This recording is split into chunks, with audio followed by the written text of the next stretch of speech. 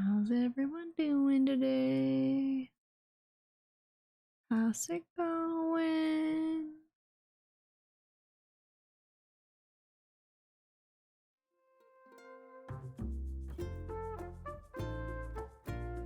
You know what's happening. Animal Crossing. Animal Crossing.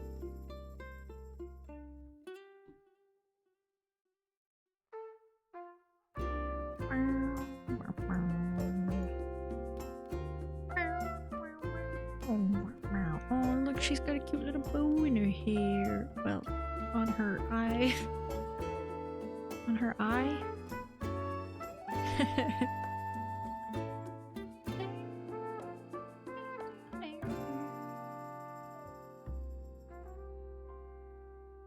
Alright, let's jump in. Why not?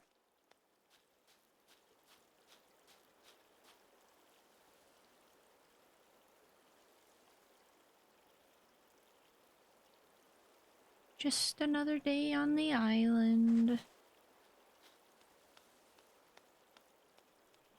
Just another day.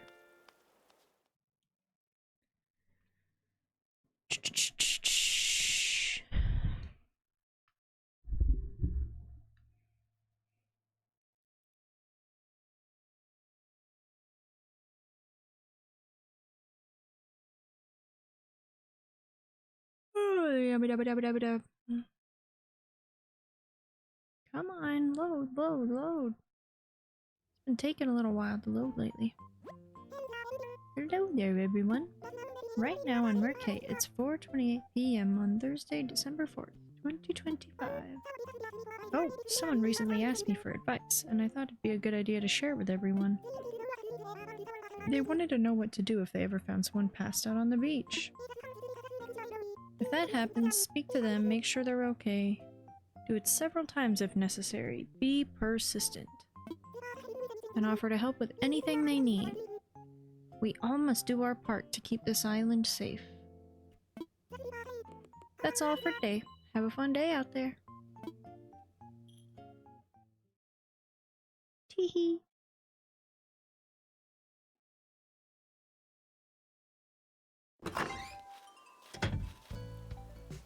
Alright, let's see what we've got.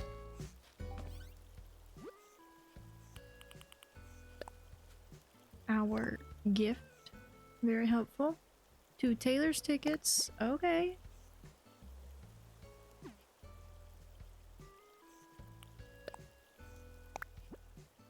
I'll take all this. Thank you very much. Ooh, we got our good wetsuit too.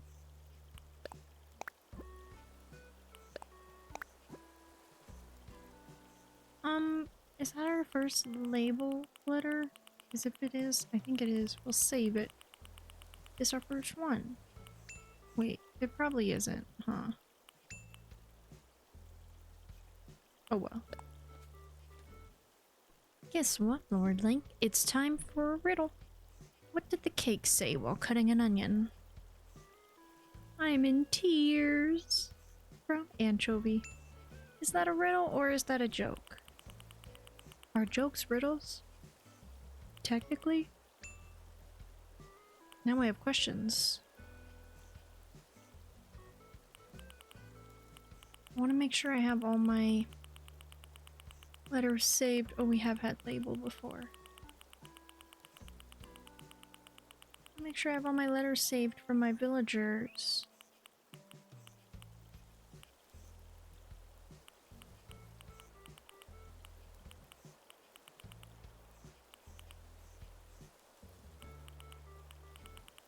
That's our first label letter.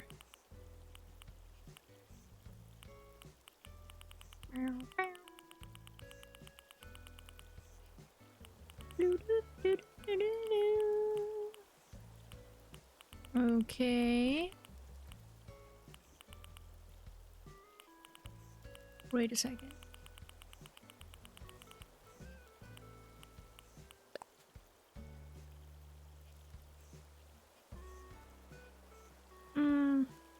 think I need to keep that.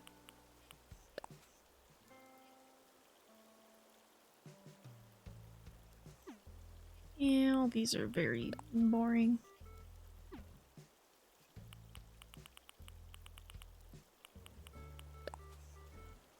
They all say the same thing.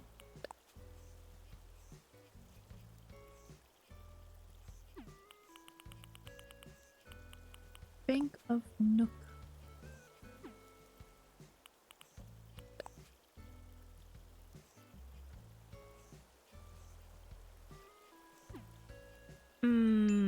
Do I save all the Jolly Red ones for now so I know what I've tried? Perhaps.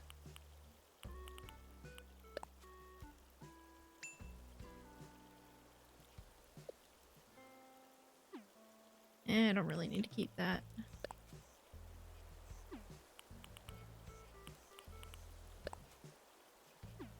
Was that my first, like, ranking? Is that why I kept that one? Are there other Happy Home?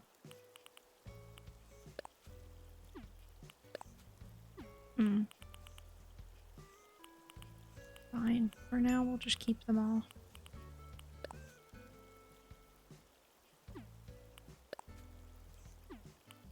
Okay.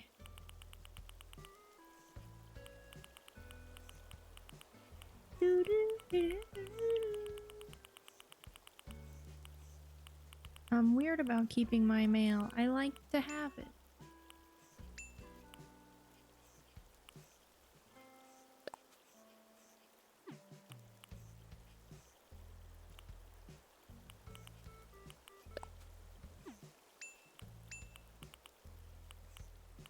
The Journey of Happy Home.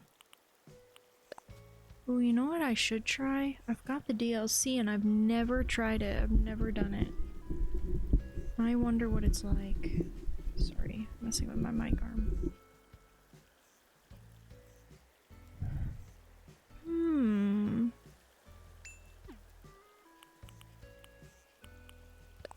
Okay, now I feel like I shouldn't be liking all these, but whatever.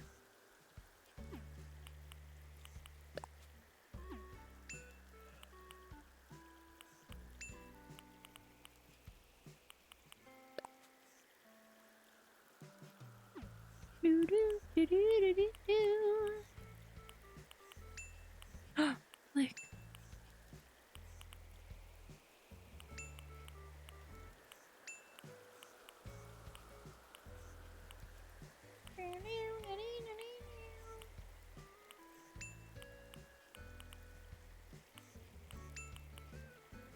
So many things I don't need to keep. It's fine. Oh.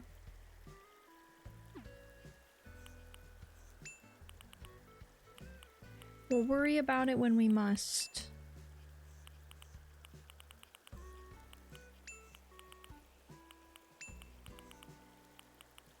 Alright, everything gets saved from lately, I suppose. We don't need to keep that.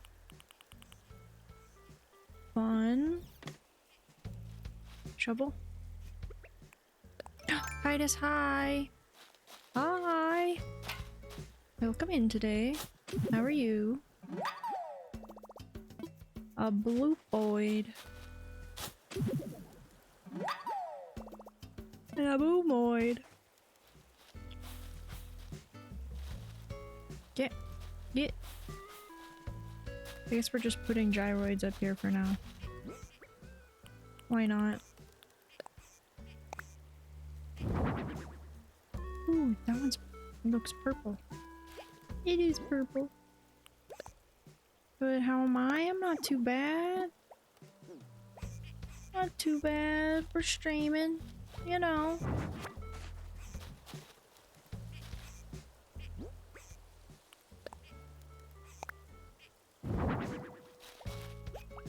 Haven't done much today.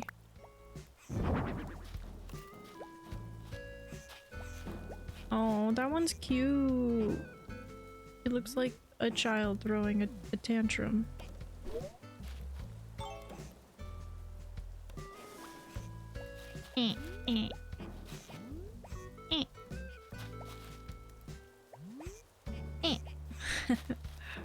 I like that one. Ugh.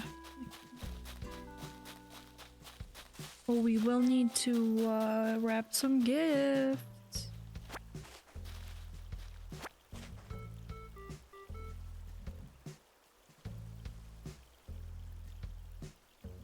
Hey, that's sick. Good for you. Nice. When you say trophies, you mean like the Minecraft achievements?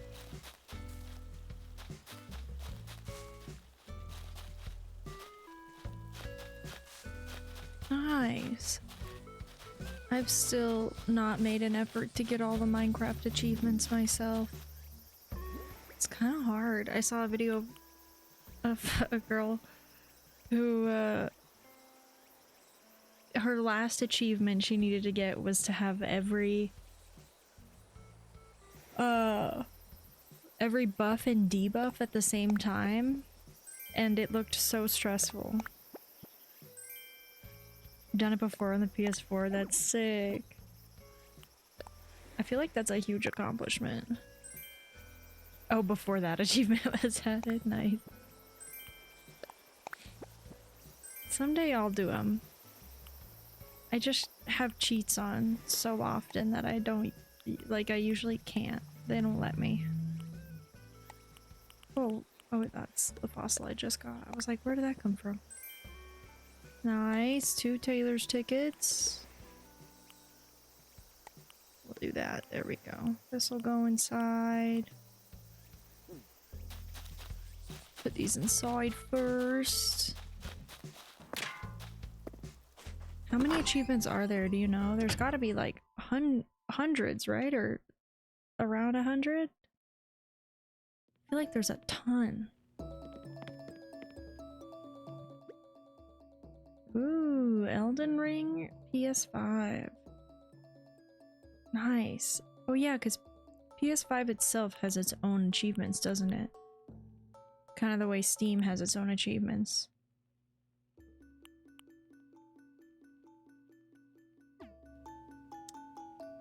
Not that button, this button.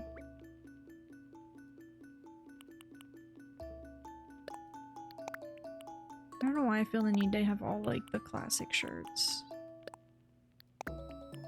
But I do.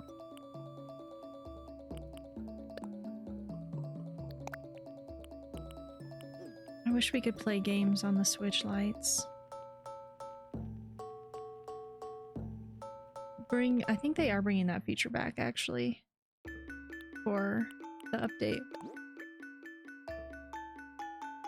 134 achievements, dang. Dang. Let's see what this one is. Ooh, vibes.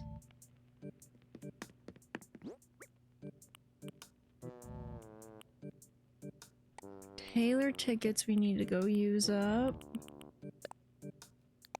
Oh, if I do that, it's gonna wrap all 10, I think.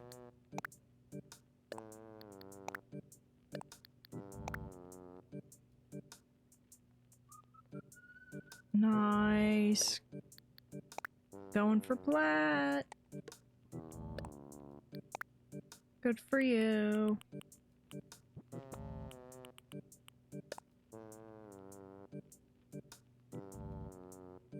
Gotta get that plat.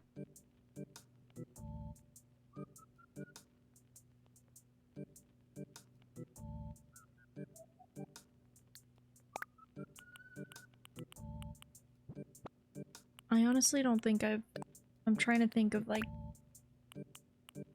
I guess I always get the basic ones, like wrap yourself in diamonds or whatever it is, and those ones.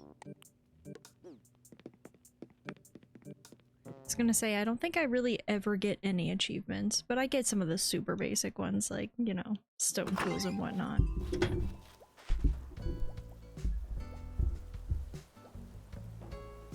You can get them in a day? My gosh. Are you like a Minecraft expert? And you're going no phone again? That sucks. You've got limited time, much to do. Much to do.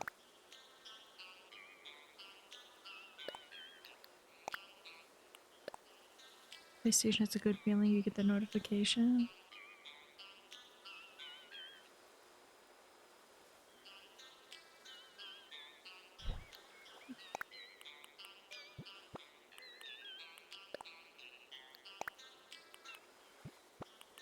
I know my brother is a big achievements person on Steam. I don't think he does PlayStation ones, but I know that the Steam achievements are like his life's goal. He has so many. Dang it! I didn't mean to eat the bear. Ugh. I need to pay attention better. Don't eat the pear, wrap the pear.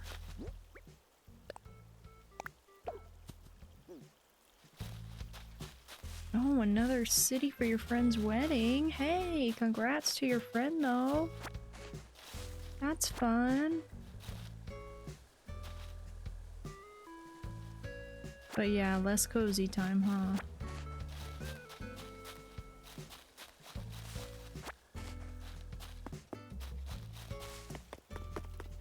Gotta get those achievements started.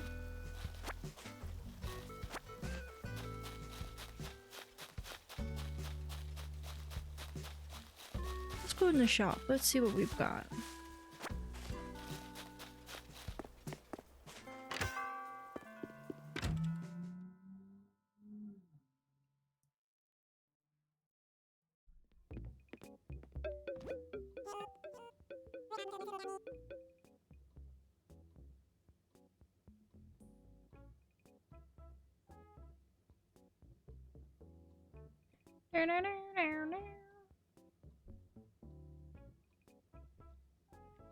Ooh, ooh, give me that.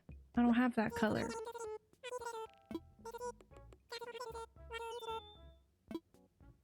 Oh, we do not have a lot of money to be thrown around. I also realized I really need to be saving up for when the update happens. Even though I'm trying to get like as much furniture as possible every day, there's gonna be furniture I want way more than... Ooh, Nordic shelves. There's gonna be furniture I want way more than... Oh, I don't have enough.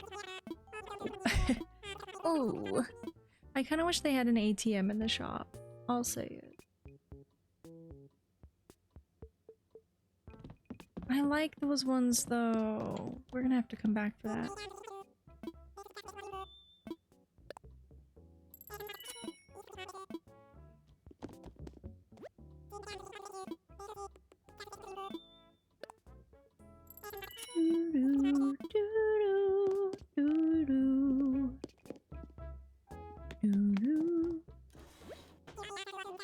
Yes, I'm curious.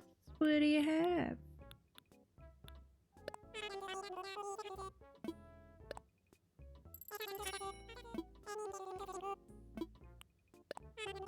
The lemon umbrella. I kind of like that. Should I go for all the different striped wetsuits too? Too late. I did it.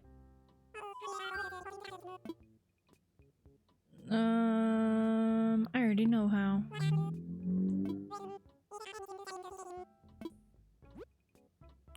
Wow, that was my first time buying a wetsuit.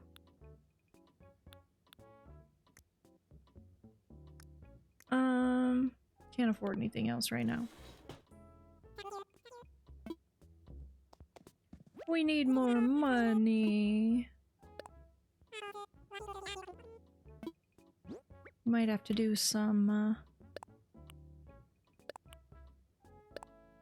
Wait, I kinda like... No, we'll sell it.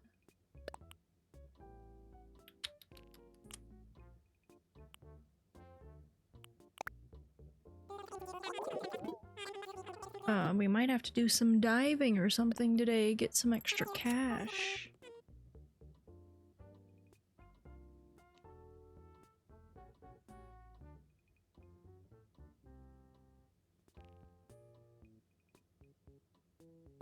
I shall.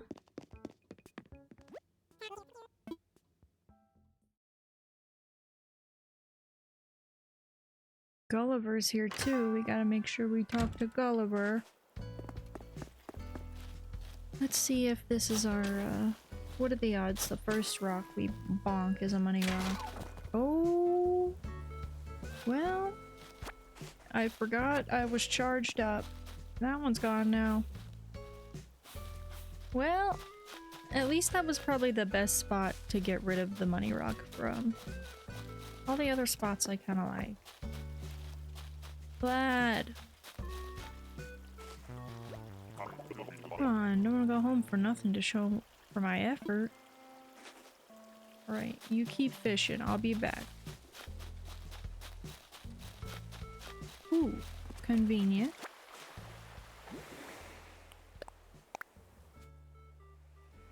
I was planning out my routine for the day when I suddenly had an idea for a muscular new flavor. I was so amped up I did a triple set right then. Oh, and I wrote this. I just know this'll be easy for you. Potato curry, yum! That actually sounds so good. Yum!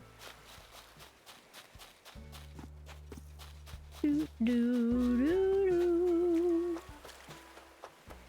Maybe I should do some fishing today too. We gotta get better at fishing.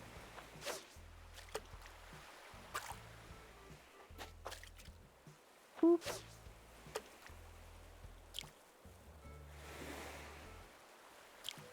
Come on.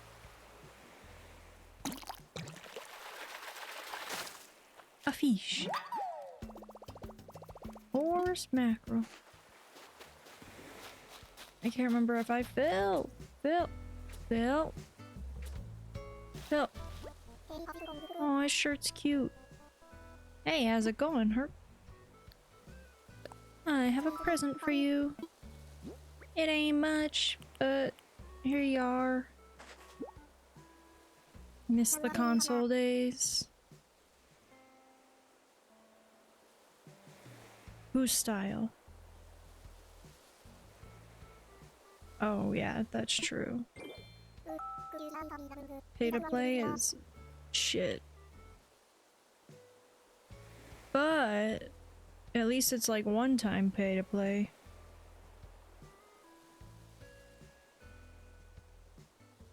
Unless you're talking about Nintendo Switch Online, then that shit's garbage. Everything's a subscription now. It's no fun. I miss the days of just buying games and having them. Owning them forever.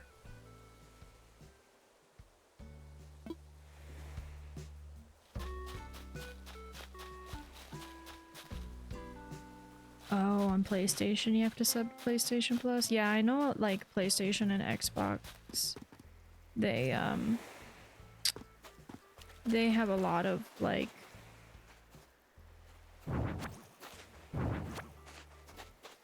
requirements now. Just have basic fun. I think Nintendo is one of the only companies, even though we don't love Nintendo, they're still one of the only companies that to this day makes like physical copies of games. Everything else is almost 100% digital now, which is so sad. It's so sad. I'm such a physical copy person myself. I like to have tangible things. Yep, that's the catch. That's the catch, is that you're paying an arm and a leg. I don't mind paying $80 for a game that I can get hundreds of hours out of. But if I'm paying that much money to only play a game for like 20 to 40 hours, it doesn't feel worth it. I need at least an hour for every dollar I paid. Do you know what I mean? At least. But I think that's why games like Animal Crossing and Zelda don't feel as bad to me, because it's pretty much like, well, depends on what Zelda game I should specify, but like Breath of the Wild, there's just so much to do and I don't mind that. But yeah, if I'm paying over, I'd say if I'm paying over 35 or 40 bucks for a game, I expect endless amounts of enjoyment out of it.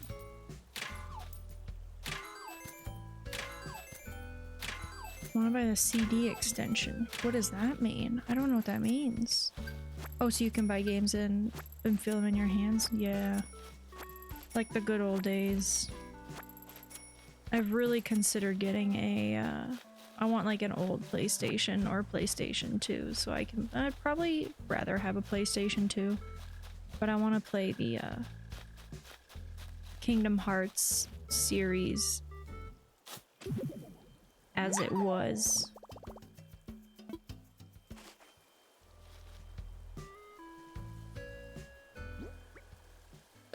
Hard copy. I have a digital version PS5. I didn't even know they separated them like that. At least you can still kind of get a CD version. That's nice.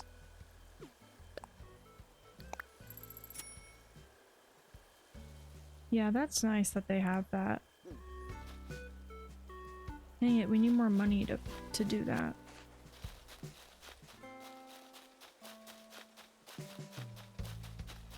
Yeah, it feels so sad to have only digital games, especially like if the power goes out or something and I can't connect to the internet. As long as my Nintendo DS is charged, there's so much I can do on it, you know what I mean? Like, there's so much, even with a generator. Charge that bad boy up, play video games, but with all the digital stuff, you have to have internet access in order to play them. And it's so sad.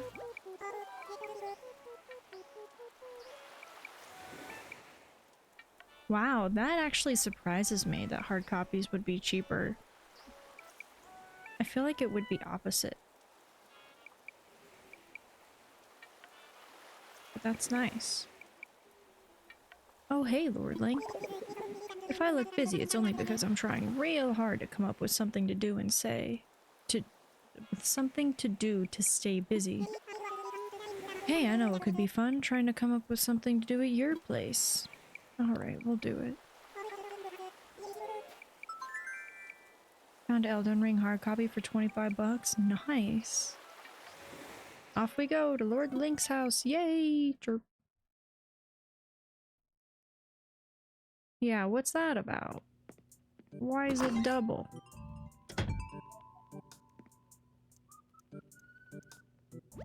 I'm such a sale shopper when it comes to video games. I cannot say no to a good sale. Come on in, anchovy. Oh, ad break has just started. Wee woo, wee woo. Perfect timing. We'll just chill here with anchovy. Throw some stuff in our storage.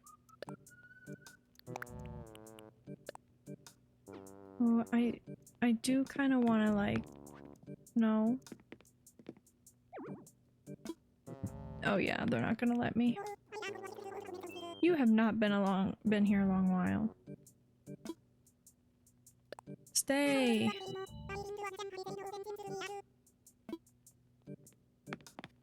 Stay and hang.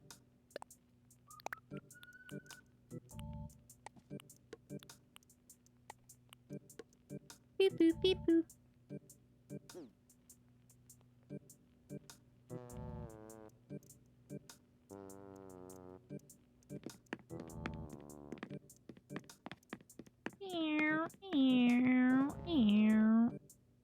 This is how we get drift on our controllers. Wonder what the statistics are of people with ADHD who run in circles and the drift on their controllers. I bet the rate is really high.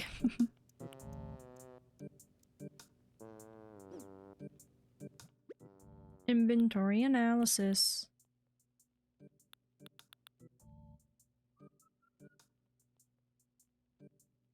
Want to make the cake for the achievement? No! Sometimes the sugarcane is the hardest to find. You just have to swim around. I guess you could boat around on a river until you find one. Stretch! Ugh. I wonder how many different colors of Switch lights they actually have in the game. I tried looking up what the best apps were to figure out like what you need. Or how to, like, you know, what you need to complete the catalog, stuff like that. I guess the best ones are on your phone. Maybe we should do that today. Let's see. Let's see what they've got. I have iOS, so some of the best ones I saw were on Android, but let's see what iOS has. Where the heck? There it is.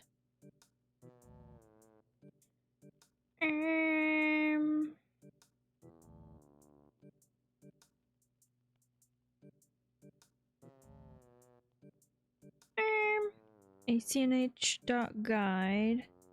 But I think people said that that one had...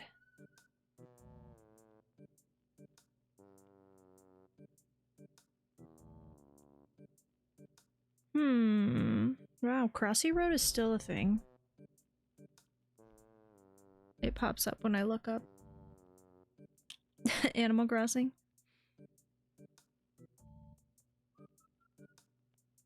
Nice, that was fast. You already found the sugarcane that fast? Yeah, I don't hate iOS. I don't think I've been so up in the air about moving back to, Android. Sometimes I really want to, and other times I'm like, nah.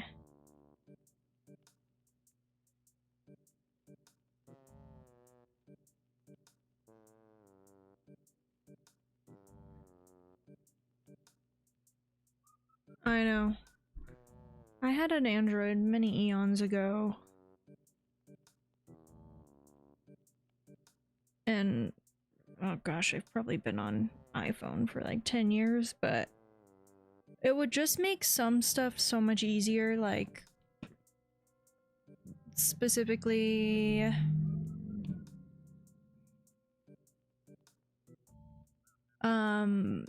just like document stuff, because all my document stuff is on Windows, obviously, because my PC, but welcome in, Oguri. Is that how I pronounce it? Welcome in. Started with Samsung, got an iPhone. Yeah, see, some of the new Samsungs are so nice. I'll say it. Especially like the cameras. Some of them are so nice. Yeah. They have major zooms.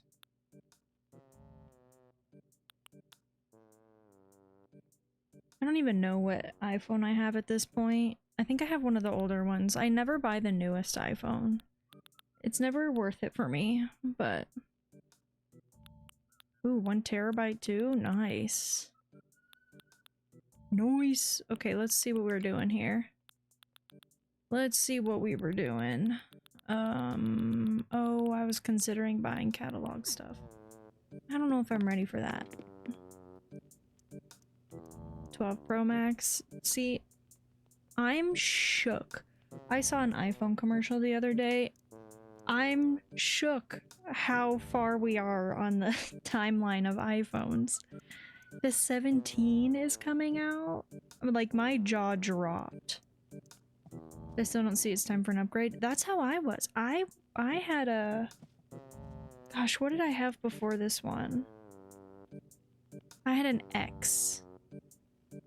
And it lasted me like 5 years.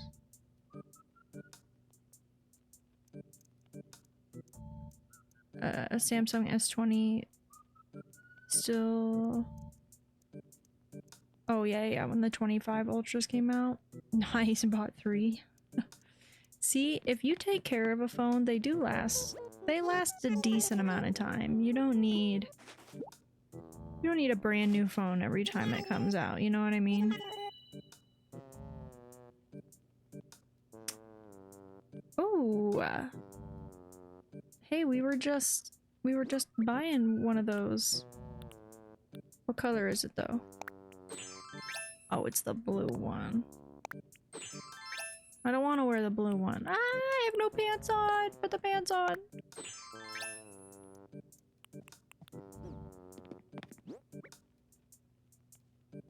Use old phone to watch stream? Yes, very good. See, the only fun thing the new ones are good for is photos and stuff. It is amazing the kind of footage you can get out of some of these new phones. It's amazing.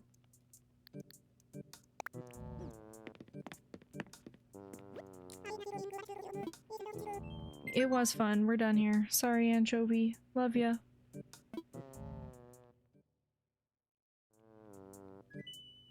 Bye-bye.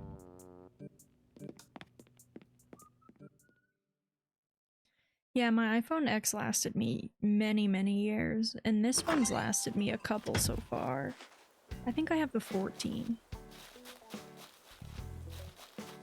I think it was on sale because the 16 had just come out when I bought this one. Best sale. Most worth it. Okay, let's see here. How much money do we have?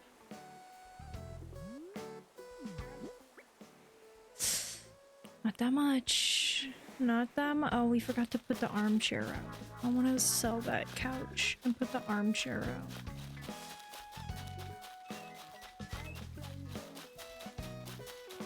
Yeah, I don't know if I'll ever switch back to Samsung. Honestly, the only thing super holding me back is just the sheer process of, like, transferring all that information. Like, iPhone has held all my information nice and safe for so long that it seems like such a pain in the ass to go through and, like, reinstall apps and this and that and what have you.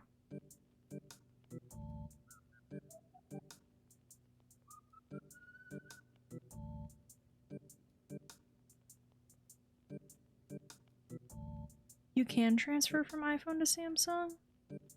Hey, that changes things a bit.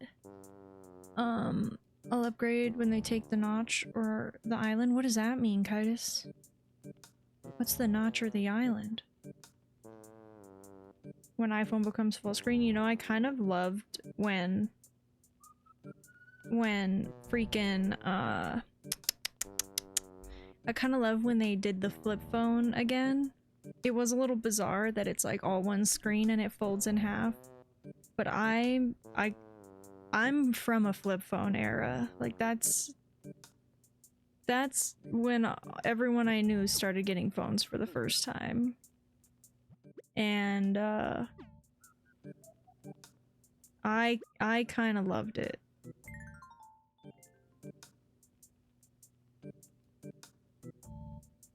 See, that's the thing. I need all my emails to transfer easily for sure. What if we do this here? No, we're centering it. Who are we kidding? Who are we kidding? It's not getting off center. I don't think I want to keep this, but I guess we could.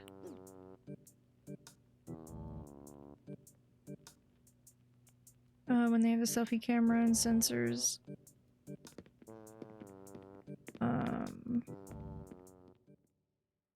They're all on the top screen. See, I don't know anything about the mechanics of the phone. I just know I love a flip. Honestly, I just want them to bring back freaking razors. Remember razor phones? Bring that back. Bring it back. How do you do, Tarnation?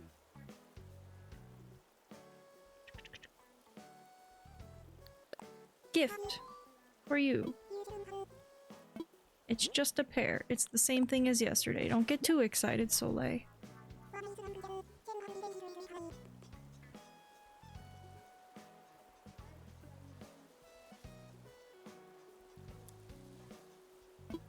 Yeah, I think one of the coolest things with the flippy camera screen is that you can like set it across the room. Take a photo. But you can also see the photo at the same time. I just love it.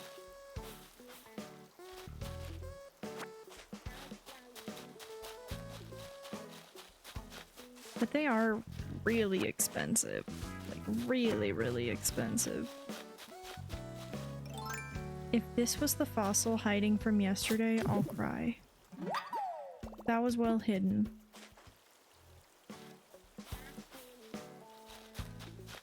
That was very well hidden. Let's go say hi to Renee.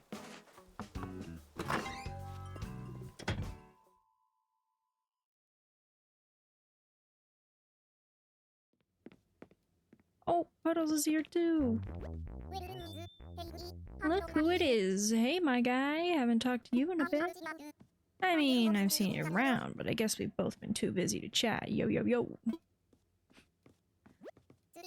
Still got more to say? I have a present. Whoa, what is it? Yo, yo, yo. It's a pear. Big surprise. They act like I don't give them pears every day.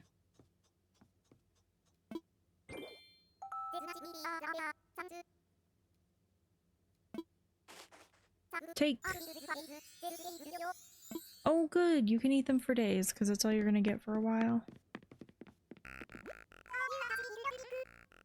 I love Puddles. Why is she so cute? I'm giving you this. She took her bow off her eyeball, though. Why? Is it because I said something? A pear! Yum. I'm going to eat this so fast, it's gonna be rude. Okay. You eat that as fast as you need.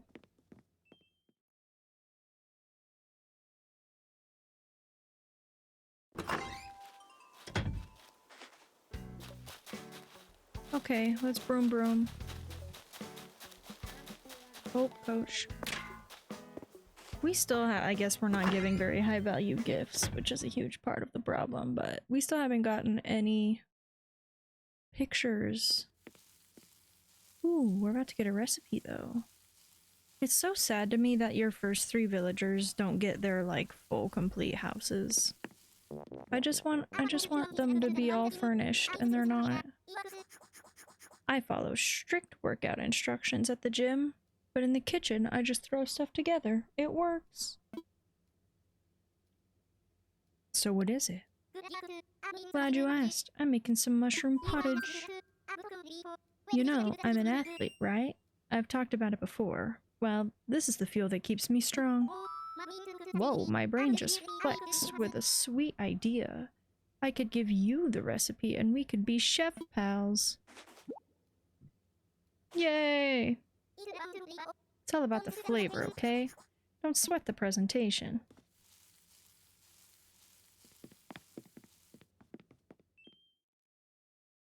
I think people who can plate food gorgeously, I think it's so impressive, but it only matters if it tastes good. Because I feel like some of the fanciest restaurants, they put so much effort into plating food, but it doesn't taste very good. What's the point? It's gotta taste yummy.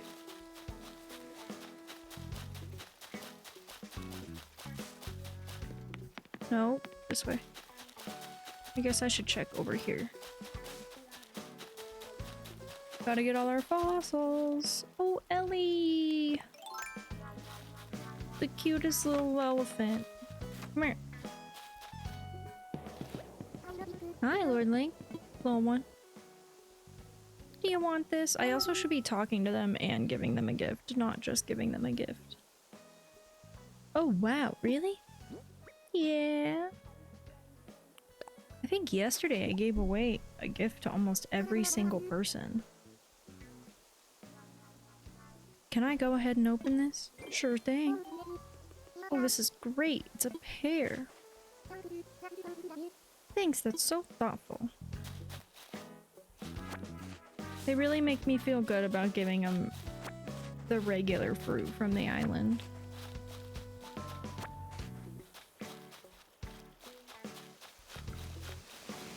Going up.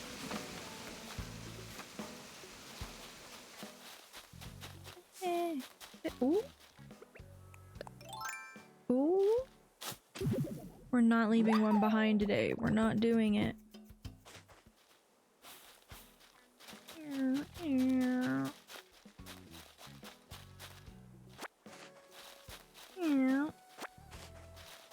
Okay.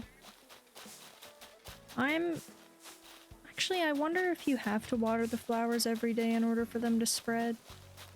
I was gonna say I'm surprised none of them have spread, but I wouldn't be surprised if it's because I haven't watered them.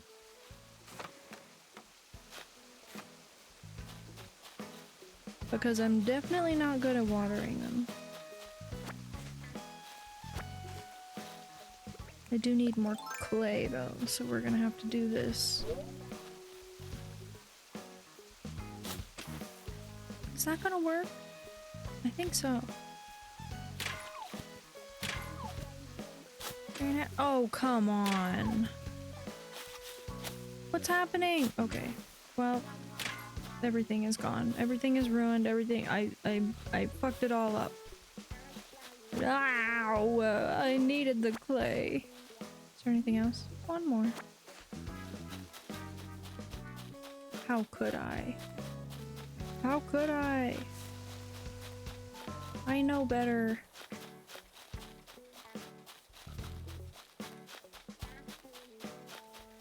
Oh, hello! How are things with you? Oh, dang, we still can't give him gifts. Days when the weather's nice make my bones ache a bit. A bit less. I stopped reading that before the end. Me and Frank, we get each other. The cold weather hurts the bones.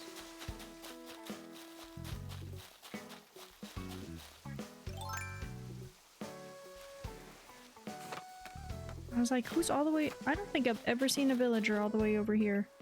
Especially Anchovy. He lives on the complete opposite end of the island.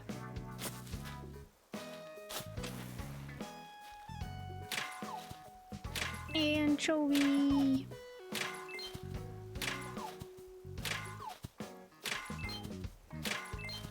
Mine. Mine.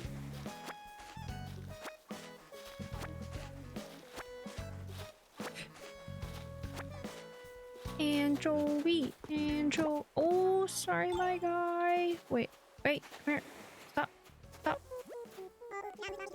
Kinda weird how we keep bumping into each other today. Present for you. I wonder what's inside. It's a pear! Big surprise.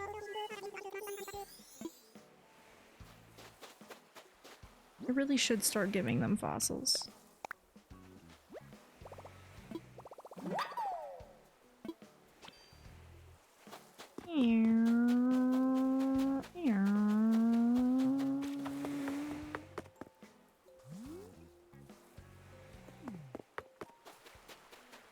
Sunset really is gorgeous in AC. I mean, like, look at the purples and the pinks.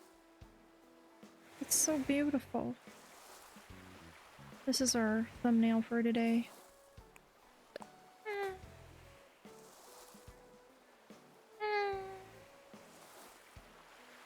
It's moments like this in video games that just like I could sit in for a while and just absorb. I really could. I love spending night times in AC just chilling. Especially on like shooting star nights. Ooh, I love it.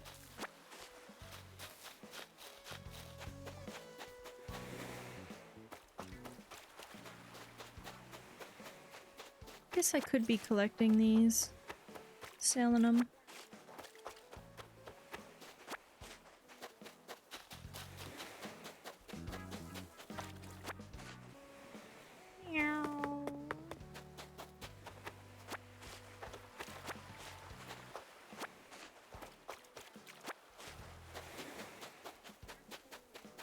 Run! Oh, Anchovy! He's just so freaking cute. You can't tell me he isn't one of the cutest little babies.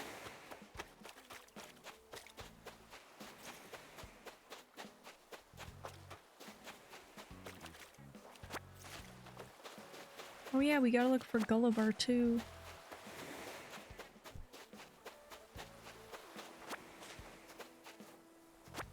Might need to do some deep sea diving. Thanks for watering the plants, Soleil.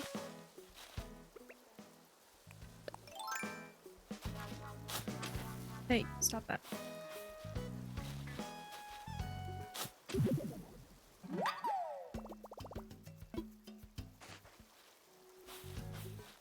Okay, how many is that? Wow, we've only found 4? I feel like we've already been everywhere.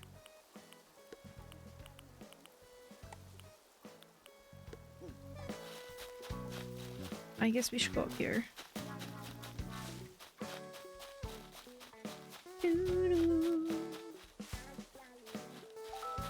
Yes. Oh, hey, kiddo. Got one humdinger of a reaction to share with you. Like that one? You caught it, right? I use bewilderment to spread a bit of mustard on whatever I'm saying. Reactions can be help if you want to make an impression. Oh, got a Fortnite bundle with the PS5? No, you can't redeem it. I would cry.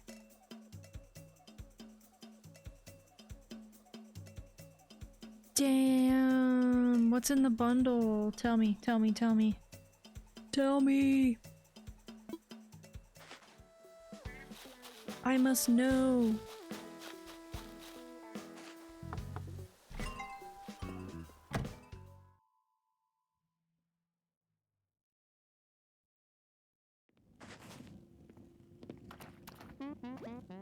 I would cry. Welcome to my snack castle. This is for you. Flowering chaos bundle. I want to look it up. I want to see.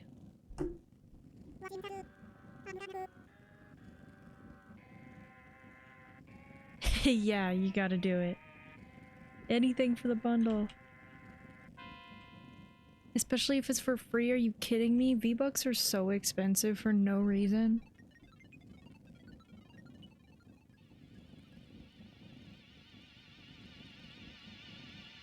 Oh, it comes with shoes too.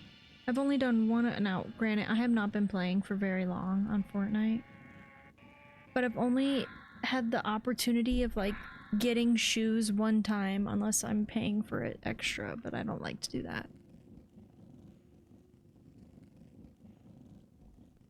Yeah, you gotta get it. You gotta get it.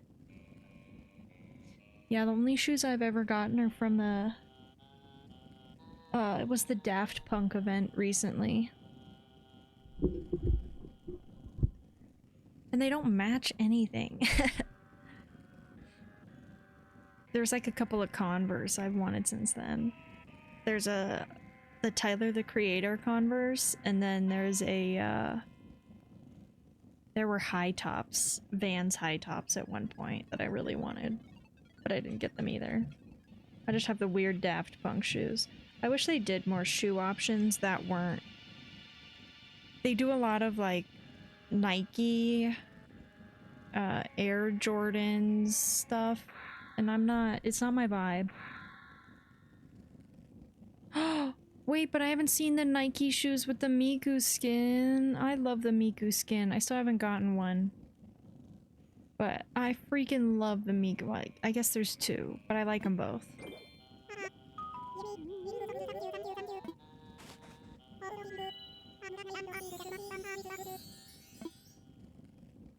I almost got the Lisa skin that was just out.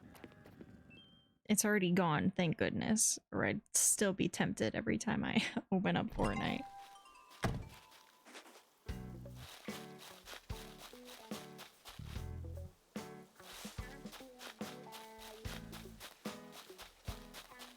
I loved the Lisa skin.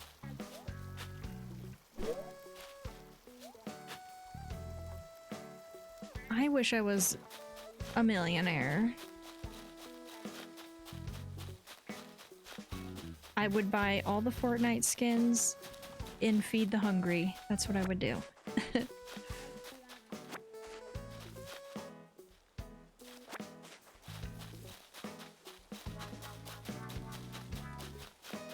I guess I wouldn't buy them all.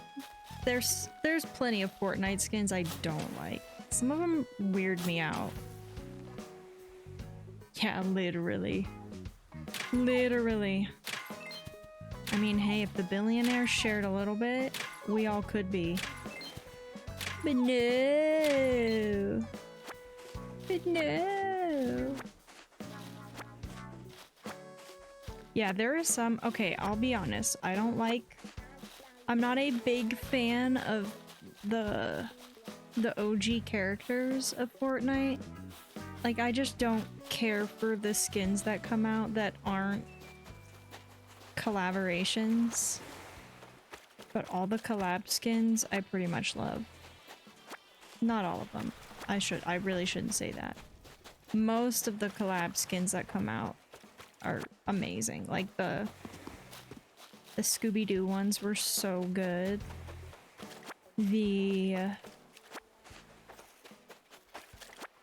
Pretty much every single thing that came out during Halloween season was so good.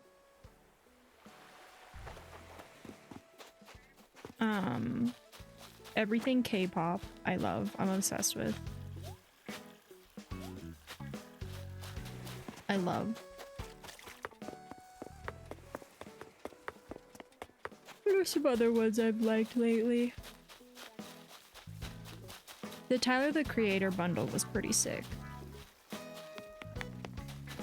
I'm a fan of Tyler the Creator, but not enough to have spent how much that bundle costs.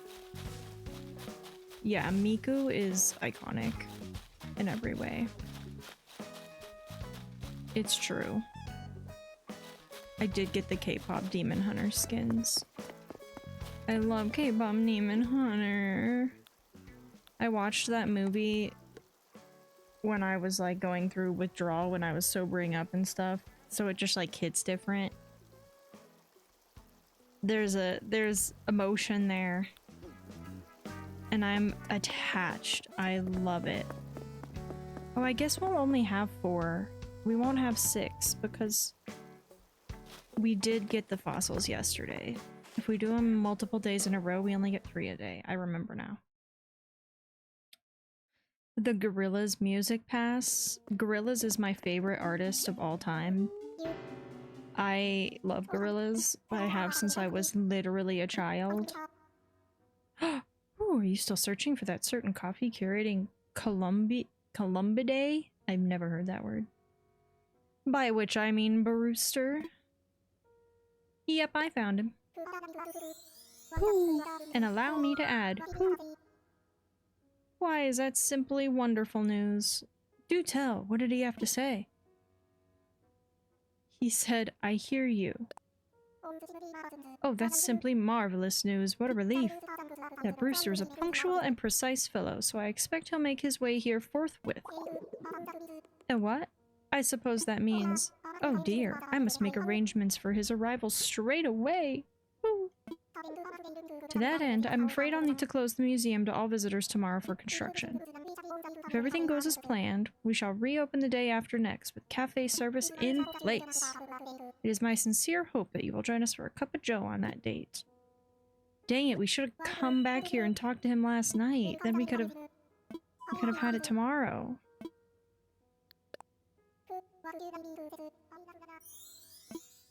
Dang it.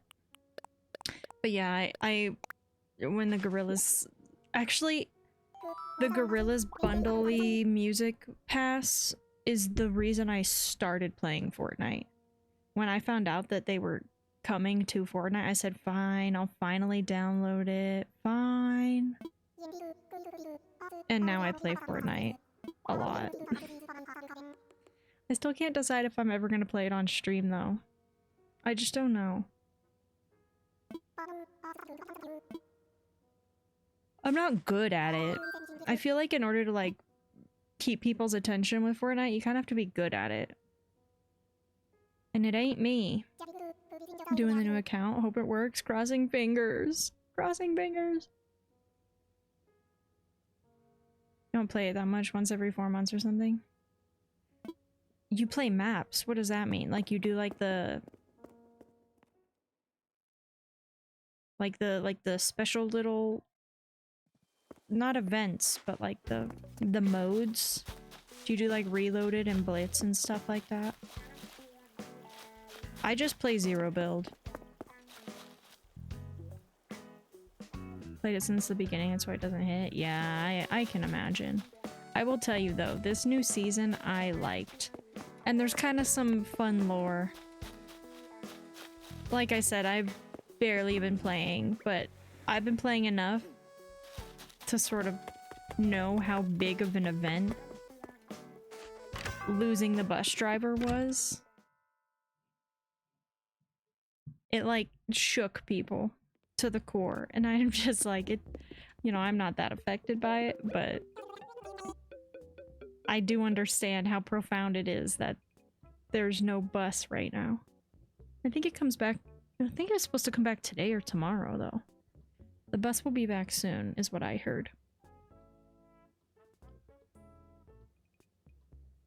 The mods in the Tycoon Creator maps. Did you grind and build things? The Lego, yeah, I've done the Lego too, but I played the Lego stuff when it first came out on Fortnite, so I guess technically that was the first time I ever played Fortnite. But it's so different now. They've even renamed it and everything, but it's just so... I die a lot.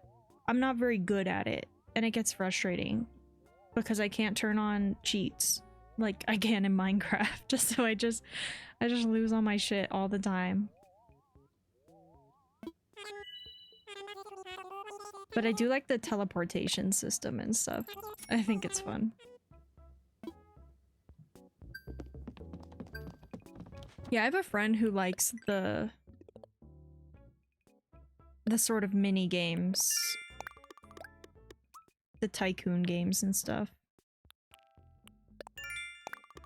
And he always destroys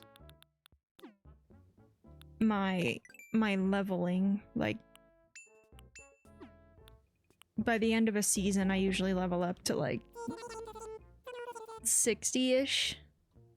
And he's always like triple that because of the tycoon games and stuff.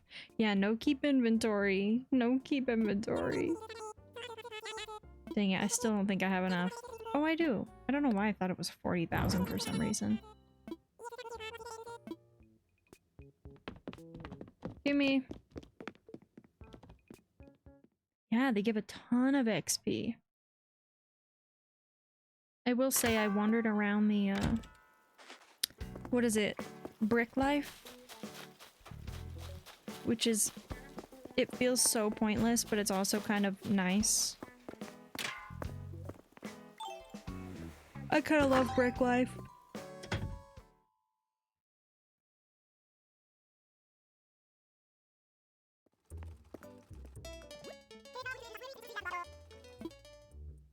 I just want to be good at it, though. I just want to be good at Fortnite, and I'm not.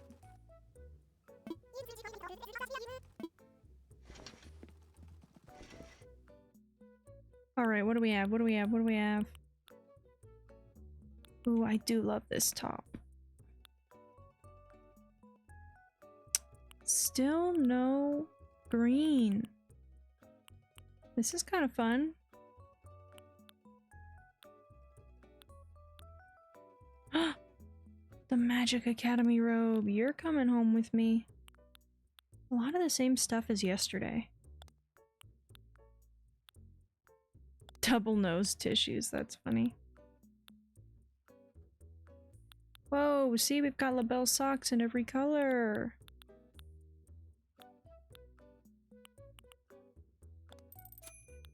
Okay.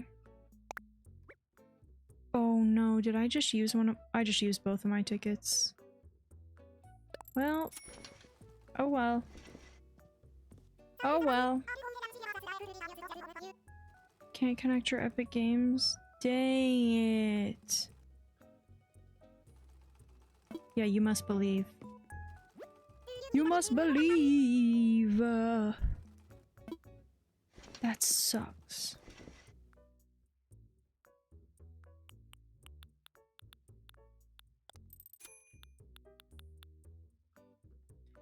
At least the Magic Academy robe was kind of expensive.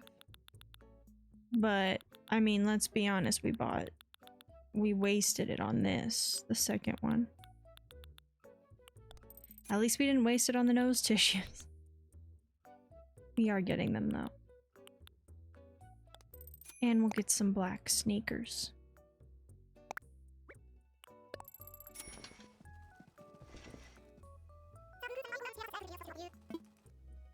That's it for today. Thanks, goodbye.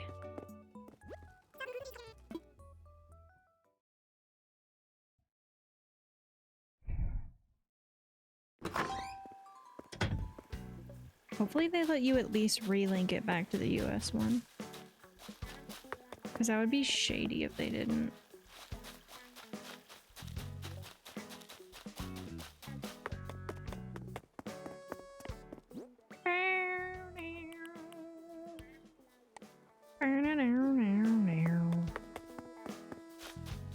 I don't know how I didn't sell all this stuff while I was in here. It didn't cross my mind.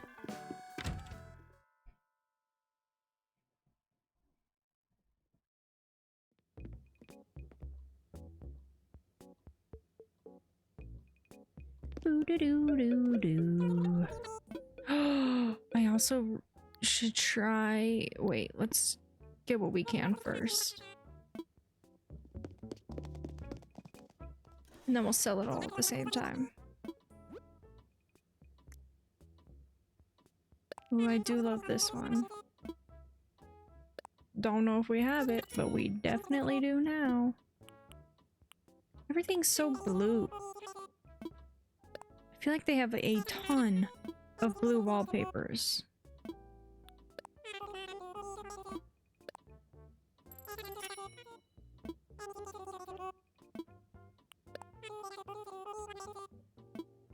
I don't want blue, I want green.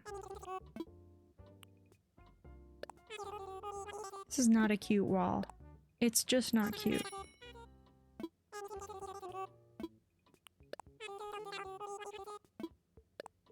Am I like curating the Animal Crossing algorithm to think I like the color blue?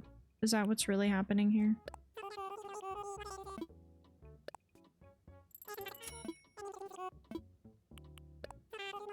Purple? That's not purple, that's pink.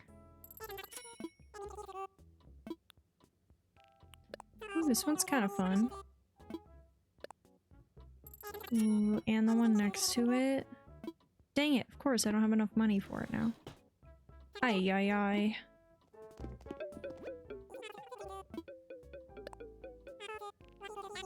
We're never gonna make money if we keep doing this. This is why we can't play every day. Because we would be in the hole.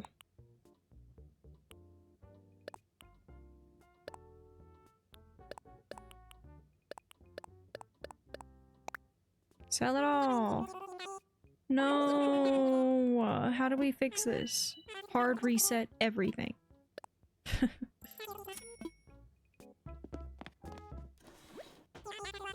No.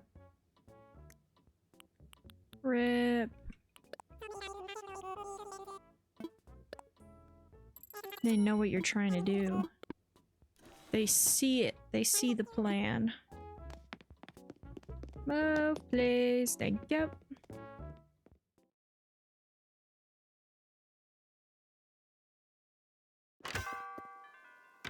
Blue. Okay.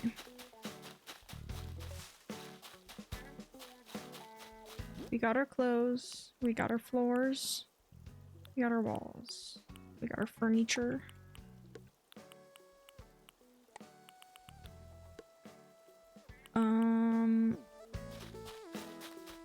Who hasn't gotten a gift? Frank, but we can't give him anything. And oh no, not the golden hole.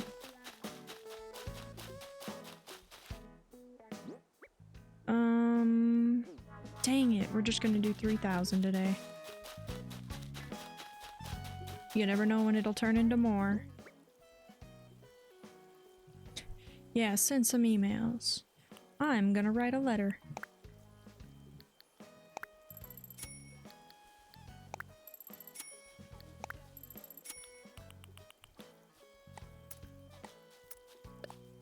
No, don't put this away. I just got it out.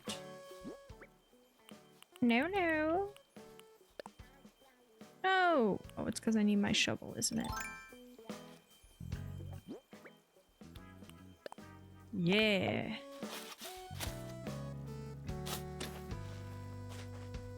Yeah, you just reminded me. I need to send an email as well. You know how in some games you get like the little the dot that notifies you that you have to like you have a new item in whatever category, but sometimes that dot never goes away even though you've clicked on everything in that category. I have a game doing that to me right now.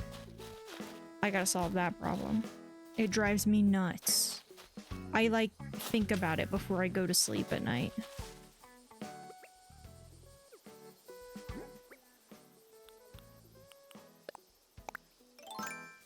I think it's just a little bug, but I can't stand it.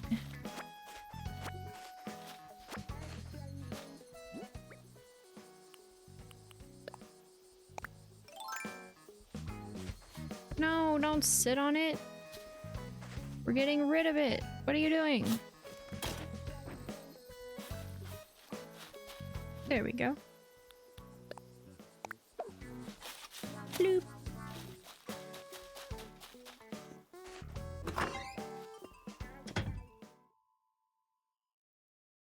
Bleep bloop. Oh, no, no, no, no. The big light. Ah!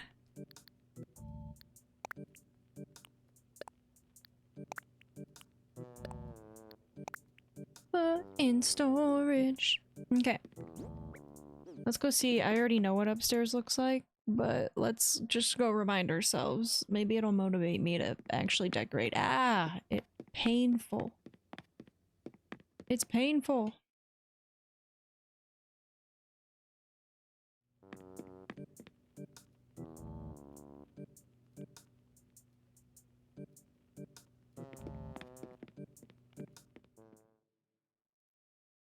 Nice! How'd you do that? Sick.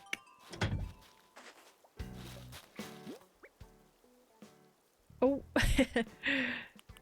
Oh. Start the timer. Oh, I didn't put the Nordic shelves away. What's my problem? Well, you'll have to write it down. You'll have to put a calendar reminder in your phone. 1 year from now.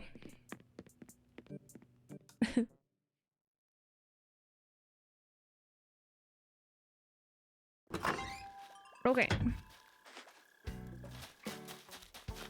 Let's see here.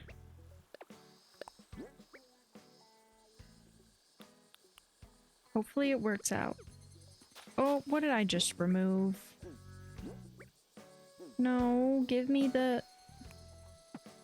Oh, I removed the shovel. There we go. Okay, I think it's time to...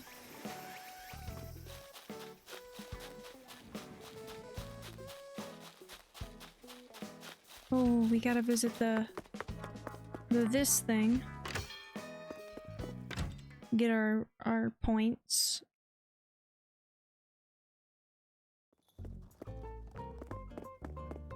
The ABD. I looked up what it stood for and I already forgot.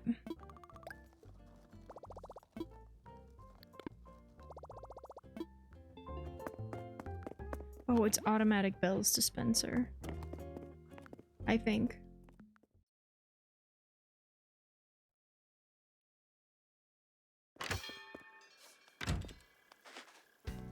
Alright. We either go diving, we'll do both.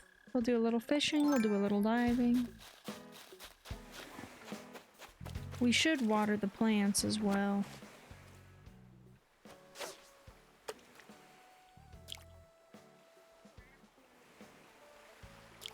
Dang it, I don't know what my problem is. Sometimes I just can't. It might be one of those days. No! Frick!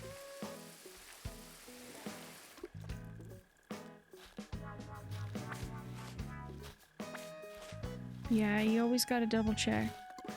It's always worth a double check. Oh, you're kidding me.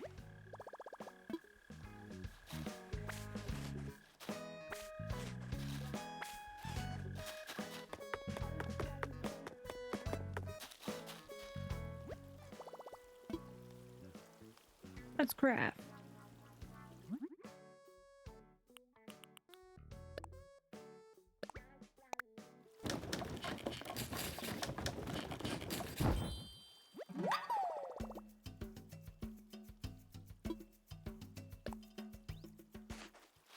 I need a slightly better one.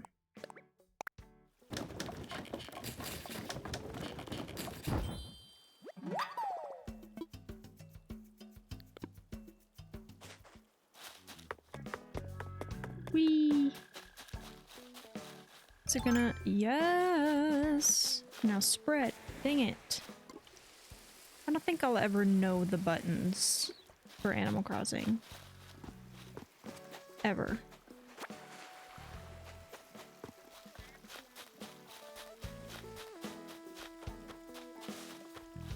I wonder if watering these 2 days in a row does anything fancy. I don't think it does.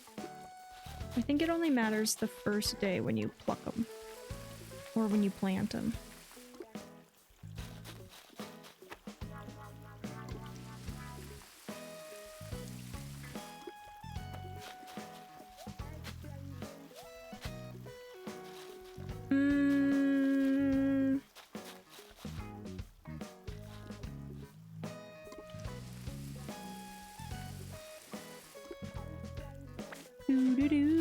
I like these in real life too. What are they called again? Hyacinths. I like them.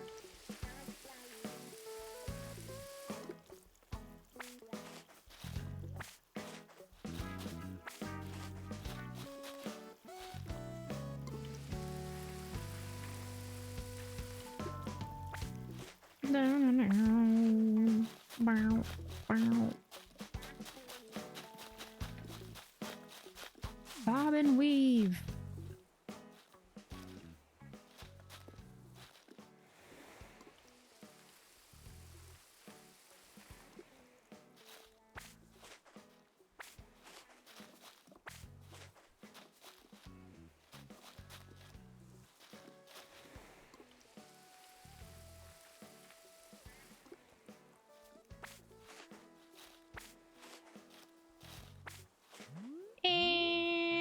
little more. One more wee little flower. You're mine. I don't remember these two trees being this close, and I've passed them dozens of times at this point.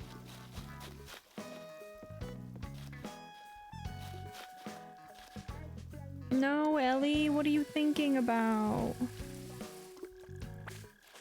What is on your mind, sweetness? You better not be trying to leave. Oops, I watered her. Ah, Lord Link. Now that you're here, maybe you can help me out with the problem. I got carried away buying a kid's smock. I wasn't sure what to do with my surplus, so I thought I'd gift you what I don't need. Nice! You got it? Nice! Whoa! What was that? Whoa! Thanks for the bits! What? What do you mean? What? Thanks so much! What the heck?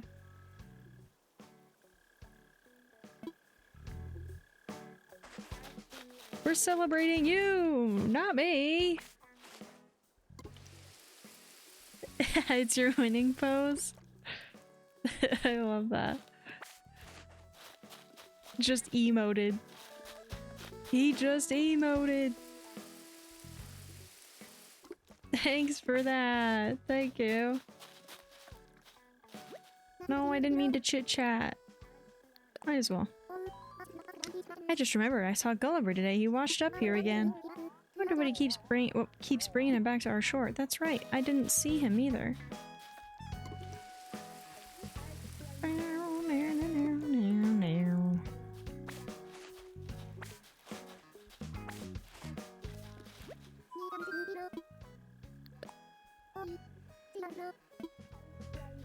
I'm just trying to water the flower. Just let me water the flower. Okay, I got it.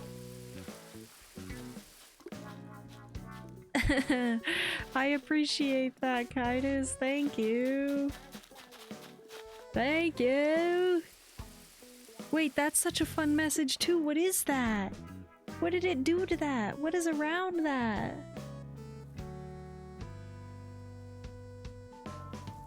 It's all bouncy and fun. What is that? Is that just to highlight my message? It looks so fun on OBS. It's got all these little things popping up out of it. Message effect. How fun. Sick. Thank you. Heyo. Heyo. Does it show it on here? It's not showing it. Oh, it's all my things are at a different spot. It's only showing me on OBS. It's so fun. Message effect. They've added so many fun bit redeems for like blowing up emotes and things like that too. I'm just like, that's fun. I've never done them myself. I like seeing them. I appreciate you.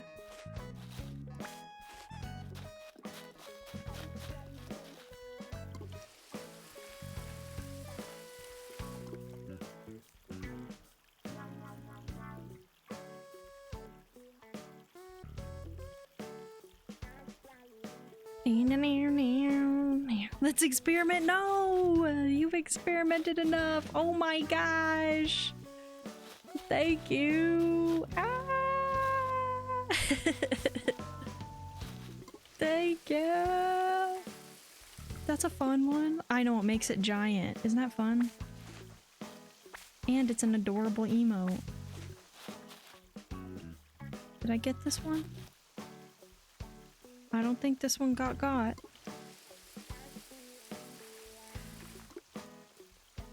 Celebrate good time, come out.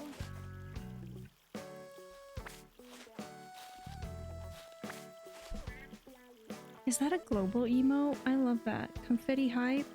Oh, you got it from a hype train? Sick. Gigantify, that's right, that's what they call it. Whoa! Whoa! Kindness! What's happening? What happened?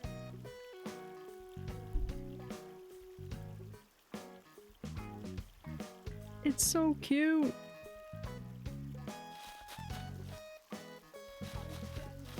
I need more sound effects. I haven't set up all the fun sounds and stuff yet. I'll be the soundboard.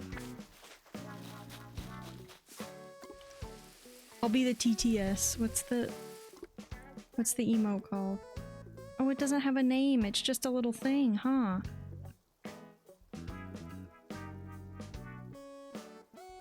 Experimentation. Experimentation successful. I appreciate ya. You're popping off with the bits right now. You're popping off with the bits.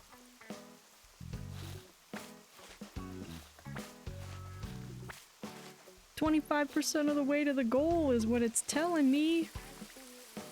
What the heck? What the frick? Wee woo, wee woo, wee woo. If you have any fun alert sounds you want to hear, send them in the Discord too. Send the ideas. I'll see what I can find. I have a list, but I can't find all the ones I want. I'm gonna have to make some of them, but then making them gets a little weird because then they're like, "Are you copywriting content?" And it's like, no, leave me alone. Let me make an alert.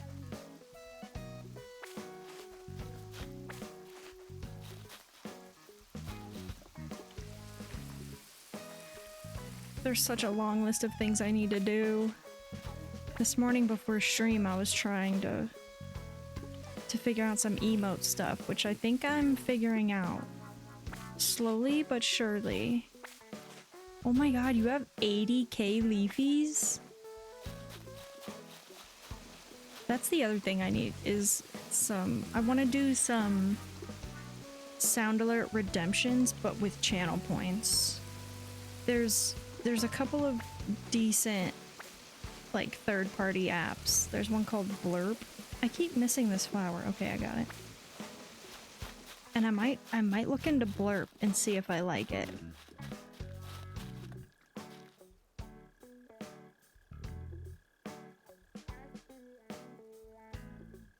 Oh, it said 60k, not 80k. I've really struggled to read lately. I am struggling. Maybe I need to open a book and freaking practice reading. I don't know anything on Twitch. I told you I didn't watch it this much. I can't believe you chose me. You chose my channel. I just can't believe it. But I appreciate it so much. It gives me motivation to show up, you know what I mean? To know that someone out there is watching. It gives me the motivation to go live.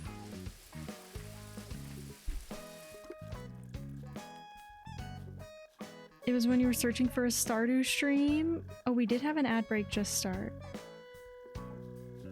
Do you enjoy watching Stardew? Because I think we're gonna get back to it soon.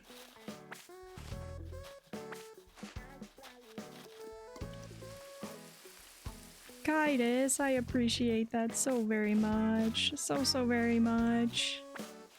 Okay, don't go anywhere. I'll be right back. I'm gonna get up. I'm gonna use the restroom while this ad is running. And I'll be right back. Thank you for all the support. Thank you, thank you, thank you, thank you, thank you, thank you, thank you. Love the game and I want to go back to play. All right, we're gonna get back to some Stardew sometime soon, and maybe we'll get you back into the game. We'll inspire you. I'll be right back.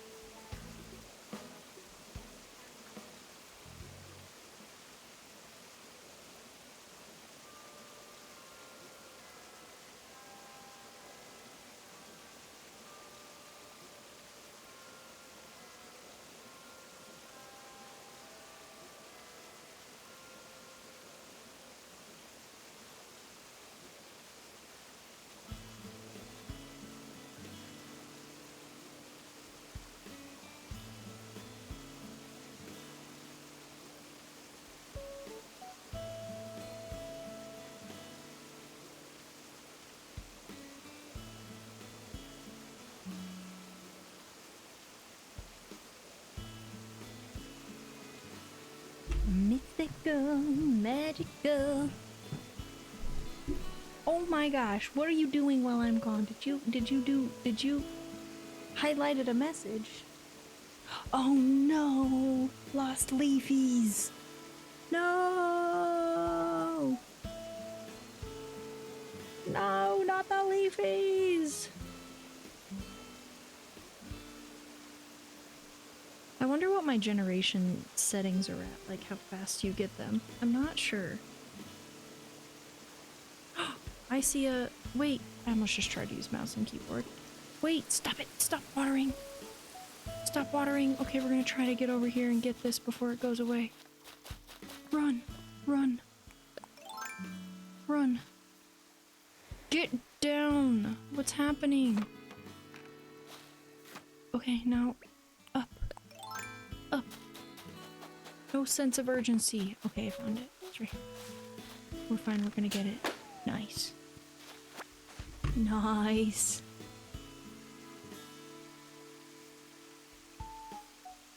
But it's not in the game? Huh?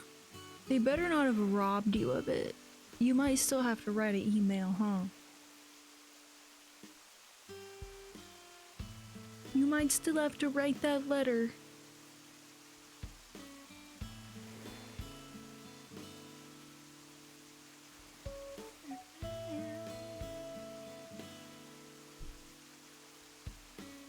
I wonder, I need to look at... Oh, okay, I see that.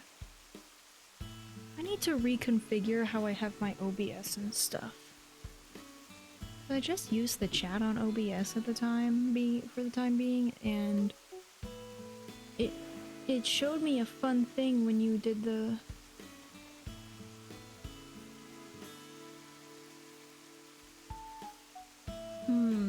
You know what? I wonder if...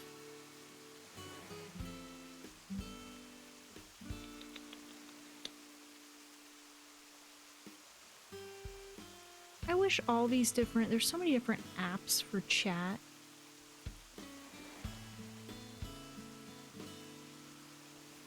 I kind of wish they would just combine them all. There's Twitch Manager, there's Chatterino, there's OBS Chat. I wonder which one people use the most. Just as streamers in general. No one really talks about these things. But I need to know this information. I want to know this information. Whoa! I'm watching a stream right now. It looks like the battle bus is officially back. I literally played a game of Fortnite before stream and the battle bus was not back. What the heck? What the heck? I'm so tempted to play it on stream. I'm so tempted. I'm just not good. If we ever try to play Fortnite on stream, I just know we're gonna get people in chat who are like, you suck. And I'm like, yeah, what about it? I know. You know something I don't check often enough either is the campsite. Even though we're not really using the campsite until we get pictures. We need portraits.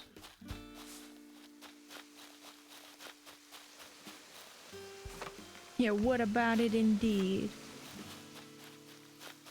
I feel like there's... The category is also just like massive on Twitch. So it's hard to know if it would like help or hurt. Do you know what I mean? I guess at this point it wouldn't hurt.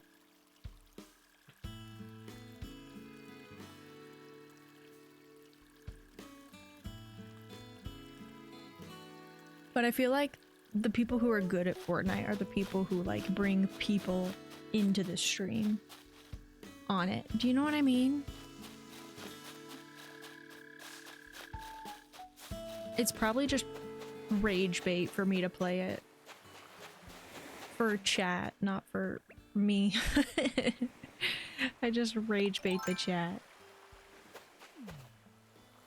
by being terrible. Oh, that was almost, but definitely too close. The only way to get better at something, though, is to practice it, right? That's what they say. Dang it, you're kidding me. I ruined everything. See, you can't fail at diving the way I constantly fail at fishing. It's a more reliable source of income for that reason. Still haven't found Gulliver, though. We gotta find Gulliver. Oh, found him. Vast storms are coming, brace yourself, lads. Hard to starboard, tough to port, stern to stern. Wake up. Don't want to be flotsam. Can I be jetsam? It just sounds more rugged. Zzz. Yum yum yum. Oh, Vader, someone put salt in this water. Zzz. Wake up, my guy. Oh, that worked. But verily it be the nature of dreams to end. Snark. Who, what, where?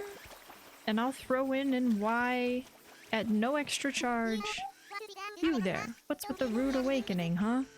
Don't you know who you're dealing with? Oh, it's you, Lord Link. That's different then. I'm slightly less annoyed. What was that verily stuff about? Not sure. I think I heard a fish say it once. Anyway, I guess I must have fallen overboard and washed up on this beach. It happens. Don't worry about me. Getting rescued is gonna be a breeze. I'll just call for help using my handy dandy. Oh my gosh. My handy dandy communicator is broken. This isn't handy or dandy. Aw, sardines, it's all cracked and busted. Looks like it's missing a few communicator parts too. That means I'll have to wait for my crew to find me on their own. That could take a while. I've only got enough nautical puns to last for a couple of hours. I'm begging you here, will you look for my communicator parts, please? Yes. Oh, thank you, thank you. Your heart must be almost as big as your head. Egg. You just called my head big. Communicator parts are buried in the sand. You got it. I'm on it. My crewmates are looking for me, so I'd better stay here and watch for the boat. I'll leave the searching to you. I believe in you, partner. I don't have much of a choice. I'm on it.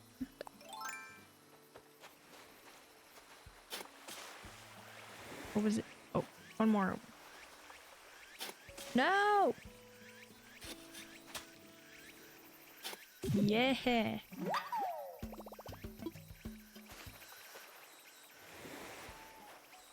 Okie dokie.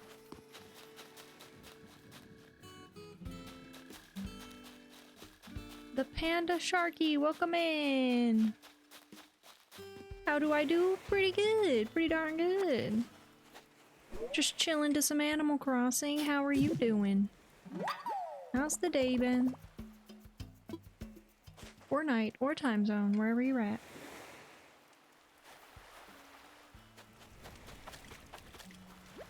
Oh!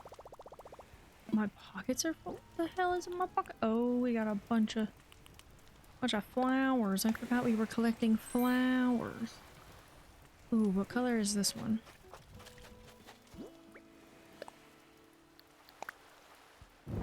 Oh, dang it, it's the same one. It's the same one. I don't want that one. I don't need two.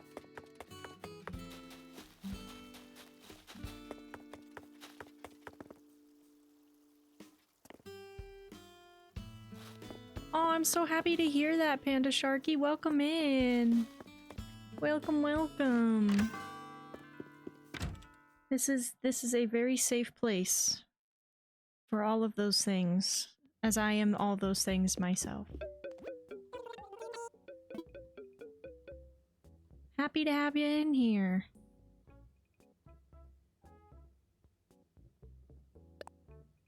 I'm weird. And sometimes nonverbal. So I appreciate you coming in and hanging out. I try to keep it chill here. Try to keep it chill. Sometimes I get a little, unhinged. Oh, I love that. You're totally right. You're totally right.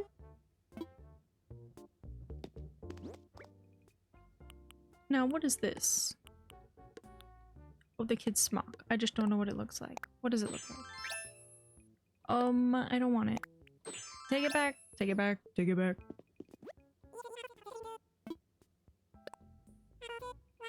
What kind of games do you play, Panda Sharky?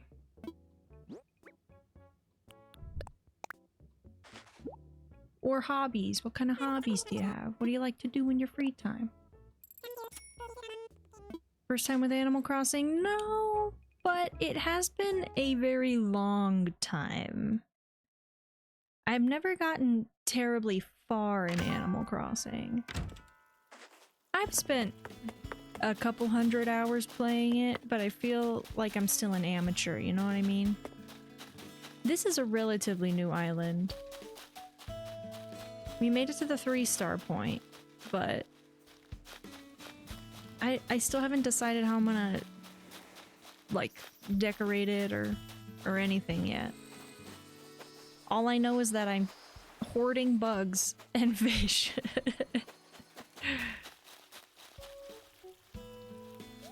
Major Yapper, I love to hear it. I love to hear it. Oh yeah, go for it. However you prefer to write it out. And no pressure to do so at all. You don't have to if you don't want to. No pressure. But yap away if you want.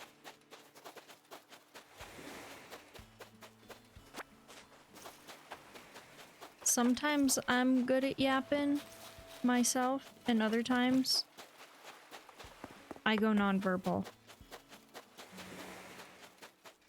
But it's never personal. I get in my own head. I was raised an only child with not a lot of friends. And that either meant I was completely, like, I was always, like, quiet and keeping my thoughts to myself, or I was talking to myself. There's really no medium, though. That's why I thought I might be decent at streaming, because I spent a lot of time talking to myself as a kid. Like a lot. Favorite game series are Minecraft, Sims, Pokemon, Animal Crossing, Night in the Woods. Oh, I've never heard of Night in the Woods. I've always wanted to play Spiritfarer. Oh my gosh. The second half of that list is on my list. Like Assassin's Creed, I've always wanted to play the Assassin's Creed games. I love stealth stuff. I love it. I love it. And I love cozy games, obviously.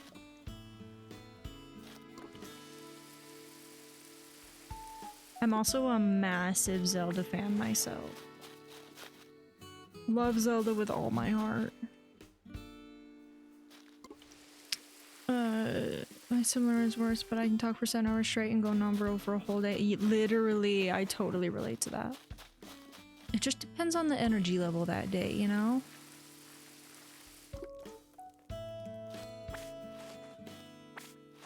You'll find a lot of those games you mentioned here on the channel, though. I'm glad you found us. Hopefully you enjoy your time here.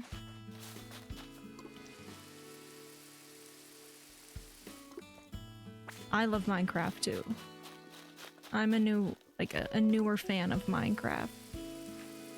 I've only been playing for a few years, but I'm obsessed with it. We just recently started a modded playthrough on the channel. My first time having my own modded playthrough of Minecraft. I've played on like servers that were modded in the past, I've never played on my own, so it's been fun having like my own little world and my own choice of what mods I have. Night in the Woods is so amazing, me specifically. The main character is so like me. Oh, I love that. That's what makes a game super special, is when you can relate to the characters. That's how I feel about Zelda. Oh, you almost had a break. Oh my gosh, I get that. I deeply understand that.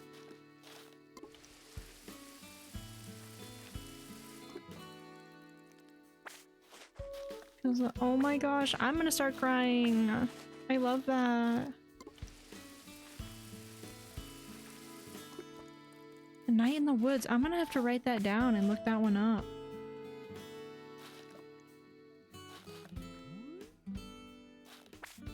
I love a good storyline. Good character development. I honestly, like, I prefer... Oh, it's so hard to say. I love games where you can log in and just, like, do stuff. That's kind of how I feel about Animal Crossing, where it's like, you just sort of, like, fill the silence with it. And have, like, peaceful, quiet moments. But then I love a good story game. I really love a good story game. Like, first time I played Breath of the Wild and Tears of the Kingdom, I mean, crying. Like, the most emotional. One, because I'm just nostalgically attached to them. So I've been playing it for, like, over 20 years now. I've been playing the Zelda games. But, two... the story was just good. It was just good. I'm very much a person who has to play those things like alone first so that I can experience the full range of emotions, you know? I love crying to a video game. There's something so profound and special about it. First found it when I was a teen watching Jacksepticeye. Oh, we love Jacksepticeye! And I played when I was 22. I was confused on the universities and life, and it broke me. Oh man. I know that feeling very much. Very, very much.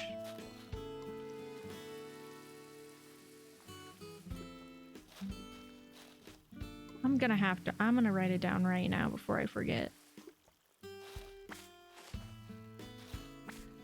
I'm writing it down right now. It sounds like we like similar games too, so I'm sure I'll love it. Spiritfarer is kind of like that too, so I've heard. I bought Spiritfarer, but I haven't played it yet. Actually, did I buy it? Maybe I didn't. I don't remember. But I just know that I've like made an intentional choice to not play it yet, especially like on stream, because of how emotional it is.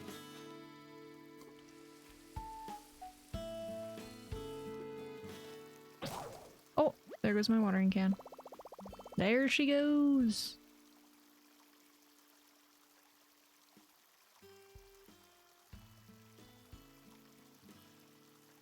Characters are represented as animals. Are you talking about Spiritfarer? Or Night in the Woods? Love symbolism like that, though. I love it.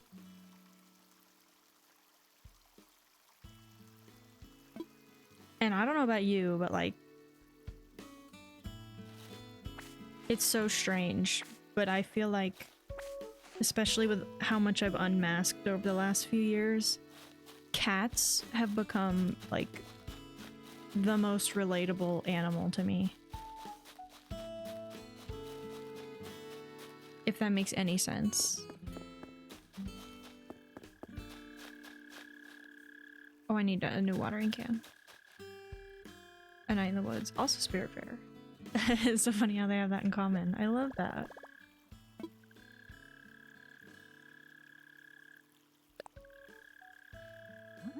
Yeah, there's something... I think it's probably something to do with, like, I don't know. like empathy and autism really go hand in hand. And I feel like a lot of people that understand those two things just like are more understanding of animals and how they relate to just regular life. I'm not very good at articulating myself anymore. I have all these feelings that I don't really know how to speak on like I used to, but I hope that kind of makes sense. In recent times, like being my true unapologetic autistic self. That's so beautiful. Entered a place of, I have all the friends I need. If others don't like me, I don't need them. And that's true. That is so true. Oh no, we got bees. Don't worry, the museum is right here. We're going in. Ha. That's so true. Yeah, I find that as I'm 28 myself, and my pool of friends has definitely dwindled in the last 5 or so years.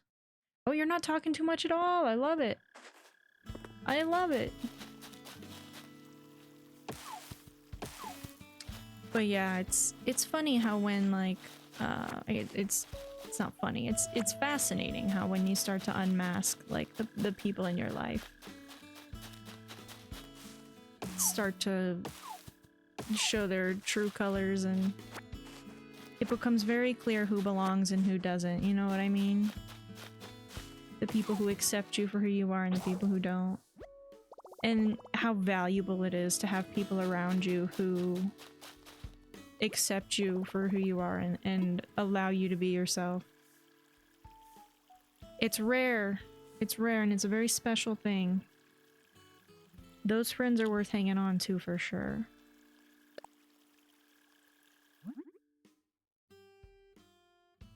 And it's hard to make friends, even just as an adult, let alone as an autistic adult.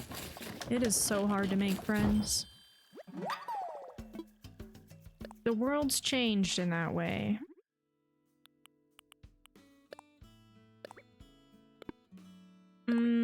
I almost didn't want to make it, because then we'll go through them faster, but we'll make one. Oh, I also need, an axe, huh?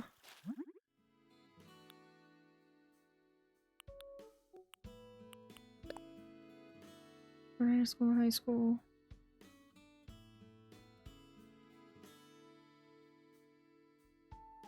Yep. I understand. Right? There just comes a time where you're like, whoa, I was masking a lot.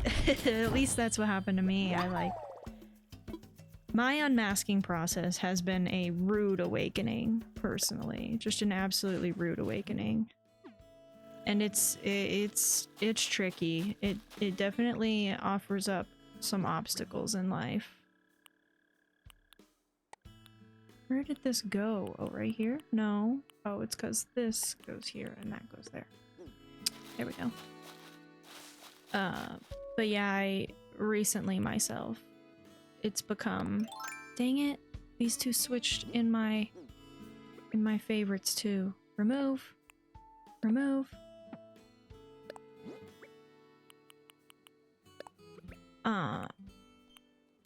What was I saying? Unmasking has affected my ability to like work in a regular environment and communicate in certain ways, and they're not joking when they talk about skill regression and stuff like that.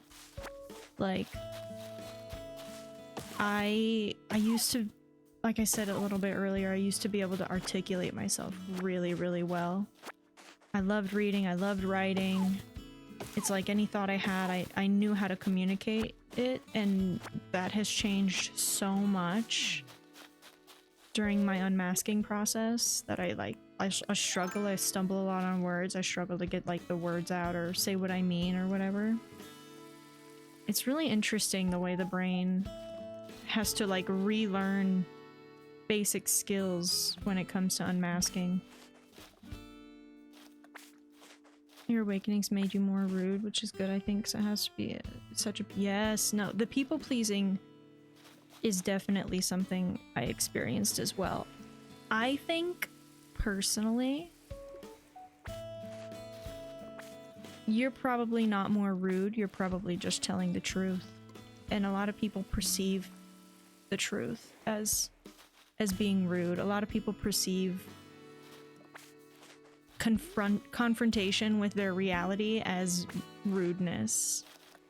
But as someone who struggles with the same thing, I think, personally, it's everyone else's inability to confront the truth over us being, you know, rude.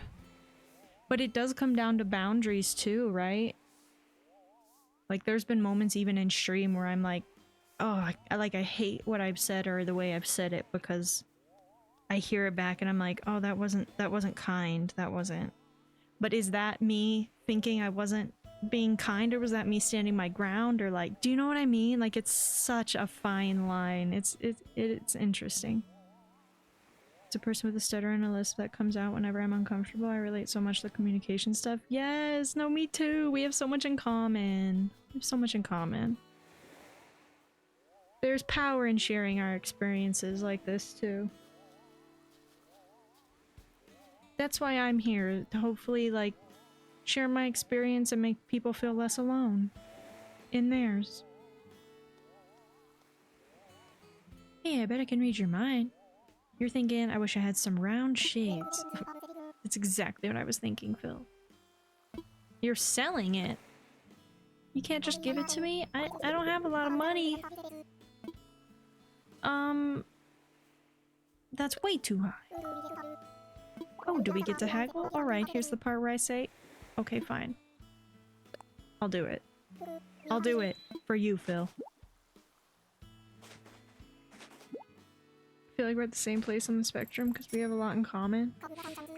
I think so too. You know, and we just met. I don't know much about you, but I think a lot of autistic people are afraid to, like,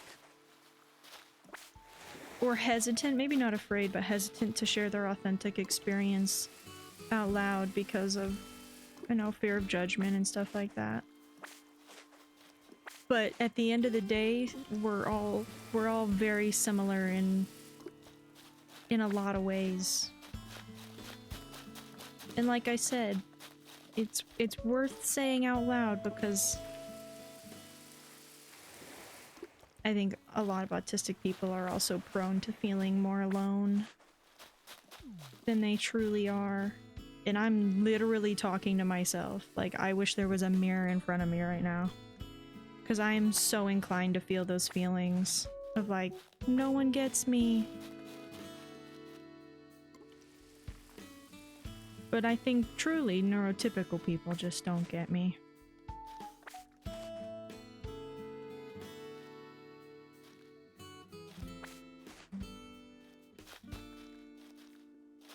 It's what your chronic condition is. If you don't want to say, you have chronic gastron.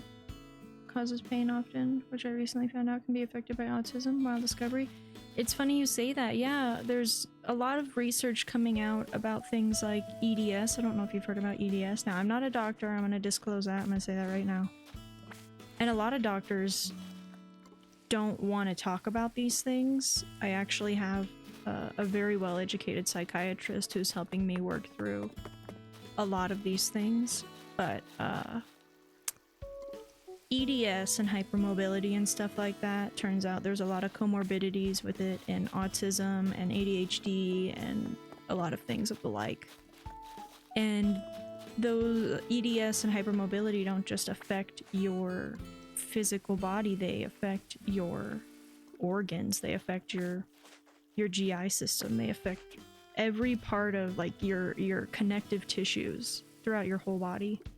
But as far as chronic conditions go, I suffer with a lot of chronic pain. Ever since I was very young, I am confident it's a hypermobility issue. EDS, however, is only confirmed diagnosable through, like, genetic testing. most of the time. And people can achieve diagnosis without getting genetic testing, but it's such a long and expensive process to go through, much like getting an autism diagnosis. And it's very dependent on the doctor or psychiatrist you find that is willing to help you. Because only 2 forms of EDS out of 3 known forms are actually diagnosable via genetic testing. The other is purely based on experience and like symptoms, like it's all symptom based. So I don't, yeah, I've spent every year of my life fighting with doctors trying to advocate for myself, and as a woman who has chronic pain, doctors don't care. They don't want to hear about it. They simply don't, and it's so annoying. But it's our society. It's so deeply embedded in the culture of this country to doubt women that it is. There's a lot of us out here who don't get the care we need, even, you know, when it comes down to like research and stuff like that. But there's hope. I mean, this new paper just came out about hypermobile EDS, and it specifically addresses these conditions within women, which is amazing. So there's hope, and maybe someday soon we'll actually get some validation from the medical system, because there's so many women out there suffering with these things, and it's just their normal, you know. Oh my gosh, thank you for the follow. Sorry if you do with that, setting positive vibes. Well, right back at you. I mean, we're all going through our own battles, you know. I appreciate that sentiment though. I really do. It's, you know, life's tough, especially with anyone who's suffering with any kind of chronic condition, whether they're validated by doctors or not. And like I said, women in particular are just so neglected by the medical system in this country. I can only speak for American medical system, for the American medical system, because this is where I live, but man, oh man, is it a bitch. It's just a pain in the ass. It really is. And advocating for yourself, especially as an autistic person, is hard. Gaslighting is, like, I'm much more susceptible to gaslighting. I know this based on experience. And I'm just now learning, like we were talking about earlier, how to set those boundaries and stand my ground with especially medical professionals, to be like, no, you need to listen to me. Yeah, I appreciate the follow so much. Thank you so much. And it's, the support is so deeply appreciated. I'm happy you found your place here, and I hope you come back. I have my off days, you know, I have my good days and my bad days, but I think showing up is what's important to me. As someone who, you know, some days getting out of bed is the biggest accomplishment. And I try to give myself that credit. I've always been really hard on myself, which I think is pretty relatable for a lot of people, but the added pressure of society doesn't help any of that. Society is mean. Society is so very mean, and the standards are so high. And I definitely, like most days, I still just beat myself up about it all. But I'm trying to be better about it. I'm trying to give myself credit where credit's due, you know? And maybe someone else can take away from that. Similar level of gaslighting. My doctor was how I'm— yes, I totally get that too. Yep. Oh gosh, I'm so sorry to hear that. I'm so sorry to hear that. That's the thing about invisible illness is it's invisible, and yeah, the number of people who on a daily basis just don't believe others because they have invisible illness. It's like, it's disgusting. It's really sad. I think that's why I'm such a, I'm such a strong advocate for not just my disabilities, but for other people who have disabilities, is that it can get really uncomfortable to talk about. No, it wasn't a trauma dump, you're fine. But it can get really uncomfortable to talk about these things sometimes, and it scares a lot of people away, but the only reason it scares people away is because it's not talked about enough. You know what I mean? Like, if we normalize conversations like this, then maybe so many people wouldn't be hurting the way that they are. There's so many people who wouldn't feel as alone as they do if we would just, you know,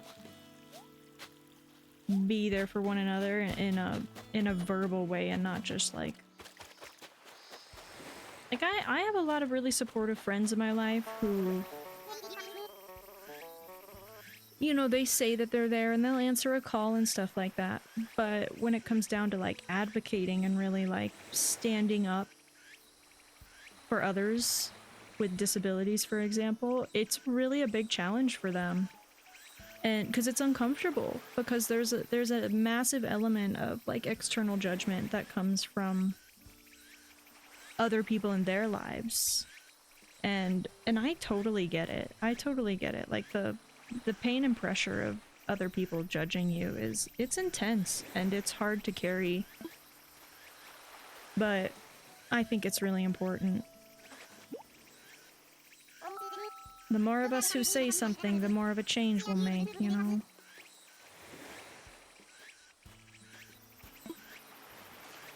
I totally relate to the gaslighting parents as well. It is a very painful thing when the people you love most are sort of like your biggest ops, you know? That's why, like, I recently started going back to therapy, and oh my gosh, has it helped a lot. I got very lucky to see someone who I've seen in the past, too, who I didn't have to re-explain some things to, which helps a lot, but, like, it is amazing the difference it can make to feel seen and to feel heard. You know what I mean? It can change lives. Just to take a second and hear someone out. Just to try to understand them. Or empathize with them.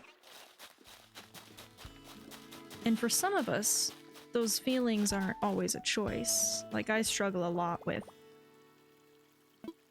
not necessarily empathetic feelings, but being an empath, where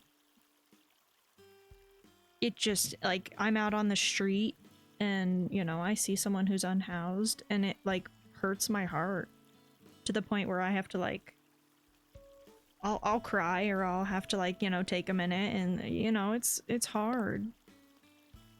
But if you have the ability to empathize with other people, it's a very special thing. I think those are some of the people who actually have power to change the world, you know? Backtracking to an ask you were my favorite hobbies, because otherwise my brain won't let it go. Oh, I love it. No. Let's bring it back. Yeah. Favorite hobbies are writing, reading, gardening. Oh, I love it! Oh, you play music? That's amazing. What kind of instruments do you play on? Hey, listen, sometimes we don't need super action-y things, you know? Sometimes life is about taking a chill.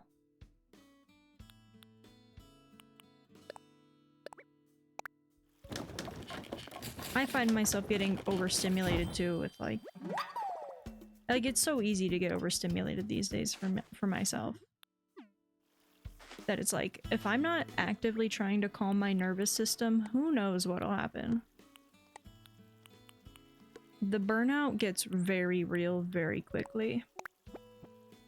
Ukulele? I love to hear that. That's so cool.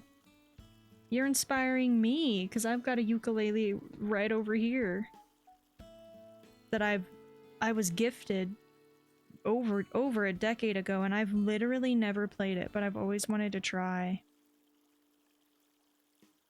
There's so many things like that on my list.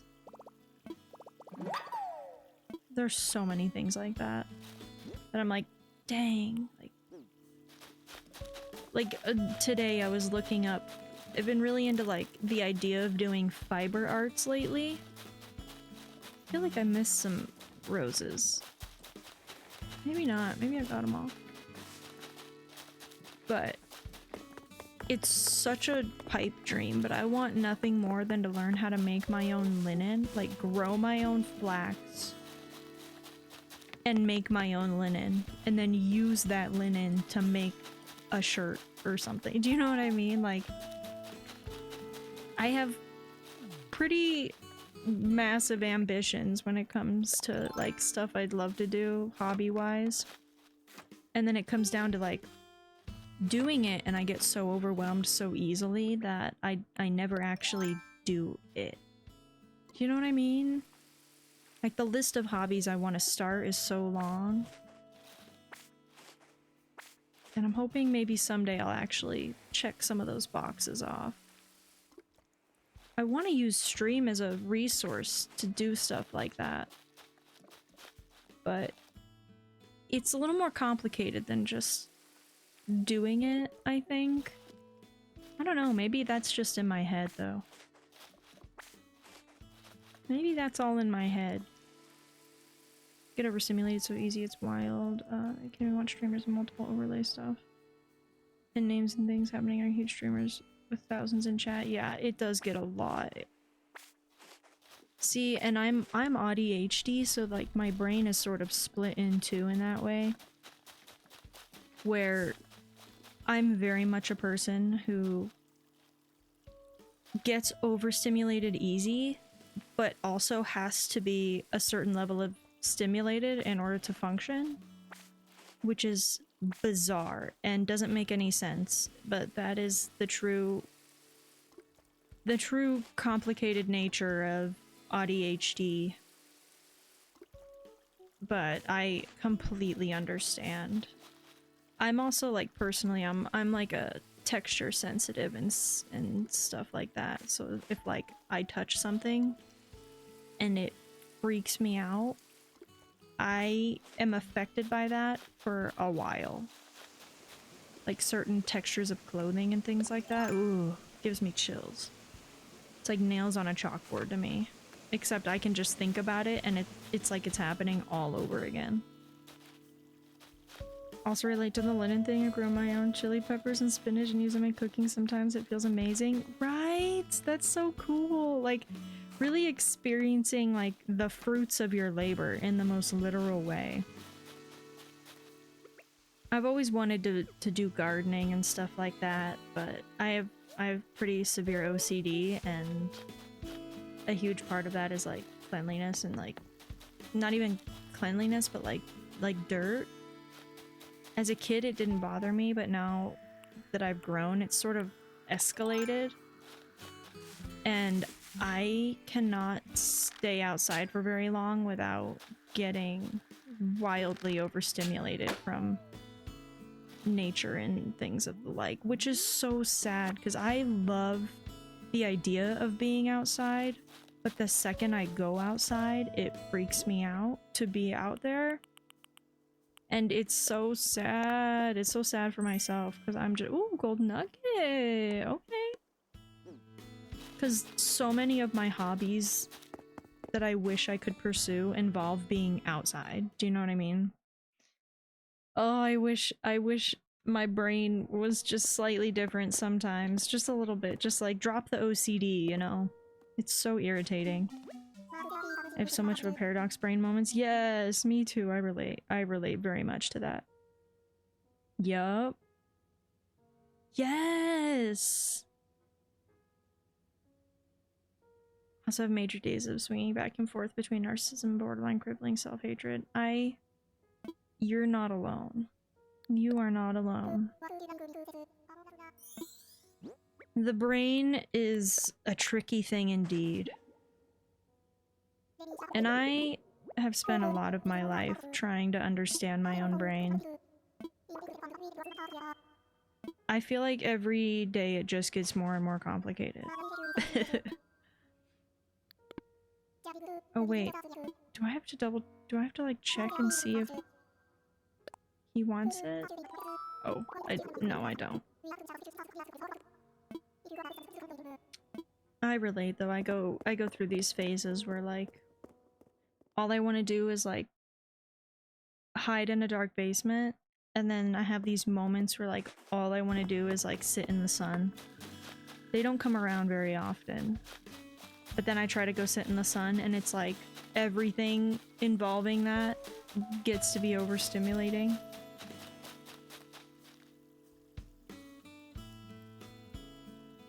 Your stream was so fun, but I still feel bad for taking over the stream. No, you're not taking over at all. It's been amazing talking. This is the whole point of me being here, is to find people to connect with and relate to, and not just for my sake, but for other people's sake too, you know? That's how we build and grow community. Quality community. Keyword quality. But yeah, I like to I'm really enjoying it because I finding people who are here for real talk and real experiences, and it's special, and I'm honored that you chose my stream. I'm happy to have you here. You can chit chat as much as you'd like.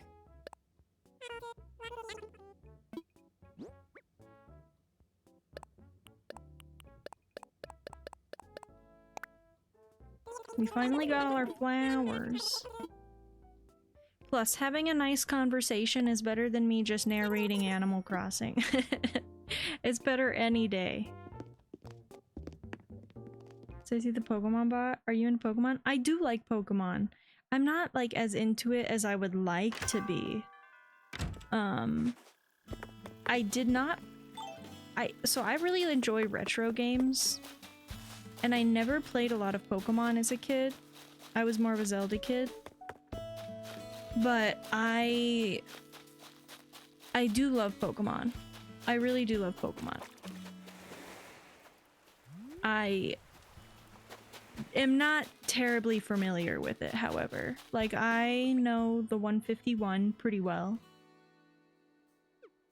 I like Pokemon cards. I really like collecting trading cards and stuff like that, and Pokemon is a part, like, that's where I really find my interest peaks with Pokemon. I don't have a lot of experience with the games though. I'd love to know more. I really would. Pokemon is one of my major hyperfixations, so I know everything about it. I love that! That's amazing! So what's your favorite Pokemon then? Do you have a favorite? Or do you have like a list? Like a top 5? I don't know if I have a favorite myself. There's so many. One of the 151 would definitely be my favorite.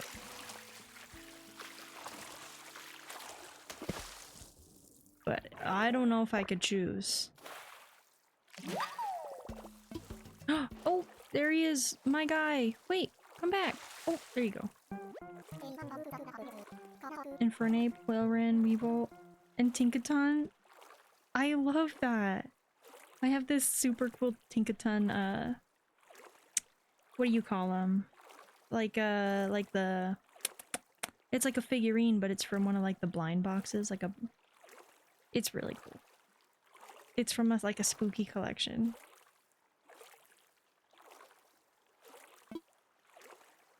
That's such a fun and interesting collection of favorites. I love that so much. She's so pink and cute, I die. And she's badass. She's got that hammer. She just womps, womp, womp, womp. Yeah, she's cool. I think I gravitate a lot to fire Pokemon. I'm a Leo. And I'm obsessed. When we get really dizzy, that's actually us noticing how the world is always rotating. That's such a funny thing to say. Consider yourself truthed. Today is a good day. I think... What's it? Look at him go. Beep, beep, beep. Oh, what's his name again? I didn't even pay attention. He's one of my favorite Animal Crossing characters, though. And I love what he says. His little... The 2 cents he always has to say are always like the funniest little truths that exist for us all. I love him. I love Pokemon who are a mix of cute and cool rather than just cool. Absolutely. They've got to be able to do some weird, wild stuff. It's essential. I also think things like the show have a major impact on who my favorite Pokemon are. If I see them, like, manifested as... Oh, that's new! A Pearl Oyster. Fun. But if I see them manifested as, like, characters with voices, it makes me a lot more attached to them.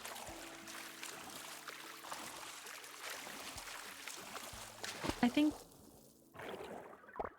that's why maybe I've struggled with the games, is because I don't feel like I know the Pokemon as well as I do if I watch the show or something like that. I like to feel like I know the Pokemon.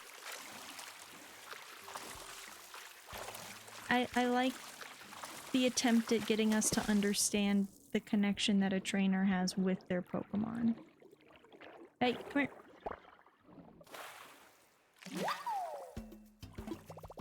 Of course I get the crab now. I needed that on Turkey Day. I did so much to trade for that crab on Turkey Day. My goodness.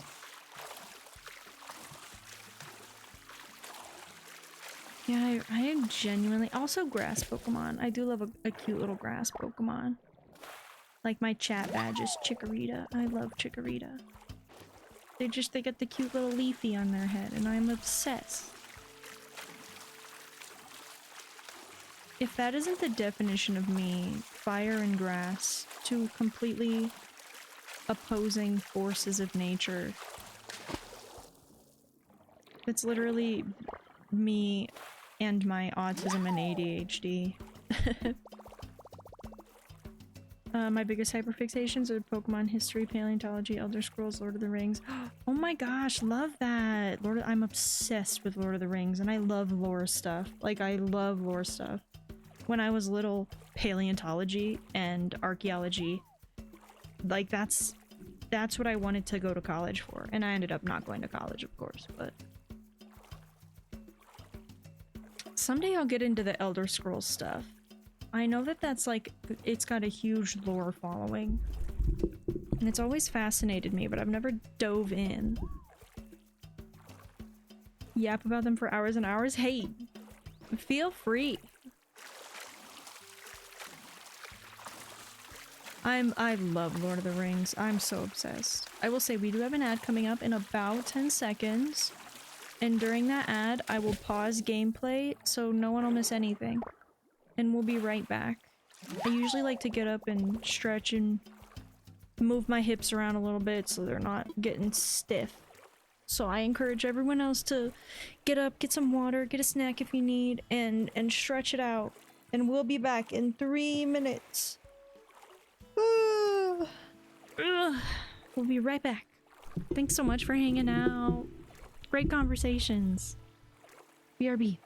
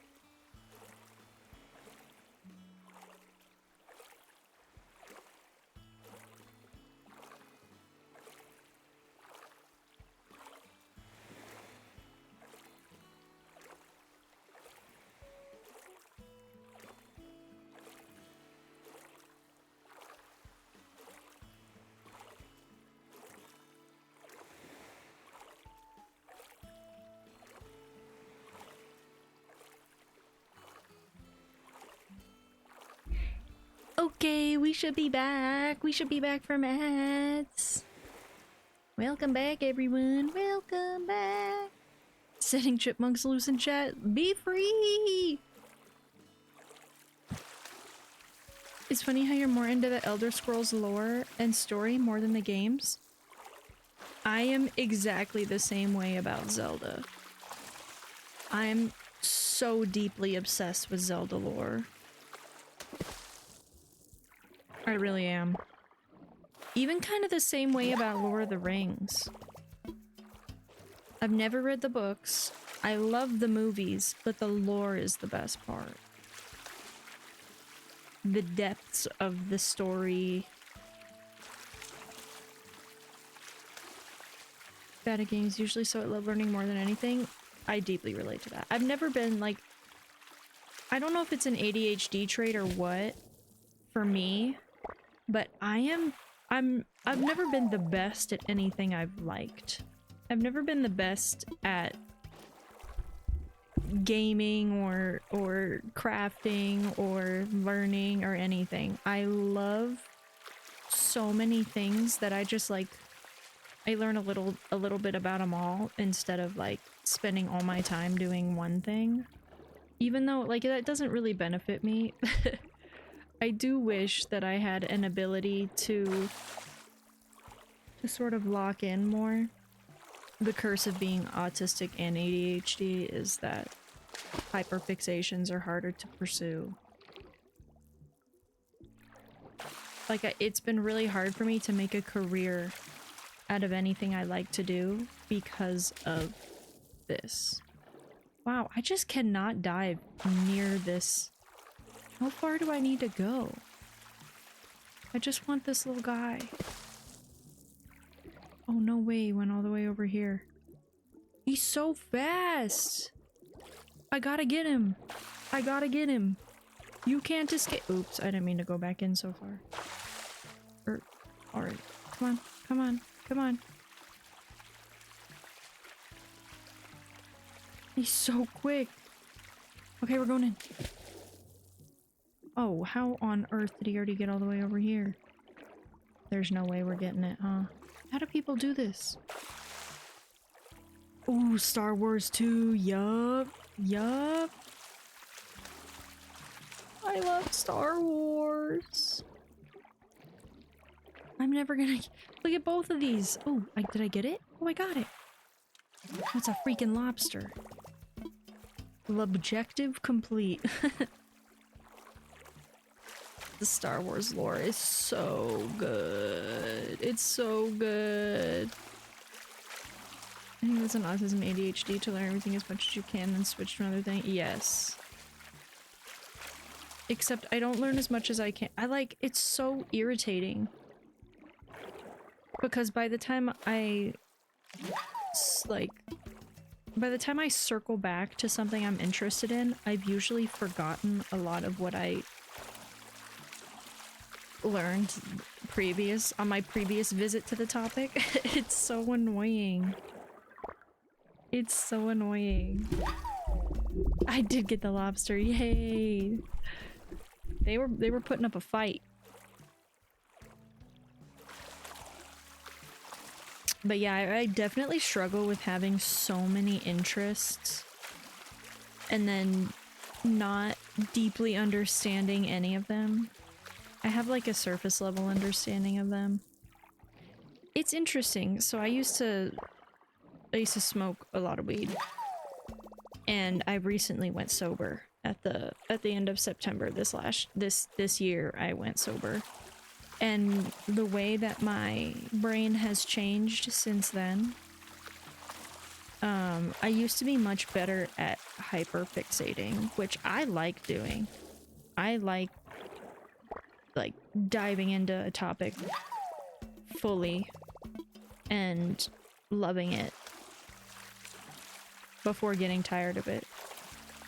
But I think since I've been sober, the ADHD has really shown its true colors over the autism. And it has been so difficult for me to focus on anything for more than literally 30 minutes at a time. So I struggle with a lot more than I used to with completing tasks.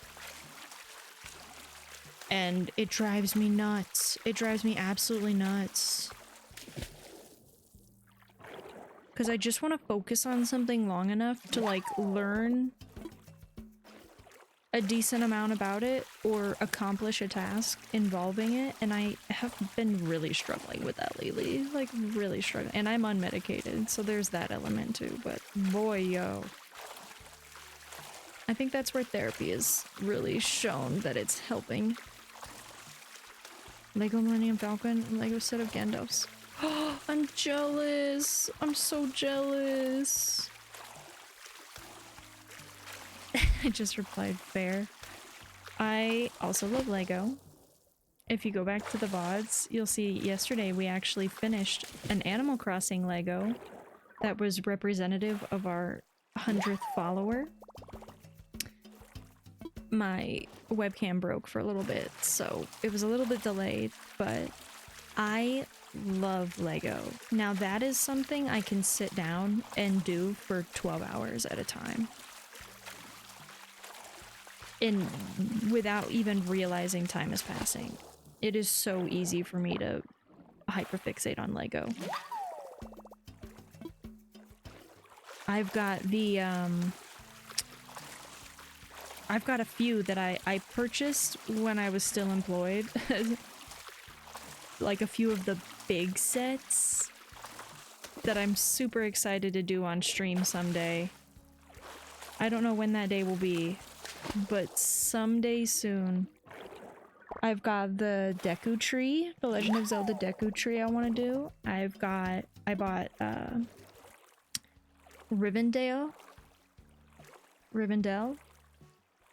What am I saying? From Lord of the Rings. I have... There's another one I have. Frick, what was it? It was...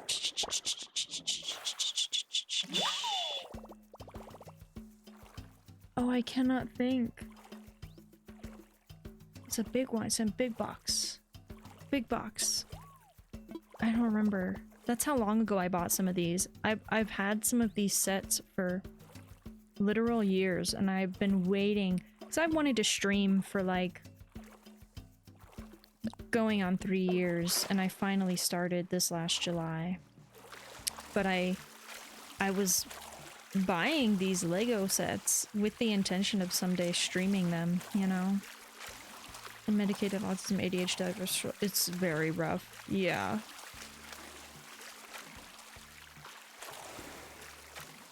No, that's so relatable though. That once you run out, like, sometimes the renewal is the hardest part, and that's like, that's the cycle, you know? That's the cycle there. And I can't judge you. I have the same, like, I have such an aversion to, for no reason really, I have such an aversion to, like, doing what I should. And what truly helps me, like going to the doctor. It's just... Maybe it's like buried trauma from all the gaslighting and shit. I get to a point where I'm like, I'm never going back. I don't wanna, it's too much. Even though I know sometimes these things will really help me. That's super relatable though. Little sea slug.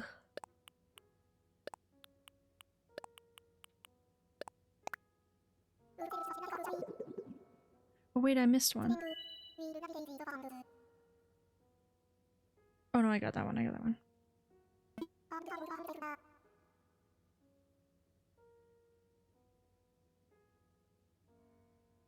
Yeah, I get that, Panda Sharky. I really get that. I've gone my whole life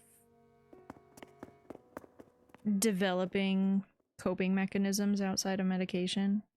I don't knock anyone who really benefits from it because I know it can really, really, really improve the quality of life for some people. But I have never felt like it's for me. I think weed it did work for my brain for a while for a lot of reasons. I know self-medicating isn't always the answer, but now that I'm all grown up or whatever and you know, I'm on the internet, it is kind of amazing to me learning how many people with autism like resort to marijuana. It works for some people, it doesn't work for other people. I don't know if I could go back because it kind of scares me to try again, but I think for when I was using it, it really, like in hindsight, I think it was the only reason that I was able to function normally for a lot of reasons, because now that I'm off of it, I'm like noticeably dysfunctional.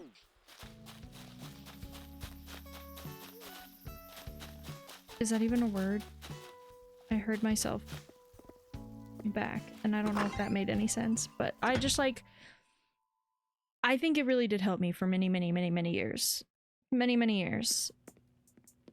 And going sober was a choice that I'm not ready to revert yet. I really want to see if I can develop new coping mechanisms that allow me to function the way that I used to. But yeah, I feel very much like when I think about when I was littler before the days of weed, I was a struggling kid, but I managed. Do you know what I mean? I managed. And I think the more research that comes out and the more understanding there is around things like autism and ADHD, the more change will happen in workplaces and stuff that allow people to be themselves versus having to medicate and mask just to participate. And that's all I hope for. I hope that research can benefit autistic and ADHD people in a way where, like, society becomes more accepting and more accommodating, because that is the only way we can carry on. And this is not a curable illness. It's not something anyone needs to change about themselves. It's just something that society needs to adapt to, for sure, because the truth is something like 50% of the population is neurodivergent. Like, it's not uncommon to be neurodivergent in some capacity. We just live in a world that doesn't like to face that fact. Never smoked anything due to association with bad people in life? That's totally fair. Like I said, it's really not for everyone. Like, I don't think I could do it again. I just started kind of young, so I like the second I turned 18, and I've always lived in a legal state, so I got my med card and I started smoking weed the second I was able to. And that's all I knew for a really long time. It's all I knew for 10 years. And now that I'm off of it, it's like having to relearn how to be a person in a whole other way. It's very strange. But like every other autistic person I know smokes weed and other things, I'm always curious if it could help me in another universe. Yeah, and it's, you know, like I said, we're all on our own journey. We're all just out here trying to cope. You know, we're all just out here trying to make it through the day. And I don't think there's anything wrong with that. I think sometimes medication works better for people. I think sometimes weed works better for people. And I think sometimes nothing works better for people. It's just about finding what works for you, yeah. I don't know what works for me yet. It's, you know, trials and tribulations. But hopefully someday it'll be clear. And I can sort of like go back out in the world, you know? Yes, got the bundle Kitus, that's what I'm talking about. I had to download another version. Huh?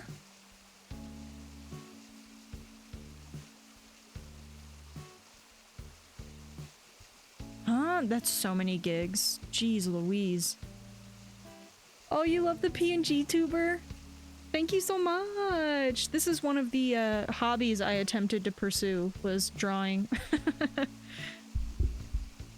I quit my job. I worked at Starbucks. It destroyed me before I started streaming, and I quit my job on a whim. I literally couldn't take it anymore. I had a moment where I was just like, I can't spend another second here, like, ethically, morally, physically, mentally. I couldn't do it for another second. And I'm very lucky that I had a, you know, it didn't necessarily have a backup plan, but I had a place to go and stuff. And yeah, I spent 2 months trying to teach myself how to draw and just make enough assets that I could start streaming. And it's not great, it's not the best. It could be, there's so many things I'd already improve on. But like, dedicating myself to learning how to draw has been so tricky. It's been like, it's very here and there for me. Sometimes I love it, sometimes I just don't want to do it. I don't know. Probably the ADHD, who knows. Version of Fortnite, you found it in the store? Nice. Nice. Used to stream in the past, used a PNG tuber. But I like can't draw, so it looked janky. No, I'm sure it looked fine. That's how I feel about mine. People say they like it and I'm like, no, you should hate it. No, I think art is art, truly, at the end of the day. And again, I should be looking in the mirror when I say this.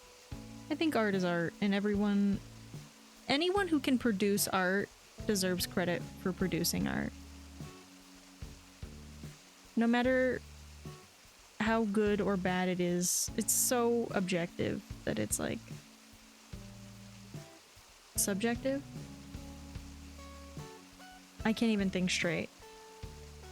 Subjective.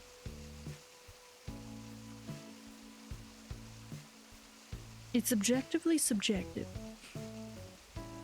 Proud of you for taking control and leaving the job, sending positive vibes, be able to accomplish the things you're trying. Thank you so much. Me too. Me too. You know, deep breaths, deep breaths. It's tough. It's tough. There's no stability in where I'm currently at. Oh, it dims so quickly. I swear it's only been like 5 minutes. Yeah, I think I'm in a very middle spot in my life.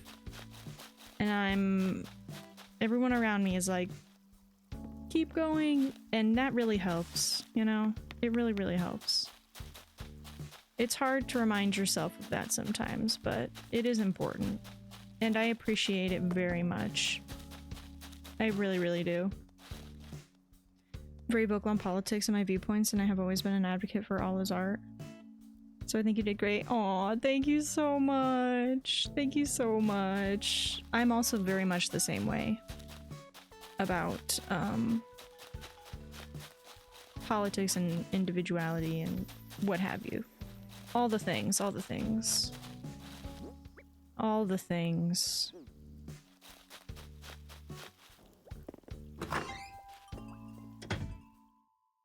Yeah, art is art, man. Art is expression. Expression is individuality, and without these things, what do we have? Who are we and what do we have? Like, thinking of the world as an artless place is just... How do I take this off? I want to take this off. There we go.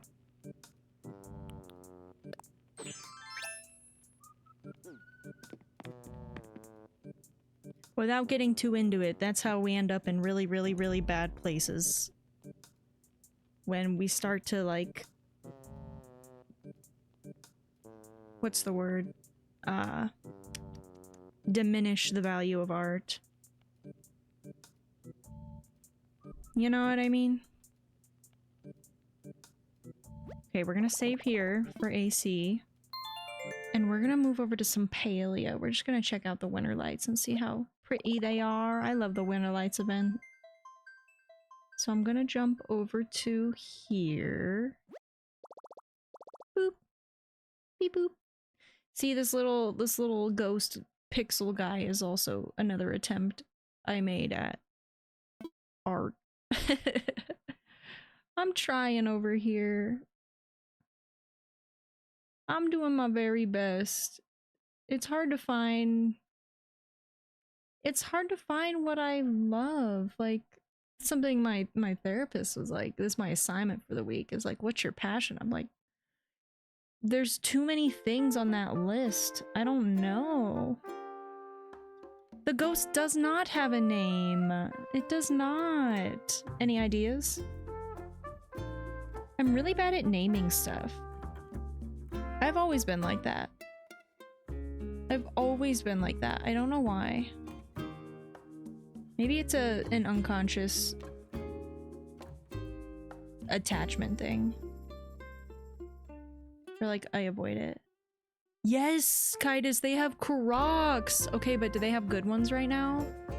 What kind do they have right now? Or is it the pink ones? The pink fuzzy ones? Because they had those recently. I love it. I love it. What would you like me to call you? Panda, Sharky? I can also, of course, call you the Panda Sharky. Whatever you prefer. Let me know.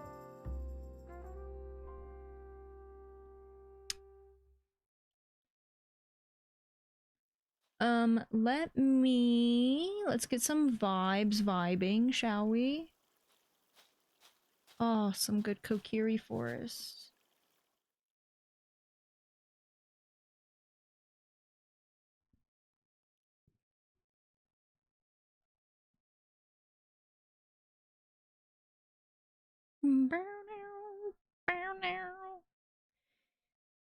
Yeah, as far as art goes, lately I've really been trying to try. I've been trying to try. I really have. I'm in the process of trying to get some sub badges done. Because we're Kaitis over here has been subbed for freaking 5 months and doesn't have a cute little fancy badge, so we gotta figure that out.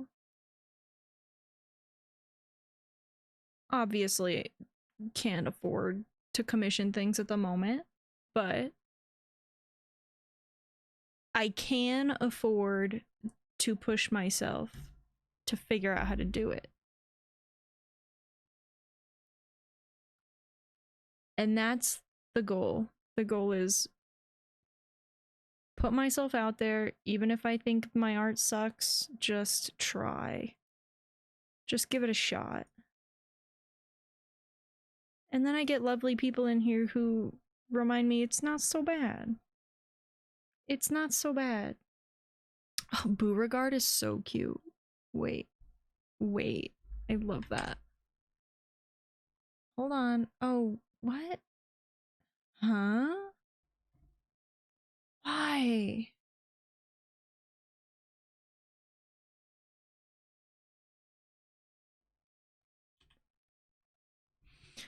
Wait, let me read. Oh, Gerald. Gerald is iconic. Okay.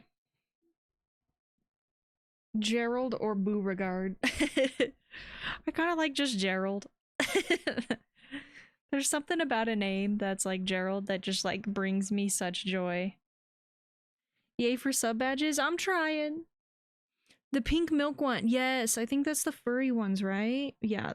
I wish they would That's the other thing. I love Crocs. We were talking about Fortnite shoes earlier and how they're always like Jordans or something.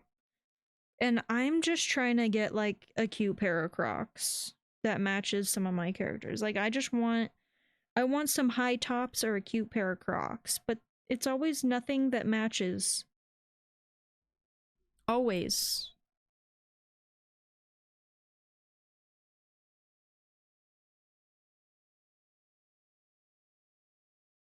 There's no pressure like always. I appreciate that kindness, but you deserve a sub badge. You deserve a sub badge.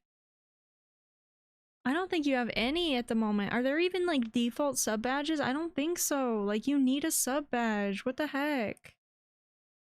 Like you need one. I've got to figure it out. I'm gonna do leaves from different seasons. Different shapes of leaves from different seasons, but I've got to, I mean, I tried drawing a maple leaf the other day and I think I overcomplicate art. I think that's where my biggest struggle is. Is like I need to be out here drawing like cartoon things and I'm trying to draw like hyper realism, so I stress myself out and I'm like, you suck. And I just need to stop that. That's such a bad cycle for me. I'm happy and cozy here. I appreciate you. I appreciate you so much.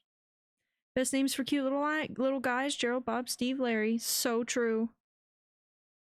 So freaking true.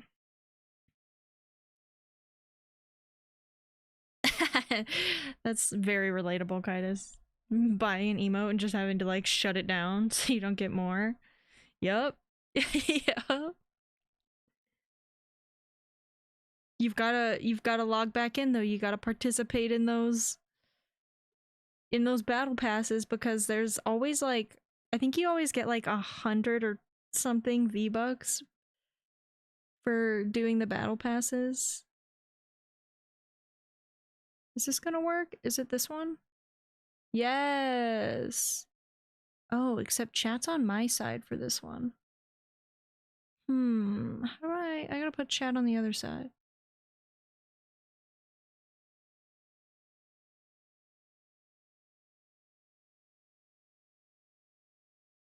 Um, uh, meow,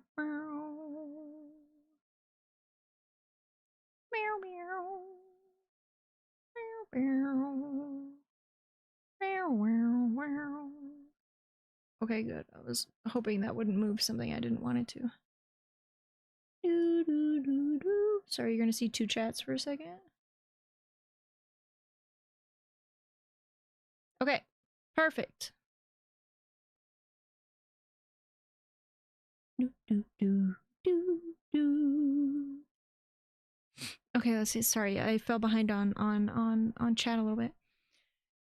Used to be such a good goblin hoarder when I played Fortnite because I never played the game really. I played on Switch and servers while on PC, so I just collected every item I could. I'm like that too.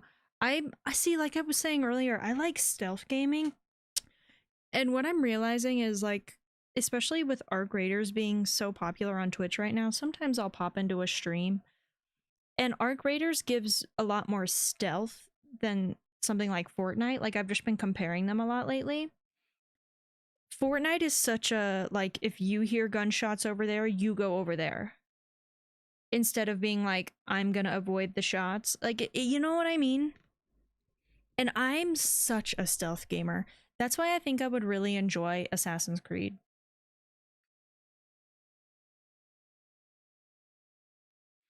I really do think I would. And going back to Minecraft till 7 a.m.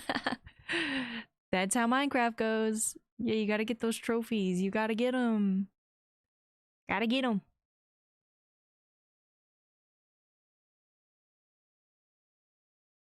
You'll be here because you just love mining stone. Oh, is that an achievement? Filling a double chest with cobblestone? How did I not know that? Assassin's Creed or Hitman, I've challenged myself multiple times by killing every NPC in the area. Just because why not? See, I love stealth games. This goes back to when I was such a child, too. Back on CD-ROM, There used to be this, it all began with Barbie Secret Agent, and the whole game was all about stealth. It was all about stealth, and I'll never forget it. But yeah, when I play stealth in Fortnite, I feel like people hate me because they think I'm camping and stuff. And I'm like, no, no, no. Just let me play. Just let me be sneaky. Let me sneak around. Oh, I gotta change categories. I almost forgot. Ugh. Yesterday, we spent the whole time in the Animal Crossing category. No, we spent the whole time playing Animal Crossing in the Minecraft category. Ay, ay, ay. Ay, ay, ay. Oh yeah, voice chat is beyond me. Like, count me out of voice chat. I can do voice chat with my friends. I cannot do voice chat in public lobbies. Like, I've never even tried. That's how much I already know I wouldn't like it. Palia is also the only MMO I've ever played. And it's only because it's a cozy MMO. Come on, give me the tomato. Got it.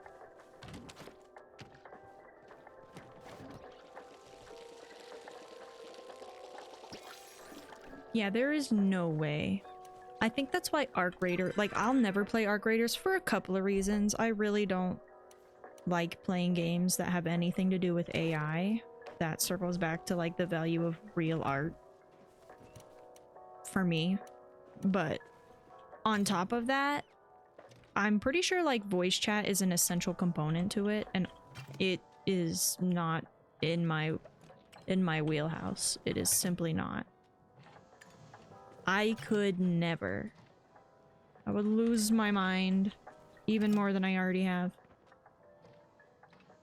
Used to play VR chat and I just watch people while muted. That'd be me too. I'll just be nonverbal over here.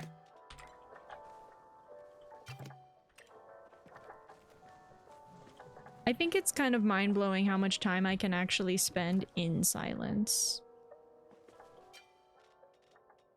Well, that's not entirely true. Not in pure silence, just with me not talking. But I can't handle absolute silence. Like, I always have a fan running.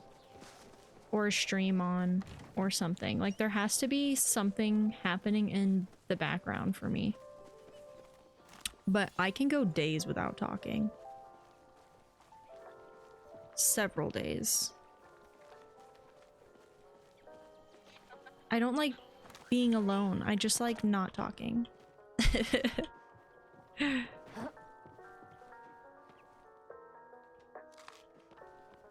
I put game music? I did. Okay, good, good, good, good, good.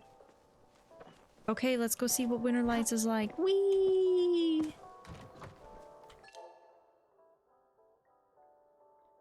Fun fact, I have your stream up on my TV and my cat is on my bed watching. Oh, I have a cat viewer! Hi! Meow! Meow! Oh my god, I wish I could have a cat so bad. So bad. I live vicariously through all of you who have animals. I cannot have one. I am allergic. But I think they know how much I love them, but they also respect the space that I have to keep between me and them. Like, every time I'm in the same room as a cat, it's like they're staring into my soul, but they won't, like... You know how cats can get very... They'll sit on your face. Like, they will rub up against your leg. Like, they will get very affectionate if they vibe. Cats will, like, try to show the same affection, but not touch me. And I think it's because they know. They understand me. They get it.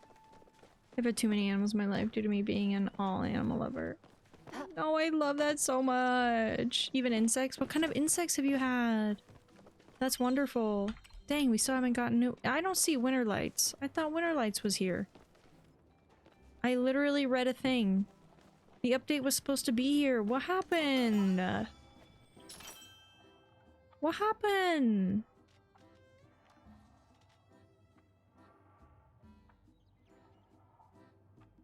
Cats can tell you're a great person. I agree. I've never had a cat, but I agree. They just have a radar. That's why, like we were talking earlier, I think I relate to cats a lot. Like a lot. Kind of bothers me that the spicy pepper is down here and not with the other seeds up here. Like, why'd they do that to me? Is it a price thing? Oh, it's a price thing. No, it's not. No, it's not. There's a 200. Vinegar is 200. Someone needs to make this menu make sense or I'm gonna lose it. I'm gonna lose it.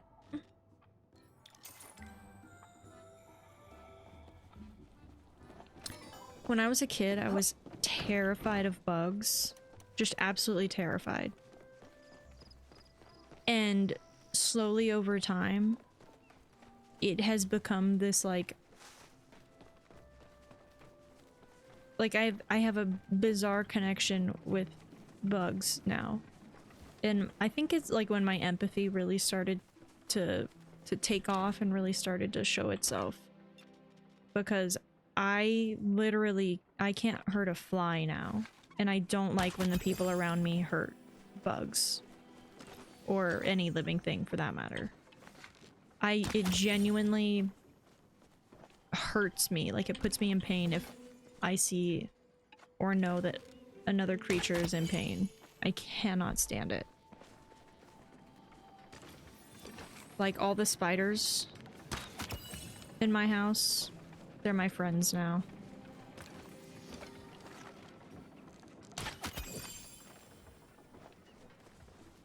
Never had any insect pets, sadly, since I still live with my parents. But spiders, I live in my garden or on my back. Yes! You get it! Spiders are super intellectual creatures, too. Like, they're, like, don't fuck with spiders, because they're a lot smarter than we think. And I don't know how anyone else feels about it, but I feel like there's a lot of, I'm not a very religious person, but I am spiritual in some ways, and I feel like there's a lot of, like, valuable symbolism when it comes to the creatures and critters that show themselves in your life. And spiders are one of those that actually carry a lot of meaning and have a lot of depth. Oh, I love a game that doesn't have fall damage. Until I play Fortnite again. It's funny, the first time I played Fortnite,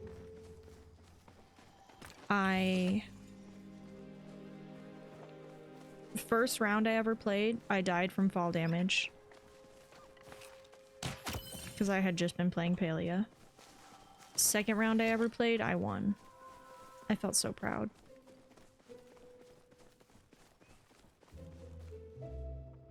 One time a spider sat on my hand while I rewatched Fellowship of the Ring. It was so cute. Oh my gosh. Wait, that makes me want to cry. That makes my heart hurt, but in a good way.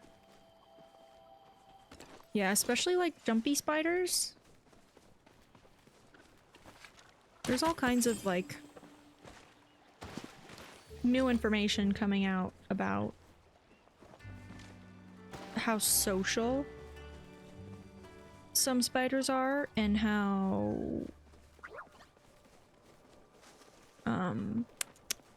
how do I say how like they connect with other living things. And jumpy spiders are known to be one of the most social little critters.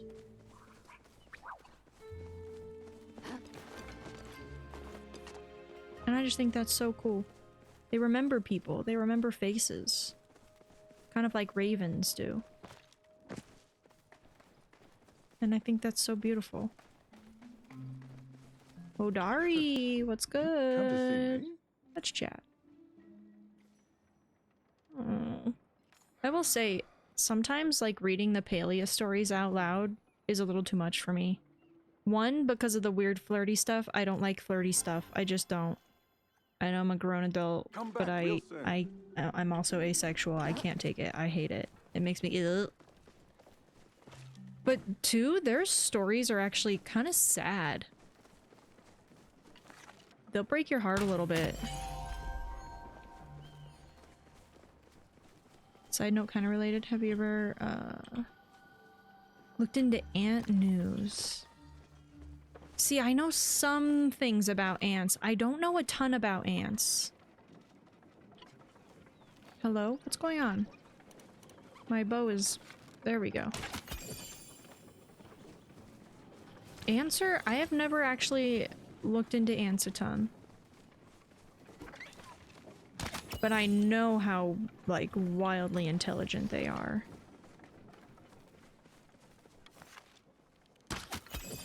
I do know about the parasite that can take over ants. That's about all I know about them.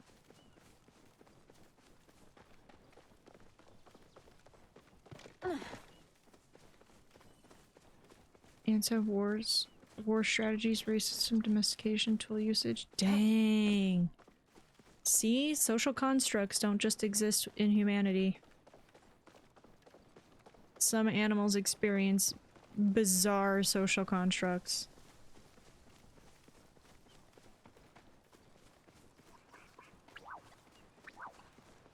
Doesn't surprise me though. What a funny thing, like how much the human race has underestimated the intelligence and power of other species just because we have opposable thumbs. Just because we can articulate a language.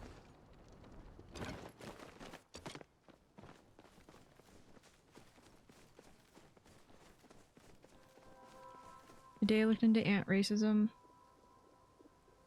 I believed any animal that becomes smart becomes evil. Yeah, pretty much. Every animal that becomes smart has at least the capacity for evil. Absolutely, I believe that too. I mean, some animals are like magpies, I think, are kind of an interesting example of just like nuisance-like behavior, because they'll essentially like stalk other species of birds, wait for them to like put the work in, dig up the food, do this or that, whatever, and then they'll fly in and take the credit, essentially. And they're mean. I feel like magpies are very much bullies, but I love anything a part of the Corvus family. I can't help it. I can't help it. I'm just obsessed with ravens and things. I can't hate their cousin. Because they also do weird things like... Oh, I wish I could repeat this, what I know verbatim, but I only remember bits and pieces. But they do like weird cooperative stuff too that benefit other species. They're very interesting.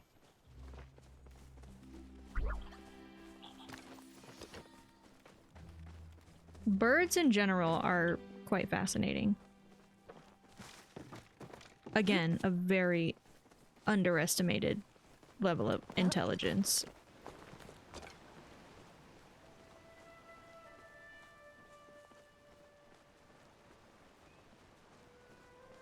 Magpies are the only bird that passed the mirror self-recognition test. Animal sees itself in the mirror but knows that it's a reflection. I wouldn't be surprised. I would not be surprised. I can't be the one to confirm or deny because I don't know anything for a fact. I forget too much. Everything I say is worth fact-checking. Ooh, the flowers! Can I just... Do I just harvest them since someone already watered them? Is that what's happening? I guess so. but I would not be surprised. Magpies are like, they're scary, but they're also mean. They're very mean. Or they have the capacity to be very mean.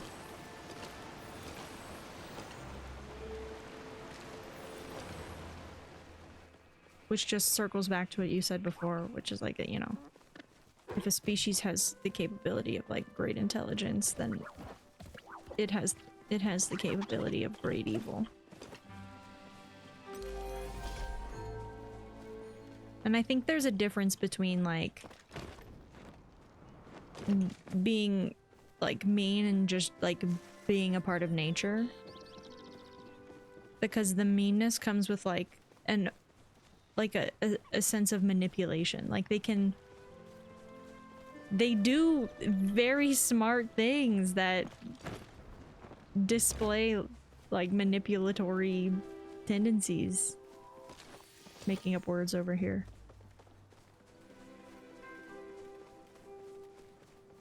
Weren't all words just made up at one point?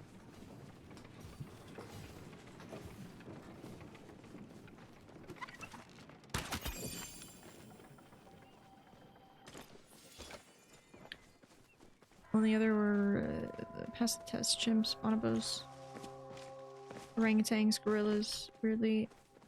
One species of fish! Wait, that's so fascinating.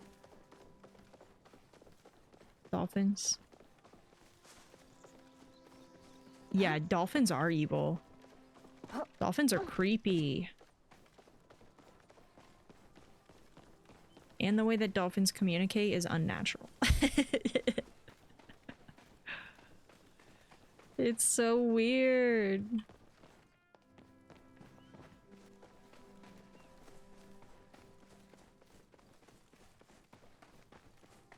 Yeah, the animal kingdom is something I was interested in when I was so little. One of the first things I ever wanted to be was, like when I was super young, was a veterinarian. And then I realized how allergic to animals I was, so I had to pivot.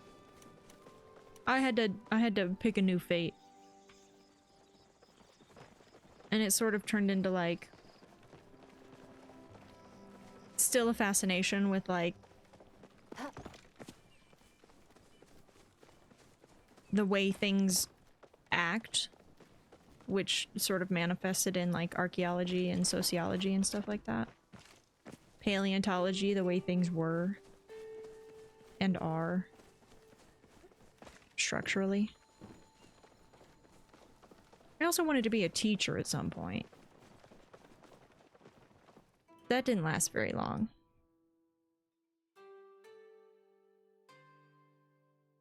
Name a Sharky. I love it. I love it. I love it. That's why sharks are why are sharks associated with danger when dolphins are— no, for real. For real.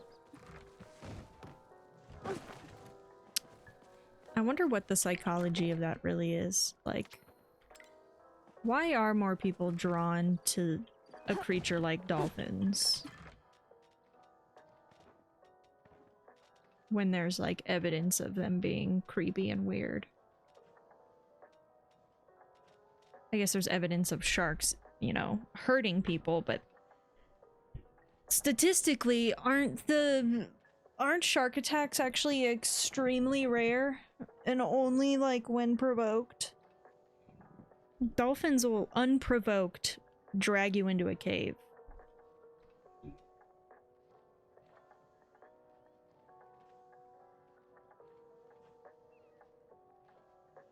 You have an interview for a teacher job this week? Good for you! That's incredible!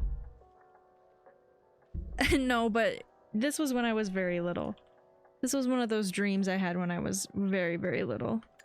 I was in elementary school still, and I remember I would ask all my teachers for their old, like all the old papers and all the old tests that we had already done. I would ask for them, and I would go like I would go to my basement and home, and I would set up like a fake school. Like all the old laminated posters and stuff that they would throw away, I would hoard. I would take them home and I would keep them. And I think I just liked playing pretend. I was a pretty lonely kid. I was definitely autistic. That's for certain. An undeniable fact. I used to love I had a lot of imaginary friends and stuff like that. I had a really good imagination when I was little. And I've since lost that, which I think is also why I struggle so much with art.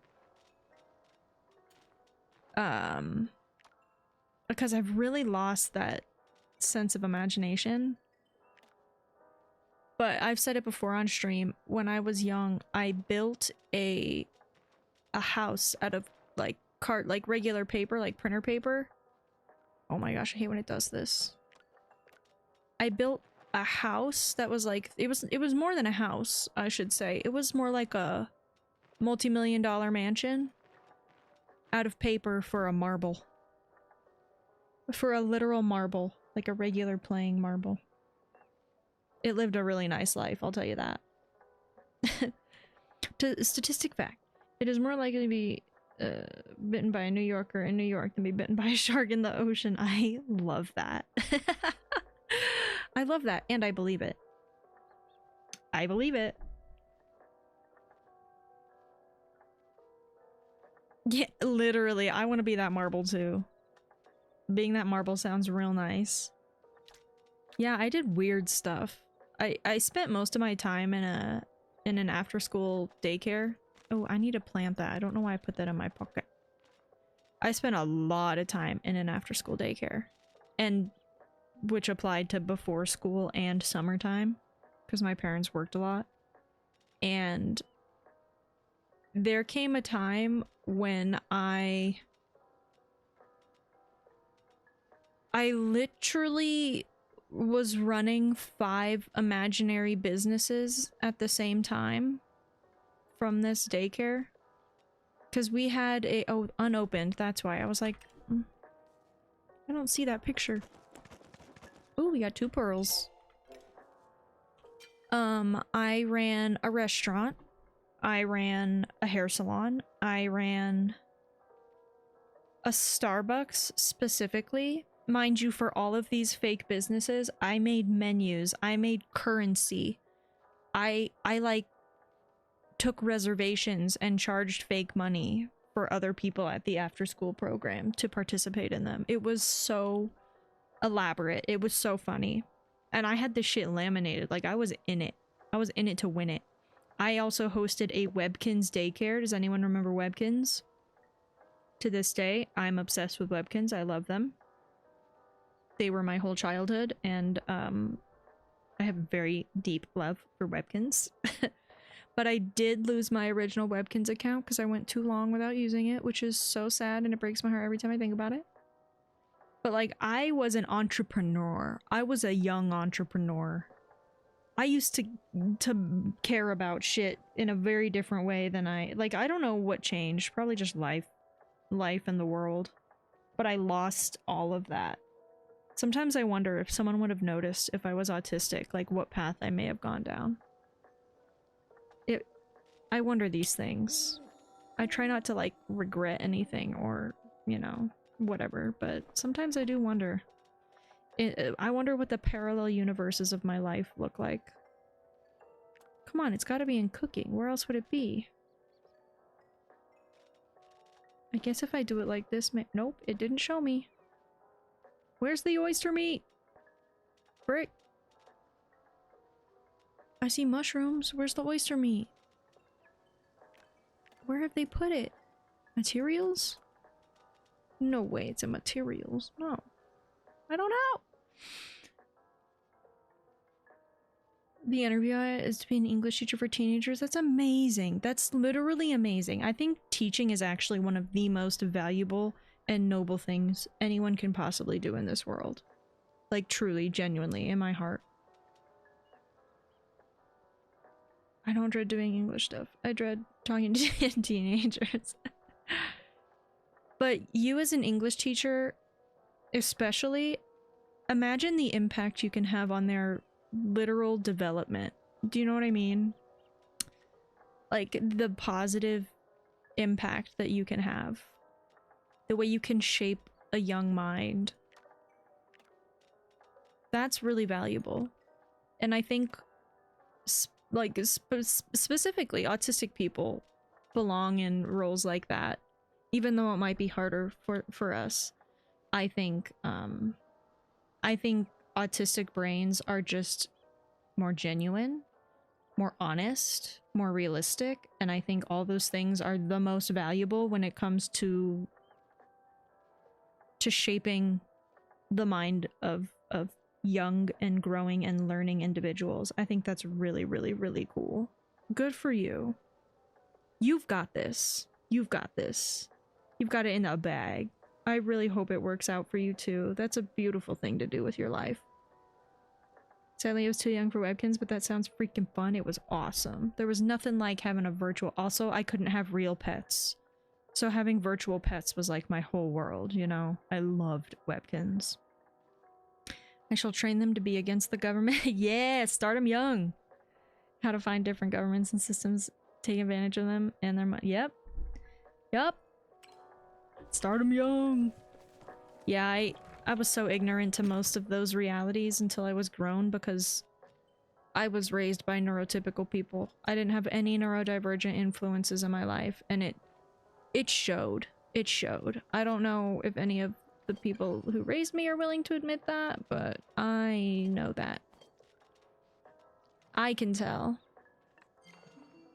Also, we have an ad starting soon, so I'm gonna stop doing anything fun until we get back from ads. Thank you so much for waiting through ads. I really appreciate it. It keeps the pre-rolls off so that new friends can join our chit-chats right away.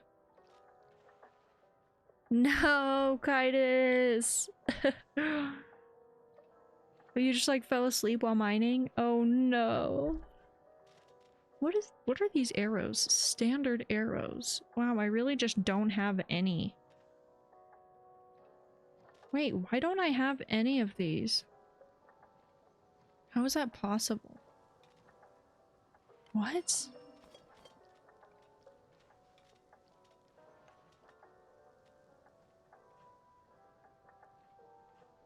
That's blowing my mind that I just haven't had standard arrows. Maybe they're new.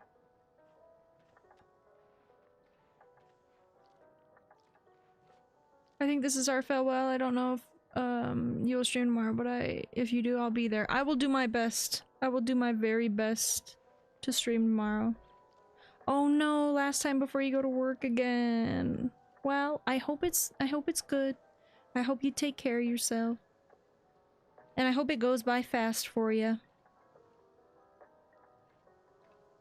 I'll see you soon. I'll try to be here tomorrow. But yeah, if I don't, take care. Take care. Good morning and good night. Get good rest. Later, Gator. I'm 07ing right now, but you can't tell.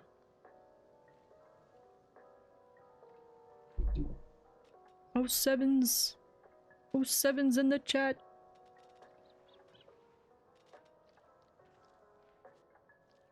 Oh, nice.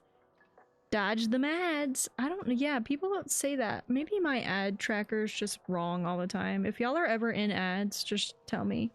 If I'm like doing something fun and y'all are in ads.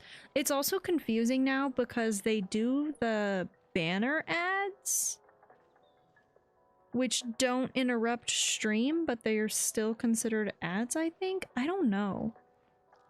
I don't really know how the ad system works with the banner ads being a part of it. I just don't want anyone to feel like you have to pay to not miss stuff. Do you know what I mean? Like, I hate that. I hate that I have to run them at all. But pre-rolls are so detrimental to growing creators just because, like, if I get a raid, then everyone is more likely to click away if I have pre-rolls on versus the 3 minutes an hour that turn them off. So I don't know. We're all, you know, ads are shit and we're all stuck in the middle of what's best with these ads, but yeah.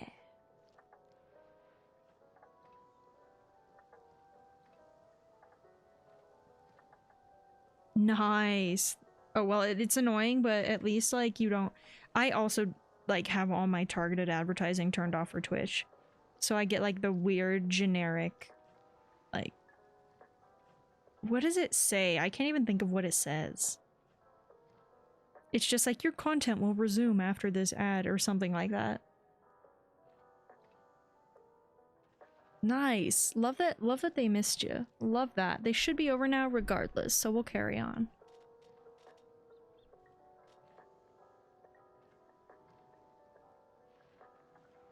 Yeah, I don't really understand what's happening there when they don't happen, and then they do, and then they don't, and then they do, and then... I don't know. I don't know. You're not the first person to be like, there aren't any ads. Streamer person is losing their mind.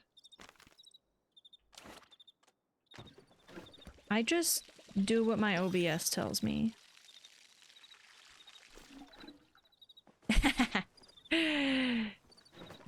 You bugged him out. I love that. Are the ads in the room with us? Okay, I'm just gonna I don't even know what to do with this oyster meat right now. Get it out of my face. We gotta go see our animals. They're definitely in desperate need of visiting. They always are. This is the one thing about Palia that I have not succeeded at since they introduced it. My animals here are constantly suffering. And disappearing. Hello? Animals, there they are. Needs food, needs love, needs pets. I simply cannot get the- Oh, you know what I need to be doing? Is giving them freaking treats. Do I have any treats that will... Plain cookie, what does it do? Clears any active treat effects on your animal.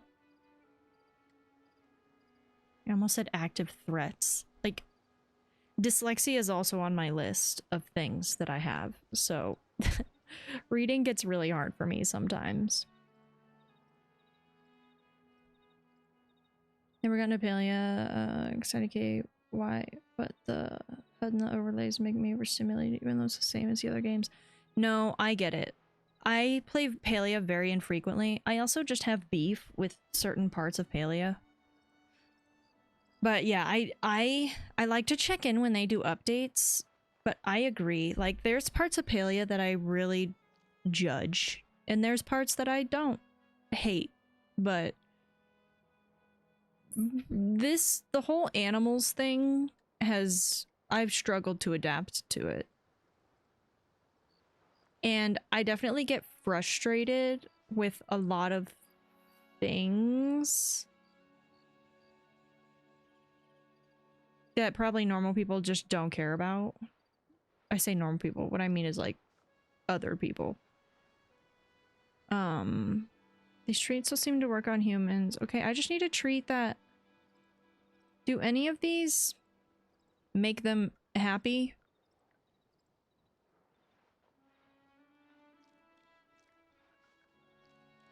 Me first. Ensures that your animal's traits are... No, I don't care about the traits. I just... Are any of these like... I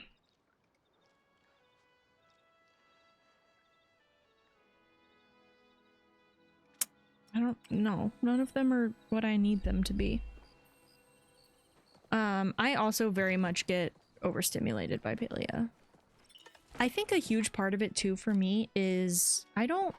As much as I enjoy the idea of being in a world with other real people, I do not like interacting with them very often.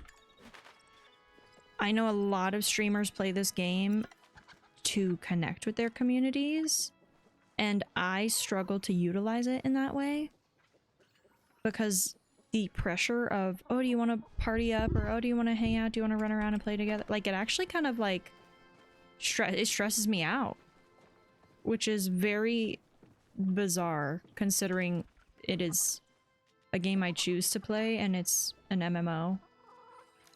But what I've learned is that I'm not the only streamer who feels that way. apparently it's the very reason a lot of other streamers stopped playing Palia. Because the pressure of their chat being like, oh my gosh, can I play? Can I play? You want to play? Hey, want to play? It gets to be too much. It really does. Oh, I was not expecting that. Curious what this does. It does absolutely nothing. It's just a boop. A boop. Someday it'll have a sound. It does not have a sound at the moment, though. But it's a boop. Boop. Just a boop on the snoot.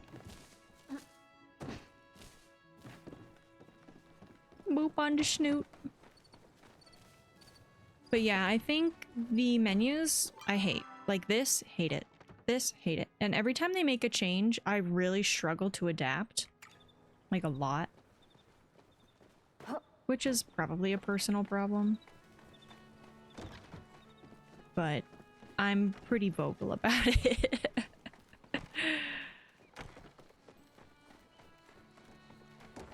I think what drew me into Palia, ironically, was when I was not a streamer and I had the opportunity to connect and play with other streamers that I did like. Like when it first came out, it was a lot simpler. And I liked that. And one of my favorite things was like doing cake parties with a bunch of people in a couple of particular communities. Like I actually made friends doing that, which is so weird because I don't feel that way as a streamer. Like I don't feel like I can host a cake party. I don't feel like I can. I don't know. I don't know if I'm making any sense. They're very contradicting ideas. Why I love and hate the game. Yeah, the overstimulation from people wanting to play and interact is also the reason I deleted my original Twitch account. It was too much. Yeah, it gets... I don't know how this is gonna go for me. All I know is that I am trying to find an unconventional way to survive. Something that... I don't know, you know? I just wish it was... I like working. I really enjoy working. Hi, Captain Yum. Welcome in. But I actually really liked what I did at Starbucks. I liked the job itself. You know, turns out I hated a lot of other aspects, ethically and morally, about what was going on there. But I enjoyed the job. I like simply making coffee and cleaning up after people. I was also a janitor for a huge part of my life. A glorified janitor, you know, they called us maintenance operations or whatever, but like, I really enjoy doing things like that. Turns out, the things I enjoy doing take a massive toll on my physical health, not just my mental health, and it became very difficult to participate in jobs like that because of how, like, if Starbucks actually had a moral compass, it'd be one thing, but if they also cared about their employees, it would change everything. Because I was worked nearly to death. Like truly. Like at the end of a 6-hour shift, I couldn't walk. I couldn't walk. And that it just, you know, it destroyed my quality of life. But the job itself was nice for my brain. And I miss it sometimes. Like, I really, really do like working. I just wish it... I wish the system of working in this country was different than it is. And I'll never get my way. But I've got to figure something out, you know? We've all got to make a living. And not only is doing something creative like Twitch an option for not making a living necessarily, it's more of a dream in that way, but it's a way for me to connect with people like you, Sharky, who I know are out there experiencing life in a very similar way that I am, that I have felt very isolated from. because I'm surrounded by people who just don't experience the same things I do. How am I? I'm not too bad, Captain. How have you been? How's life been? I took a week off and it helped a lot, I think. But I'm happy to be back. I'm happy to be back streaming, meeting new friends. But yeah, like I was saying, I don't know that this will ever be like a job for me in the sense where it'll support me, but I think what I need in life right now is something to get me out of bed and a way to connect with people, you know? And I think that Twitch is filling that role, and it's been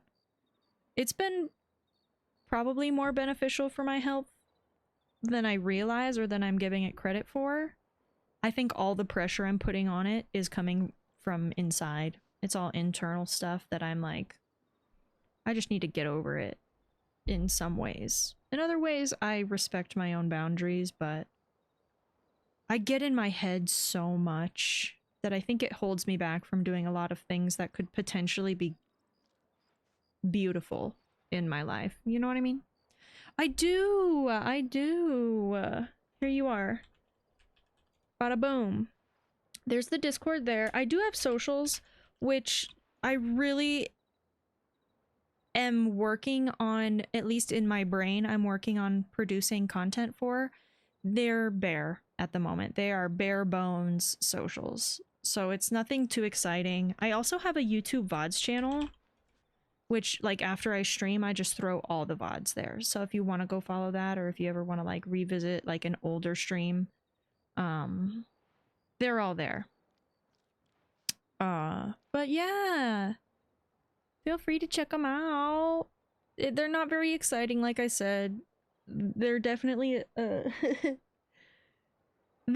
Discord is like you'll get live notifications and stuff there, but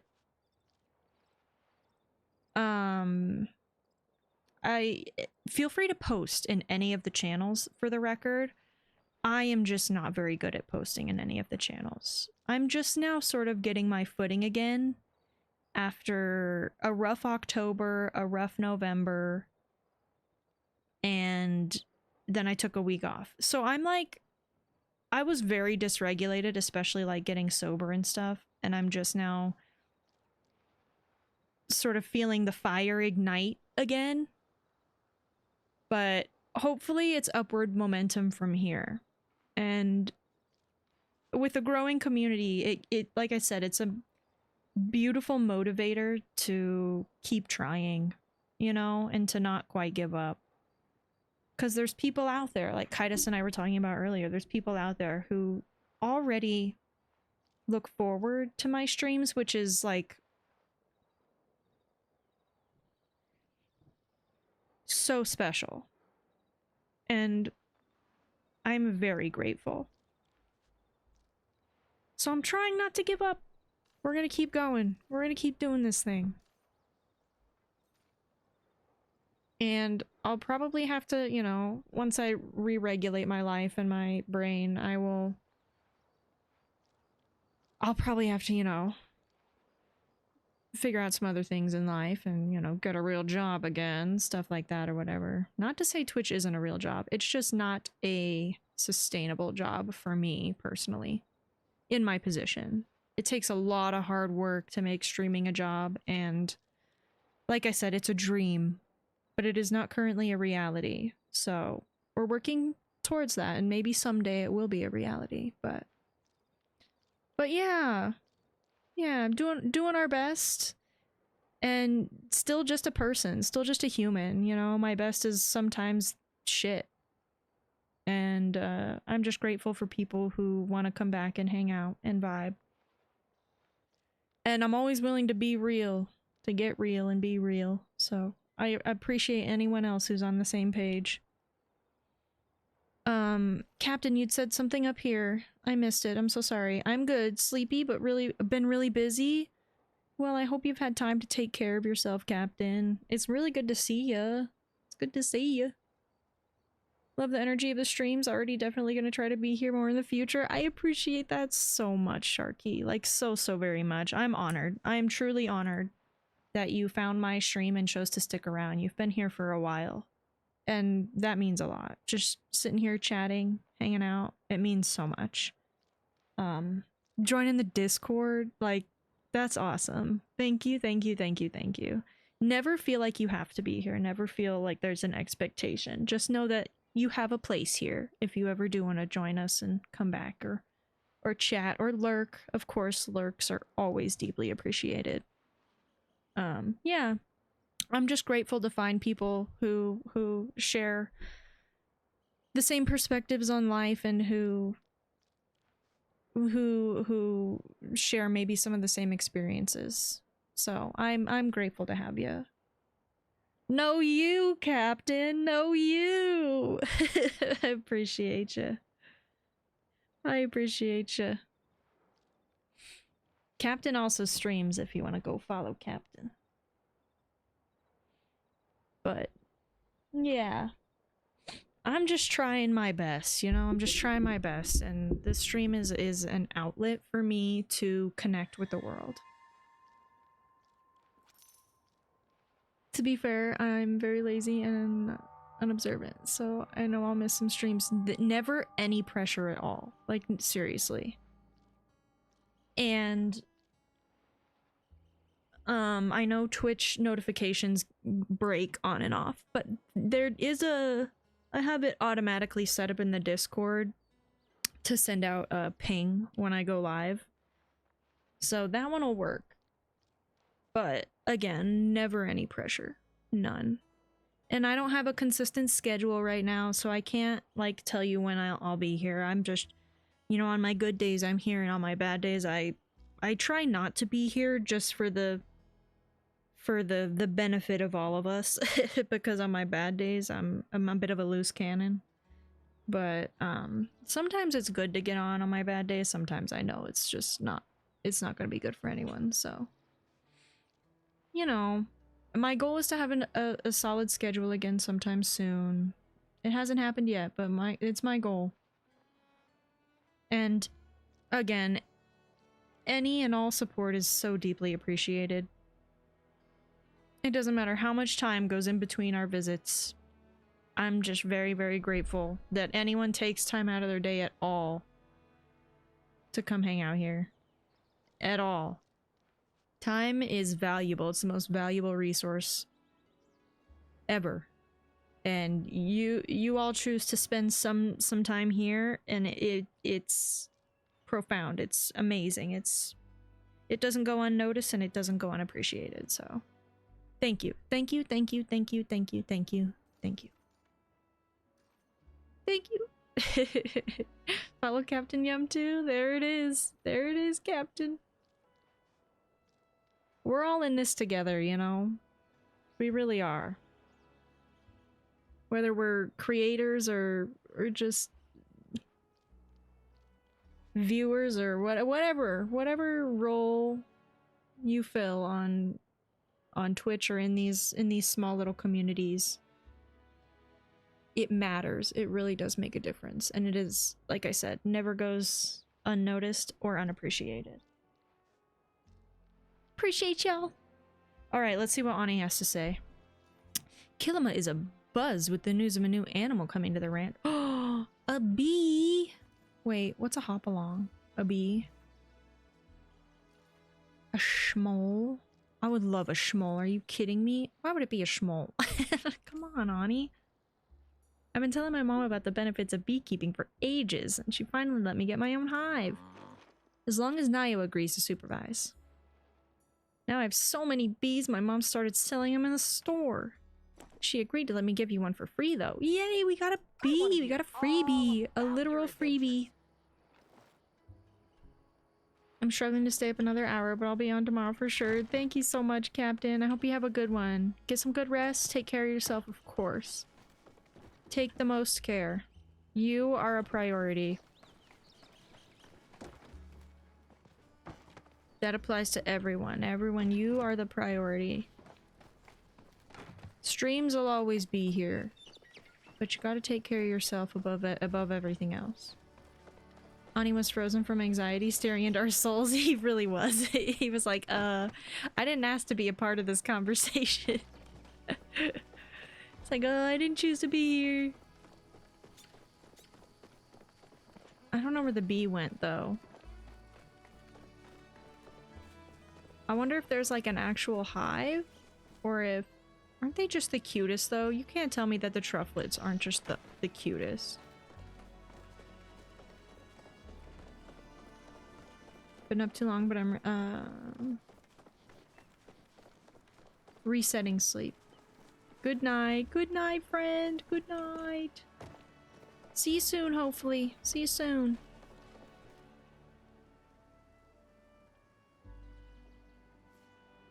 Alright, let's see where this bee went. Where'd this freaking bee go? Wrong one. It tells me at one of these. Wait, I don't have it. Huh? Oh, it's in my pocket. What do I do? I literally just place it? What do I do with this bee? What? Oh, it's a voucher. Okay, at the ranching store. Okay, I see now. I understand.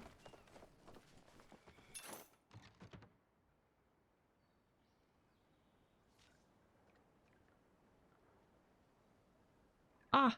Ah! I see it! Okay, now where to go? Bumble. Choose pen. Water pen. That's where I put all the animals I only have one of.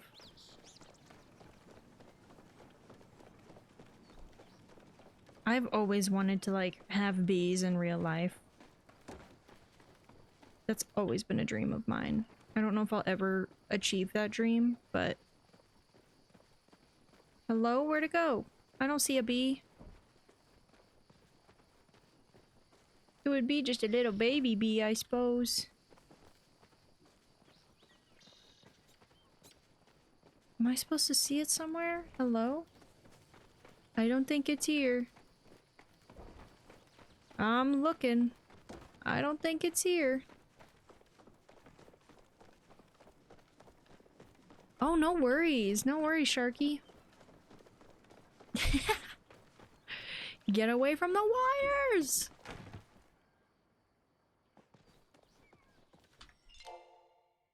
Gotta do what you gotta do.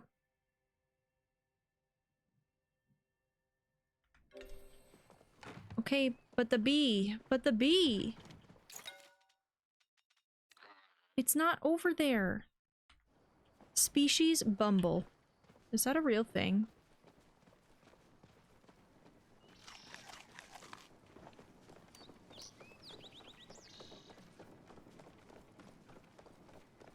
Is Bumble a species of bee?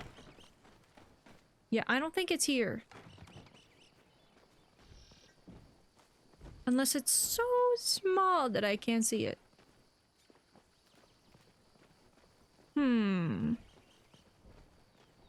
I thought maybe something that looked like a hive would show up. Maybe let's go check this other pen, just in case it's bugging out a little bit.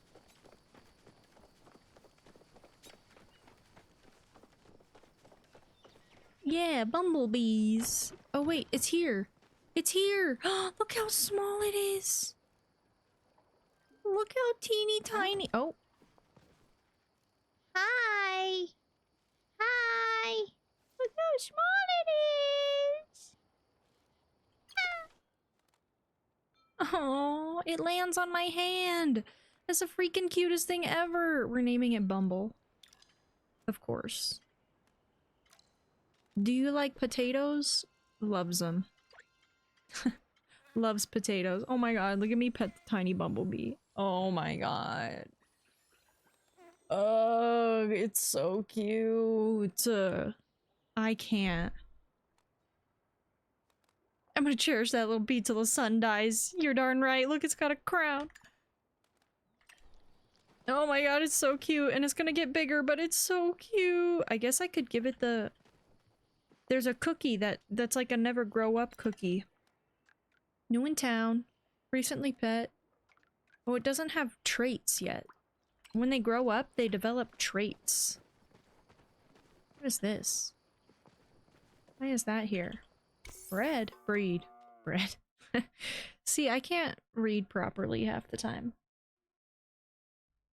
I really can't. Ugh.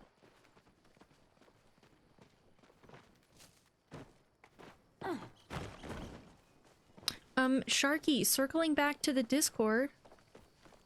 Because I just looked at my phone and saw the notification. Again, no pressure, but if you ever, like, have anything you want to share, feel free to post it in there. Like a craft, or a video game screenshot, or anything or nothing at all. I know it's a bit quiet in there, and sometimes it feels like hopefully, I just hope no one feels like they can't say anything. Do you know what I mean? But if you ever just, you know, want to share a little thing with someone, I'll check it out. I'll check it out in there. And I'm sure other people will too, like Kaitis. I know Kaitis is in the Discord.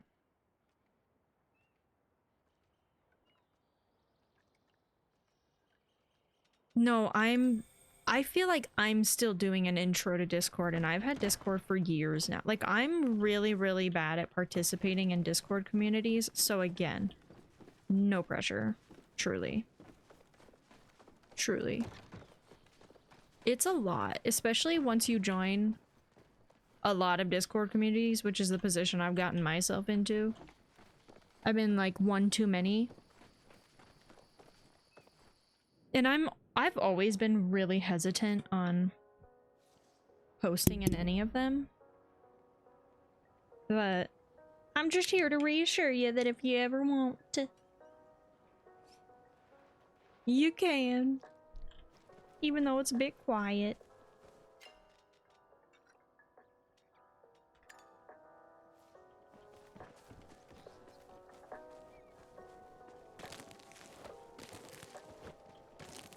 Give me the beans! Wait, was it beans or was it weeds? I wasn't fully paying attention. So many weeds all the time. Oh, I'm just now seeing what you actually typed, which is I'm doing my intro in the Discord now, which I understand for what it was meant to read as. Thanks for doing the intro! It's a fun way to get to know other people in the community, and feel free to scroll through the other ones. There's a couple in the general chat, but most of them live in the actual intro channel.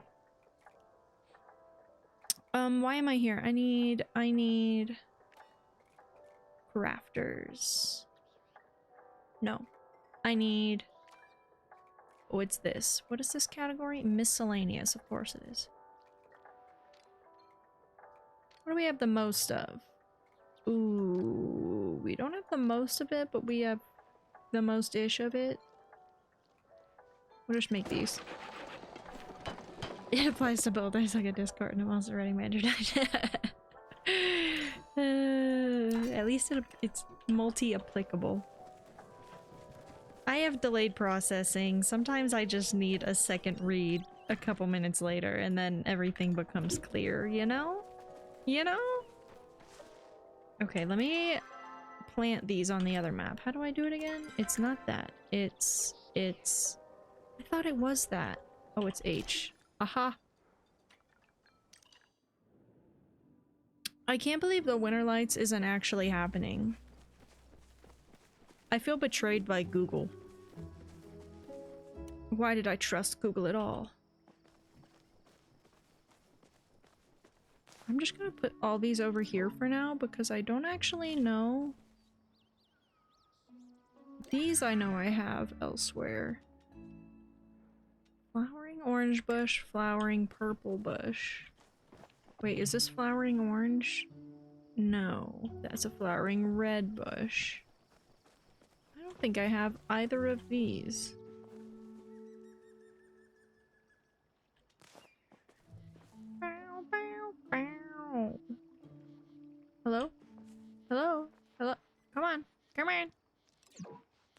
There we go. Next. Come on. No, why? It was not centered. There we go. I can move on now.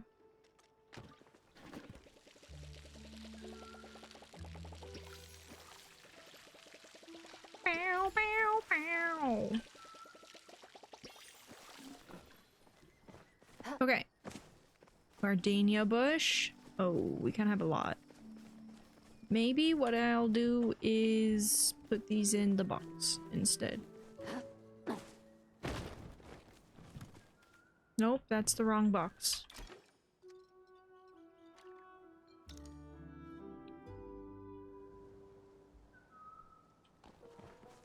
This box. Okay, gorgeous. Gorgissima. Well, now I'm like, there's no freaking winter lights. I wonder if it's happening tonight. Yay! I'll check it out after stream. Yay! Thanks for doing that.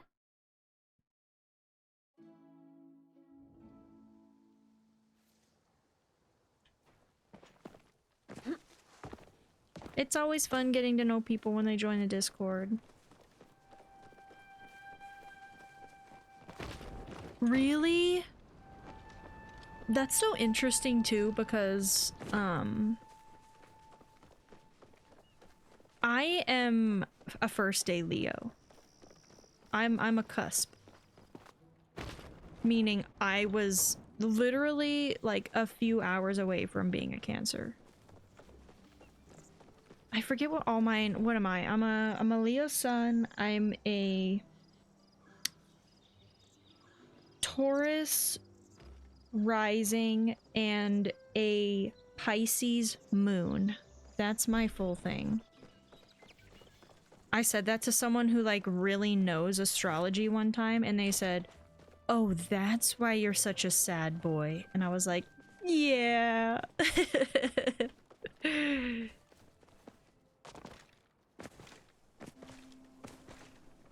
June 26th, I'm an early Cancer. I think that's so interesting how like groups of signs will gravitate to each other unknowingly. I also feel this way about autistic people and redheads, all in different contexts. Dang it. But I feel like that's where I don't not believe in astrology in some capacity. Aha! I win. Because it is really fascinating how the same groups will gravitate to each other. I feel like I also know a lot of Aquarius, like a lot. Like a lot.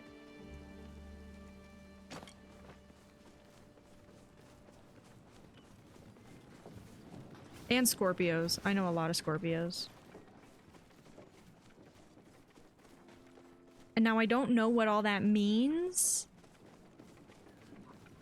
Like, I observe the pattern, but I don't know what it means, you know? There was a time where I was super interested in astrology, but it was another one of those things that I never learned enough about to really speak on it. I was just briefly super into it.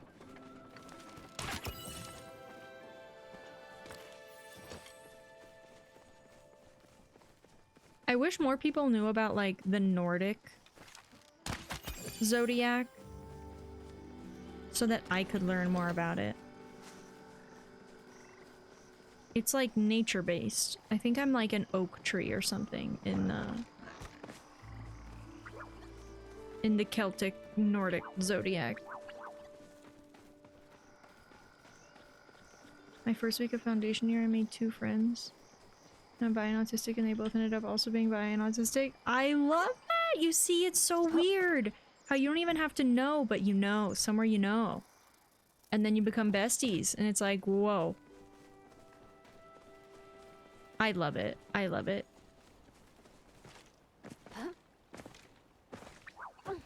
I wish education was free, because I'd go learn why social sciences work the way they do.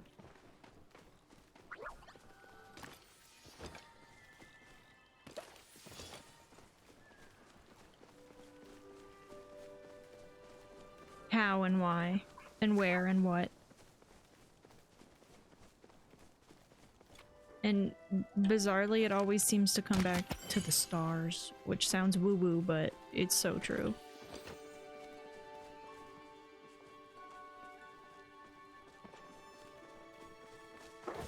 My sister likes saying me on autism radar. Sometimes we can figure out somebody's like somewhere else before, and they tell. I love that.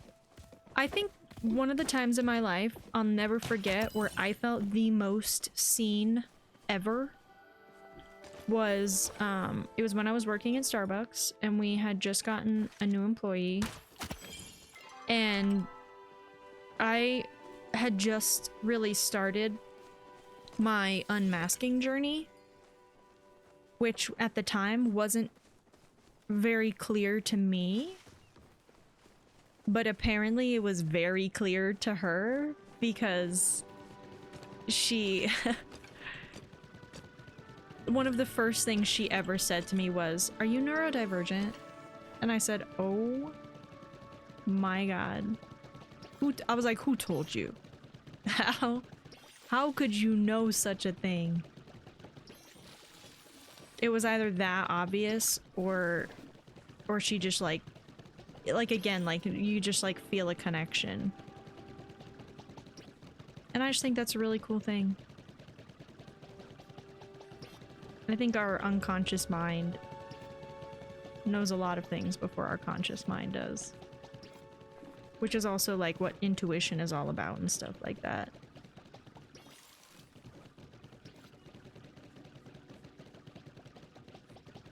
It's also similar with... Oh, what? My watering can is empty? No! It's also similar with LGBT peeps. It's so true. It's so true, though. It's just like this sense of like comfort and understanding.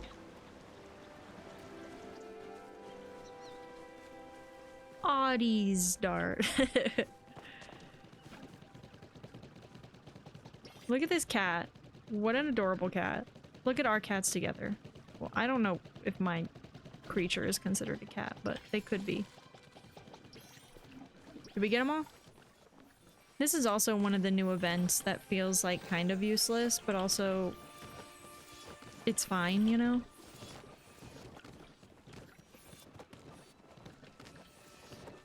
When they added the flow tree event in Bahari, they felt the need to add it.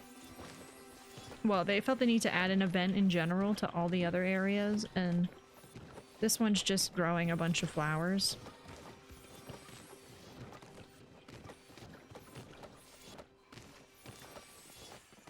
It's just a very interesting little thing. Don't hate it, don't love it. It just is.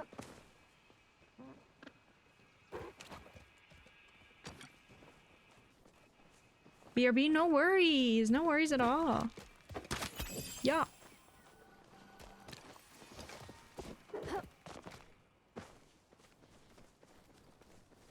Oh my gosh, I keep trying to... I've been playing a lot of Fortnite. I keep trying to crouch and slide down the hill.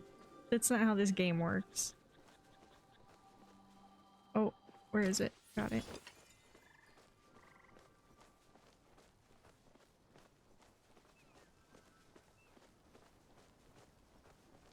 Run, run, run! I need more. Oh, I see a Sarnuk up there. I keep clicking also Fortnite buttons when I'm trying to shoot the deer. I wonder if other people struggle with that as much as I do. Because I watch streamers who don't seem to struggle with like keeping their buttons separated per game. But I am constantly mixing up what buttons work in what games. I have never been able to like commit it to memory which ones are for which. I've never been able to. And I keep saying, like, to myself, oh, the more I do it, the more likely it is I'll learn. Nope! I never learn. I never learn. Yoink. Yoink. Got him.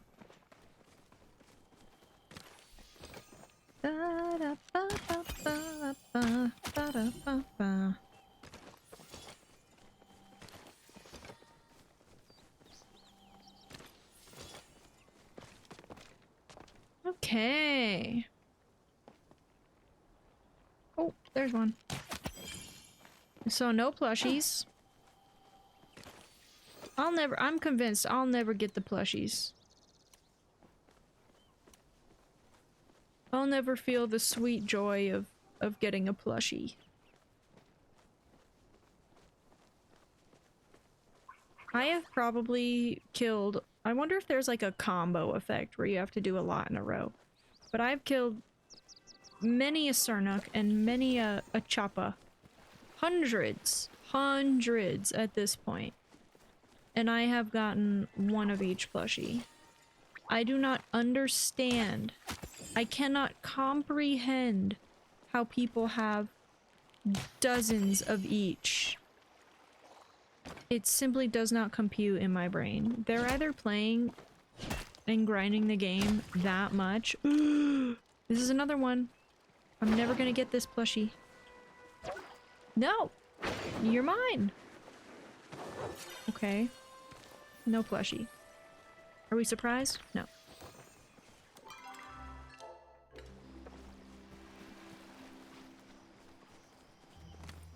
But they're either grinding the game like a lot or they're getting lucky. It really could be either. Because I'm pretty sure I have bad luck in general, in life. And this is reflected in my card pulls for trading cards, my plushie luck in Palia, my luck for general gambling giveaways and things like that. I just have bad luck. You know, I feel like everyone knows someone who always wins stuff. I'm not that person. So if you ever want to feel good about yourself, come like gamble or play games with me and I promise you will be the winner every time. Every time. I accept this. What is this flare for though? Ooh, silver.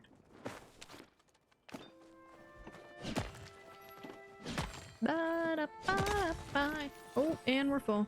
Alright, we'll go home.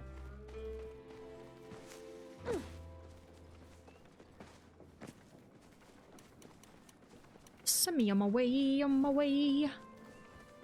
Send me on my way, on my way. Send me on my way. Send me on my way. Send me on my way. I would like to reach out my hand. I wanna tell you to run. Stay on.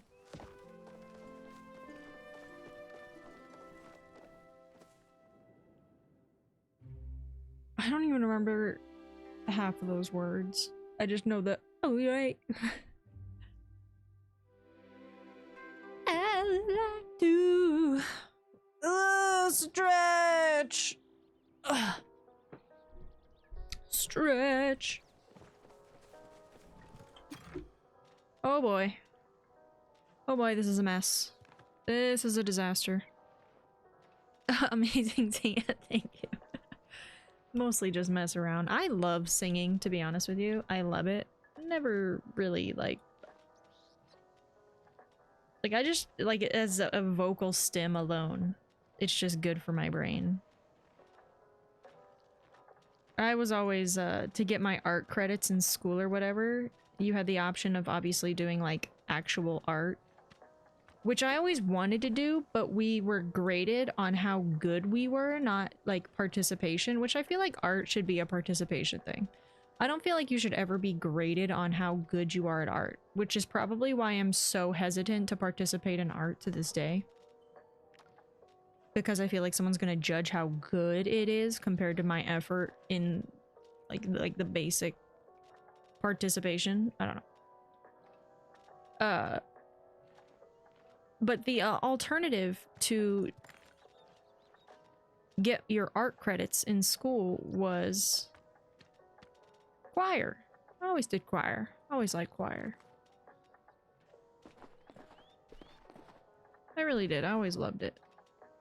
I just think it's fun to sing. Everyone has that friend who like knows they're better at singing than everybody else, which makes it not fun.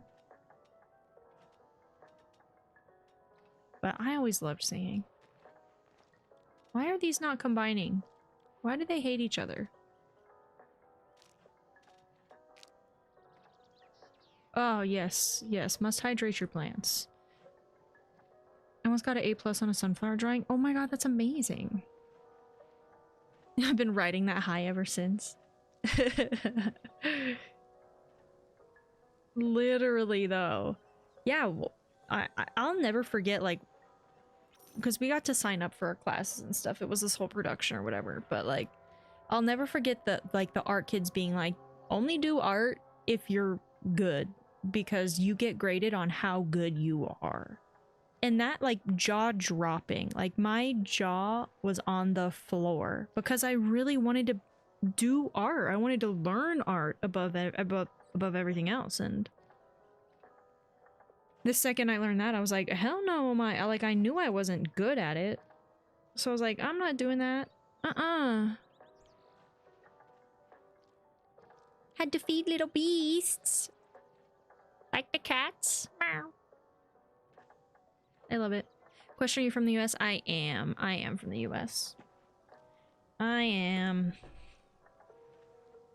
Womp womp.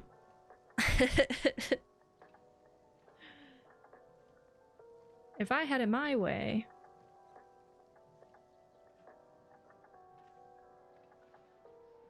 I know they say, you know, you can't choose where you're born, but... I'd have been born anywhere else. Almost anywhere else. I know there are much worse places than the US, but... I often feel like we were talking about earlier, like, alternate realities of my life. I feel like the alternate reality of me being raised, like, somewhere in Northern Europe, like Norway or Finland or Sweden, or somewhere like, Japan, that is just, like, in general, far more autistic friendly than the society we live in. I often wonder how I would have turned out, who I would have become. In US, sports kids in schools are the popular peeps, right? Yes, that is very true. And that was at least very true for every place that I went to school. Like, very true. The theater kids were always like, the weird nerds. And I was a theater kid. I never did theater, like, on stage, but I did a lot of, like, stage crew work. That was a huge passion of mine for a long time. Until the reality of, like, you know, all the adults around you go, you can't make a job out of that, you can't make a career out of that, and soon enough you believe it. And it's like, okay, fine. But yeah, the sports kids were always like that's where all of our money goes. Like, our school funds, all of our school funds went to the sports. So if you were on the dance team, or if you were on the basketball team, or the football team, or the cheerleading squad, or the, you know, whatever, like, that's where all the funds went. That's where all the kids, all the popular kids were. Yeah, the arts are definitely underappreciated. At least where I was raised. I'm pretty sure that's applicable to a lot of people in US schools, but I'm from Bangladesh, and Bangladeshi schools, usually the artsy kids... Ugh. See, that's... I love that. The artsy kids are the most popular. I love that. There was a specific... I mean, not the popular kid dynamic, but the fact that the artsy kids were appreciated. Do you know what I mean? There was a specific popular kid group throughout my high school days, and they were insufferable because they would sing and draw super well, and everybody loved them. Now, I will say, there's always like in the niche of the theater community, there was always like the mean girls. Do you know what I mean? Like, they weren't necessarily the mean girls of the school, but they were still the mean girls of theater. Like, there were those girls who thought that they were just like the best at singing or what have you. And it showed in their personality, to say the least. But most of us were just like weird little nerds who just like were trying to make friends. You know what I mean? And just loved doing weird shit. I don't know. Those were my people, to say the least. Those were my people. The quiet theater nerds. That was my home. That was my safe place. It's so funny how opposite it is. That is really interesting. And if you had never told me that, I would never have known. That is really, really interesting. So I'm like, I wish I could have studied like social dynamics. Sociology really was meant for me. It really, really was. I've always been, maybe that's the autism too, trying to understand the nature of human interaction, trying to understand why people act the way they do. There was one duo of best friends who just were super good at drums, and they were the biggest douches I've ever met in my entire life. Ugh. I mean, how interesting though that they were like the drummers. I love that. But yeah, like marching band kids were always like judged for being like weird nerdy kids. But in my brain, I'm like, how?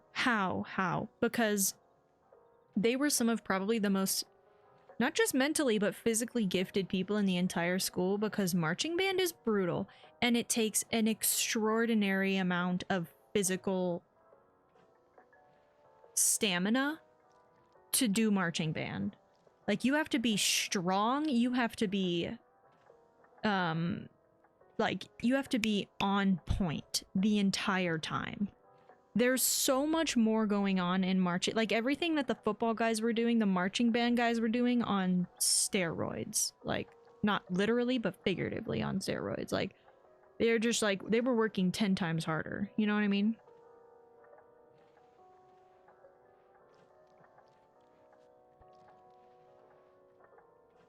A lot of stereotypic bullies in US schools are, yep, they're always sports or cheerleading. They really were. And like, that was like, that stereotype was pretty much true. It really was.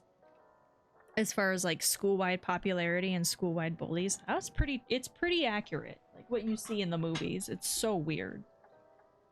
Meanwhile, I was getting bullied by a guy who played guitar and sang Wonderwall. Oh my gosh.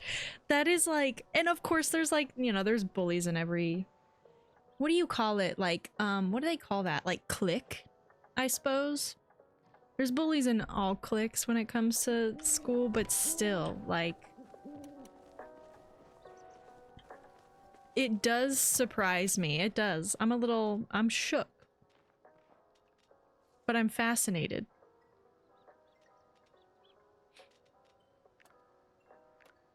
Because it just was not the same here. It just was not the same. Yeah, I feel for all the little theater kids who got bullied out of pursuing their dreams. I really do. 'Cause the arts are a really struggling element of American education systems. They're extremely neglected, and it's getting worse and worse and worse. And you know, I graduated from school over 10 years ago now. 10 years ago, over 10 years ago. So it was different for me then, but it's also still very much the same. It's only gotten worse, I'd say. I think it's pretty safe to say, like, the arts programs have only gotten more funding cut and things along that line. So it is kind of, it's sad. It's really sad. Because like we were talking about earlier, art and creativity is what, like, I think it's what feeds the world. It's the only reason we've come as far as we have. And it shows when things like programs like that get neglected, and it shows. Like, it's so interesting. I was actually, one of my old coworkers at Starbucks mentioned one time, you know, people like to say movies aren't the same, movies aren't the same. And then this particular coworker, who also did a lot of work in theater and stuff, was like, yeah, because 15 years ago they started cutting funding for art programs, and we're finally, like, the generation who saw that funding get cut, we're finally seeing the results. We're finally seeing what happened to the generations who didn't get that part of education. And I was like, oh my god, you're right. Like, I've never heard, I had never heard more profound information in that moment. I was like, oh my god, you're right. Like, no part of me didn't believe it. It's so true. We're finally seeing what happens to a generation who doesn't feel like they're allowed to express themselves creatively. And it's sad. The movies we make suck. The art we put out sucks. I mean, and it doesn't, you know, not everyone's art is bad, but it's like, on a grand scale of things, there's really just there's a difference. There's a noticeable difference. Cinema's not the same, the books aren't the same, the plays aren't the same, the art isn't the same. So many things are just not, they're not quite as profound as they used to be. We've lost a lot of whimsy, I think. A lot. School concerts, school events with music, proms, galas, etc. were all places for the popular kids to be on stage and just get a spotlight. In the US, jocks and cheerleaders get more attention, so I guess the problem is just teenagers and standard. Yep, they do. Yeah, oh, let me finish it.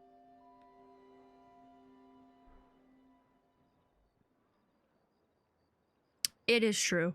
I think no matter what, like, there's always gonna be, like, a popular group of kids, right? I think that's, like, an inevitable thing, especially when you get a bunch of teenagers together with different backgrounds, different parents who raise them, different ideals, different morals, you know.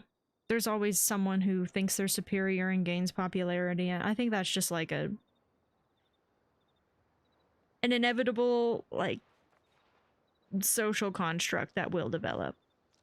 But it is interesting how it manifests in different cultures. That is really, really interesting. It just shows, like, where true values and morals lie within those cultures, and, like, what's deemed more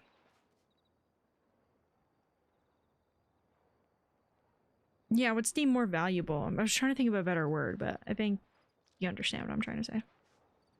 It's sad how this is happening in the US because movies and music and art are just so valuable to humanity. Agreed. Like, in Bangladesh, musicians are held at a super high standard, have more respect than sports peeps. Ugh. I really do wish it was opposite. It is a really interesting thing, like when, for example, football season starts up in the United States, how every conversation people tend to have in public, and I noticed this a lot when I was working at Starbucks, every conversation turns to, what team are you on? It very much becomes, which I think is, maybe it's not just an American concept, but it very much speaks to American culture. Like, what side are you on? you have to pick a side. You have to be on a team. You have to be on a side. You have to have a favorite. Like you have to choose a side here, whether that's being on the right or left of politics, or whether it's being, you know, a fan of this or that sports team. You always have to pick a side. I feel like the arts are a lot more neutral when it comes to picking sides. Like, I feel like there isn't such a clear right or left of art the way there is, you know, in America about sports. I don't know. I don't know if what I'm saying is making any sense. I'm losing my brain capacity a little bit. I'm nearing the end of stream, but I'm trying to get my point across. I'm trying.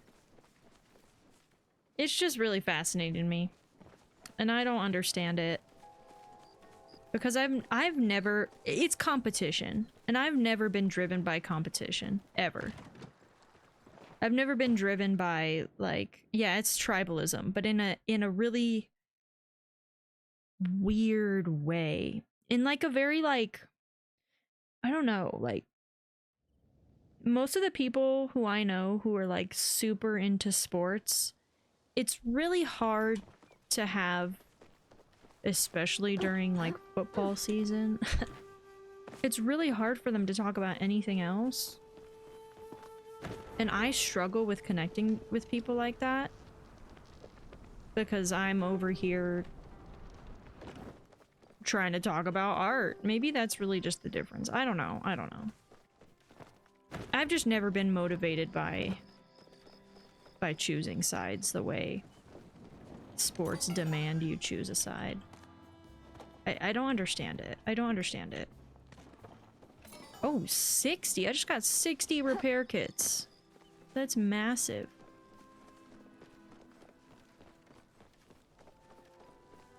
No, and that totally makes sense. It really, really does. It is like this, like, it seems like this deep part of human nature.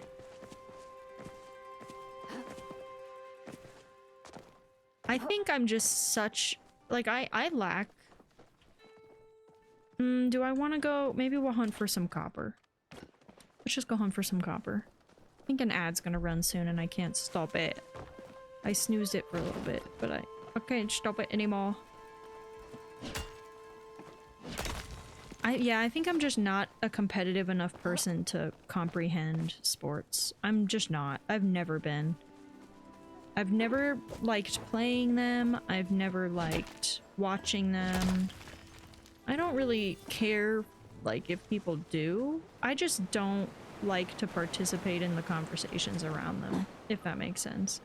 Like, you can love football if you want. I just don't want to talk about it with you. I just don't want to talk about it. Can we talk about art? Can we talk about pretty stuff or poetry or I'd even rather talk about politics? Because at least, like, politics, like, politics are reality.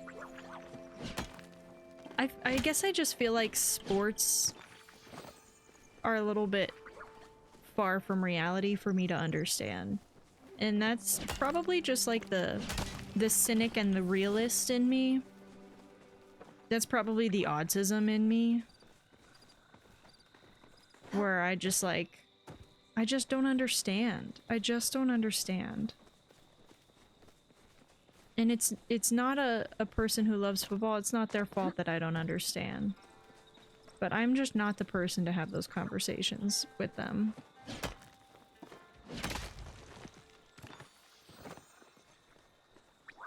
Oh, you also said something else I missed. Hold on.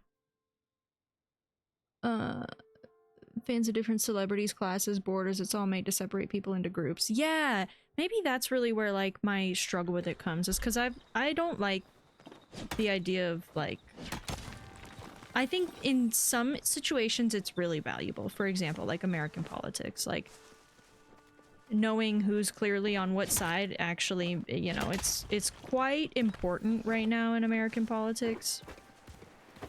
But when I grew up, it wasn't quite as important, so I think it just took a really bad person being in charge of the country for it to like really have an impact on people. But like I've said this before where I'm like, I remember when I was younger, as much as the president mattered, he didn't matter. Because we have checks and balances here. We have a lot of other branches that, you know, make sure that things run smoothly and fairly, and we've sort of lost that. I won't go into too many details, but like, it feels like it matters now more than anything. But in almost any other case, I simply don't understand trying to pit people against each other. I simply don't.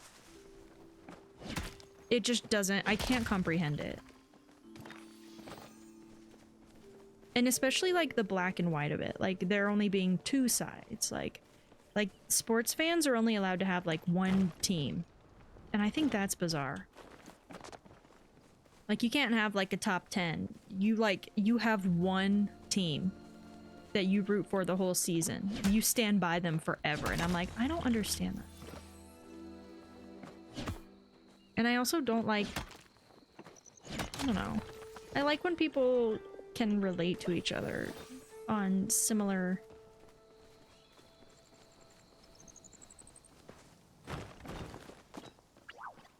I'm not saying it good. You said it better than I did, where you were like, it's all made to separate people into groups.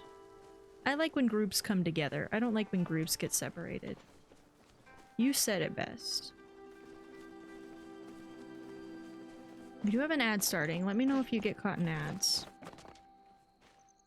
But you said sports fans are also more likely to root for their own country. Yes! Yes! Instead of advocating for peace, yes! There's another rabbit hole when you could say sports or war propaganda, but I shush. No, I understand that, like, completely.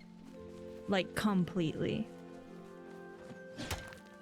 I think it's just, like, there's a lot of nuance. There's a lot of nuance. And I struggle to articulate these during these conversations because my brain is really like, oh this, oh but this too, oh but this too, oh but this too, oh but this too.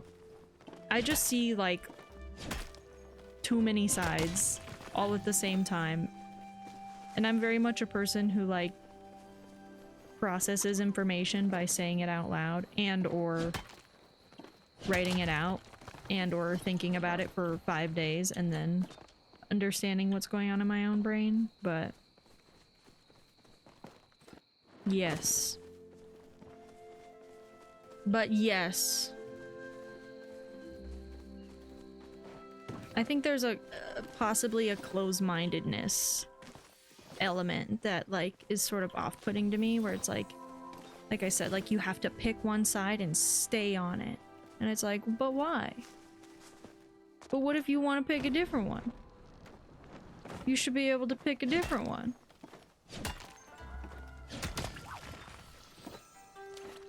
But why not both, you know? I'm very much a but why not both kind of person, I think. Or like,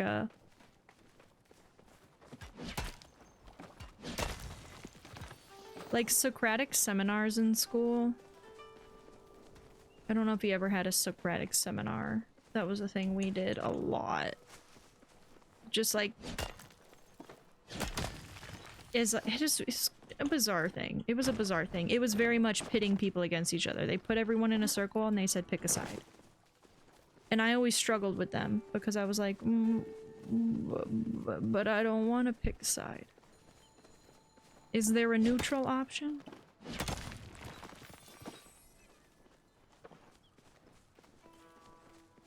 I'm refraining from myself.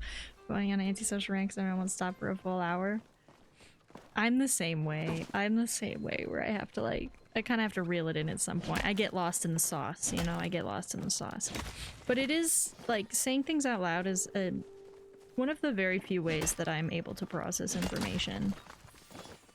I'm constantly changing my opinions on things. That's all I know. I am in a never-ending state of changing my mind, pretty much.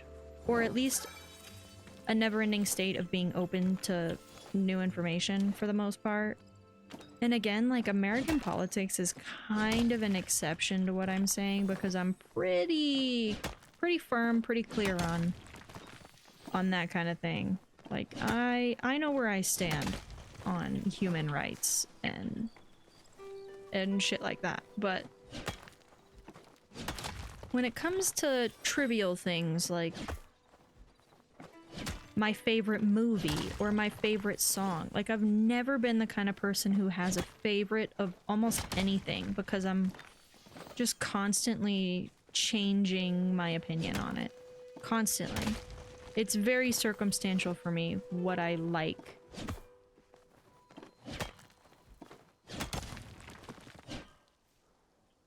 I feel like people should watch 2025 Superman movie and take his morals. Just never hurt any living being. Do good, help people, never put people on sides or make them fight. Yes. I think, yeah. At the root of everything, if the world ran on empathy and not like a superiority complex, we would actually be a functioning world. Society and the world would work. But alas, not sure based on history, and we know history repeats itself, unfortunately. Not sure we'll ever find that sort of balance. Or that sort of peace. I don't know. That's where I'm just like, I think there's a... That's where the reality for me starts to really show itself, is like, proof is in the pudding. And the pudding has never been delicious every time. Or rarely is the pudding delicious. Pudding is usually disgusting shit.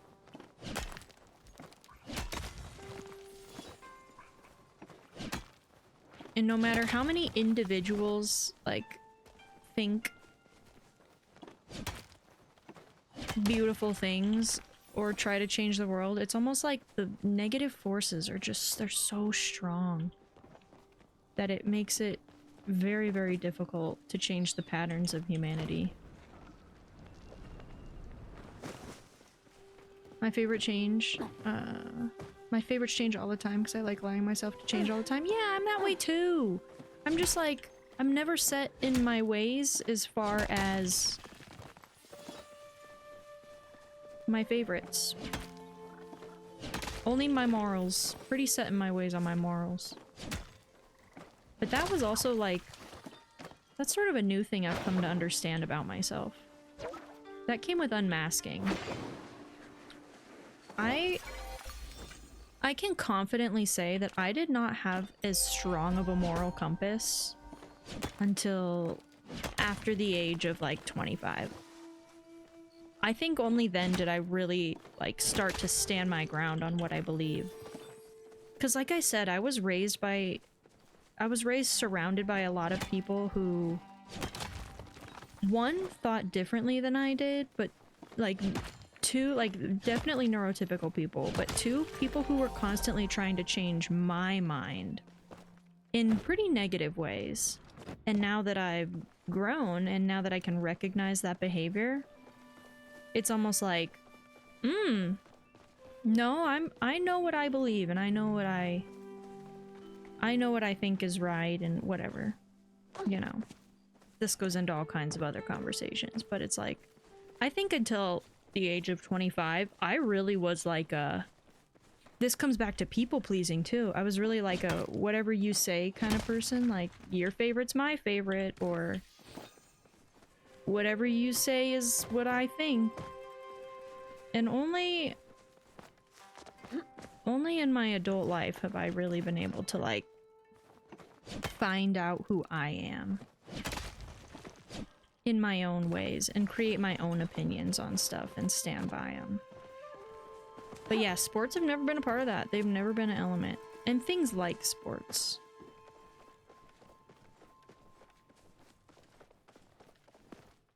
I think it all comes down to bias, too. Like, when I was in high school, especially, like, we were talking about, like, sports being, like, where the popular kids were and stuff. Like, you had to root for your school. There was no point in rooting for a different school. There was no point. Which I'm like, but why? But why? Just because I knew people there? Just because I had bias, you know what I mean? Which I think is really interesting, too. No, my storage is full! What am I gonna do? What am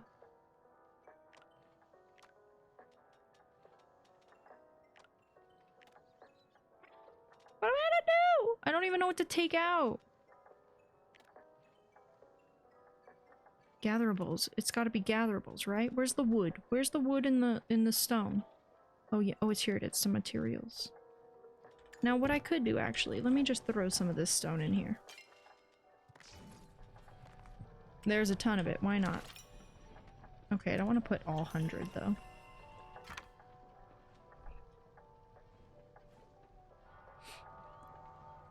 Oh, I like the second half of that thing you said. I don't think I really processed that, because accepting yourself as perfect and refusing to change is how ignorance and division forms. I like that. I like that. Only being able to support your home sports team is the same as being able to, being forced to have the same religion that is dominant in your country. Yes. Well, and that's a huge part of my upbringing too, is I was raised, air quote, under a certain religion. And now that I'm grown up and I have my own opinions, I do not relate to that religion at all. Like, at all.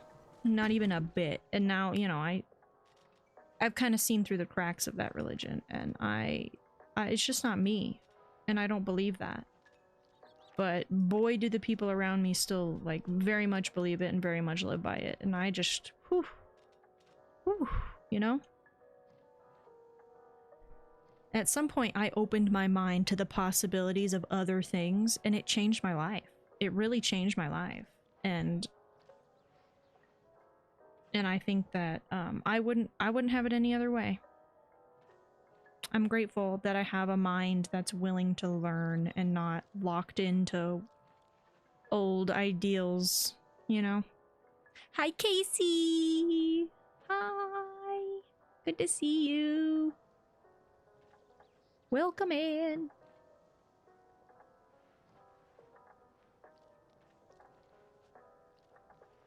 Peeps aren't ready for that conversation. It's so true. It's so true. That's a tough conversation. It's a tough reality. But I think that's where I'm like, I love talking to fellow neurodivergent people about stuff like this, because I think that we're far more willing to face reality in these ways than neurotypical people are, you know? And I've always been an existential person. I've always been drawn to existentialism. I hope you're doing well, Casey. Hope you're doing good. But yeah, I've always been drawn to existentialism, like contemplating, like, why we're here, what we're here for, what we're doing, how we're doing it. And it all started with being really interested in outer space and stuff. That's where it all began for me. Some people, space makes them feel very small and useless. And it makes me feel that way, but in a positive way, if that makes any sense. Like, it makes me feel insignificant / positive. It just puts a lot of things into perspective when you really take it back onto the and look at the scale of the universe. I love it. I've always loved that kind of stuff. I wish I would have gone to school for more things like that. I really do. I would have loved to study. If it didn't cost so damn much, I know I would have studied stuff like that. They make it so expensive to learn, and it's not right. It's not fair. Doing good? That's good to hear. That's good to hear. We're just talking about life in the universe, you know. I love the universe. I love having profound conversation. I really do. I wish I was better at it. I used to be so good at it. I used to have so many ideas, and I used to be so good at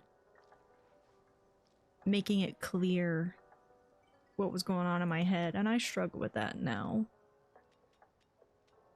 But I also, I sometimes wonder if that's just because at some point in my life, I stopped being surrounded by people like that. So I wonder if, like, the more I surround myself by people who like to have these conversations, if, like, talking about them will become easier again. I was a major physics nerd and took A-level physics, biggest challenge in my education. That's amazing, first of all. It made me learn basics of nuclear physics, theoretical physics, and astrophysics, and it was the most mind-breaking thing ever. It's so true, it really is. A-level's like the end of high school, British education system. Yeah, we have, like, what do we call it? We call it AP. I signed up for AP chemistry, and then all kinds of things went wrong. I was diagnosed with PTSD and dyslexia, and I like physically, like, it was like overnight I lost my ability to comprehend complex information. It was really interesting. Talk about, like, wishing I understood, like, the brain and what happened in that moment. Hence the many years of therapy that came after. But, like, I loved learning at such a high level. I loved it. It was one of my favorite things in the whole world. And it felt like it got taken away from me in some ways, and I still am really sad about that to this day.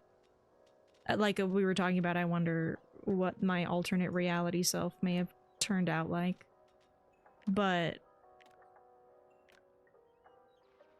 I loved science. Oh, I was gonna say, I saw a thing earlier today that was, it was a girl talking about the concept of fourth dimensional existence and how somewhere out there we're likely just the shadow of a fourth dimensional being.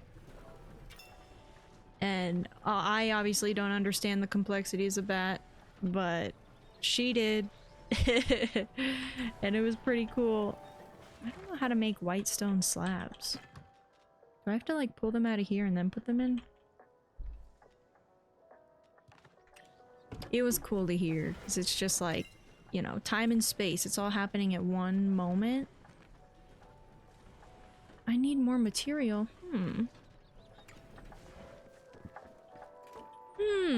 Is it in here? No way is it in here. No? Why don't I know how to process this? Interesting. I don't know how to process it at all. What the heck can I take out of here to fit? I'm not taking out my snow- I guess I could take out some snowballs. Hello? It won't let me. Okay. I don't know what to take out. Oh, it's because the snowballs have to go in here. That's why. Kinda sad they changed that. Like, I can't even put them in my pocket if I wanted to. Well, we gotta get rid of something. Oh, I'll take some flint. We do not need all that flint, that's for sure. I'll say this, I miss learning. I miss learning so much. Learning is fun.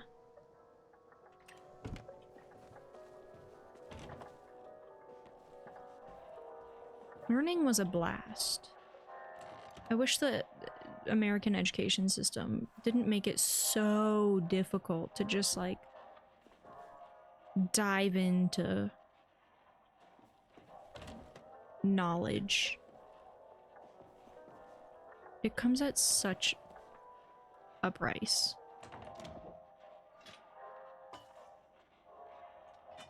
It's not fair. I just want to learn about the stars and shit, you know? Just let me learn about the stars and shit. Oh, let's sell. Oh, oh. We'll put, I think we need, like what? We need like 29?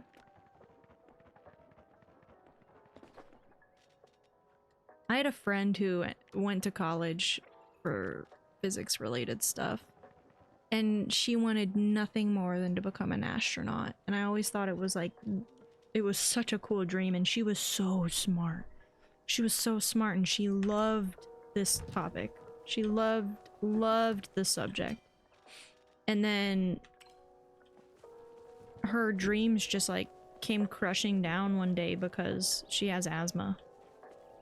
And they were like, oh, you can't go to space if you have asthma. So she just like never was able to pursue her dream. And it's so sad. It's so sad. Oh, no worries, Sharky. I was just saying how much I love learning and how I really would have pursued a deeper education if the American education system didn't make it so freaking difficult and so expensive. It really... I mean, the finances alone are enough to be like, huh? But then when it comes to like autistic support in the education system, like it doesn't exist. If you're not learning at a very particular pace, then you're just not, you don't get the chance, you know? And I'm grateful that I did get the education I was able to get, because there's so many autistic people in this country. Again, I can only speak to the American system. There are so many autistic people in this country that just don't get the education they deserve or the education that they want to seek out because their needs are, air quote, unmeetable. Like the system's ability to meet them halfway and help them get through an education is... it's non-existent. It's so sad. It's so sad. It's not fair. Europeans have it so easy. Like, imagine not having to pay for college or university. Ugh, I know. I'm so jealous. Granted, I feel like, God, education should be free. It's so sad. Especially when, like, when you think about... I mean, and that's the thing. Teachers deserve to be paid, but education should be free. So, like, how do we make all this work? You know, how do we... where's the happy medium? Where is the... I don't know, you know? I just wish... I wish we could all learn if we want. Instead of only rich people can learn. And most people who get a higher education, it's something their parents want. It's not even something they want, if that makes any sense. Like, I know a lot of people who only pursued higher education because they felt like they had to. And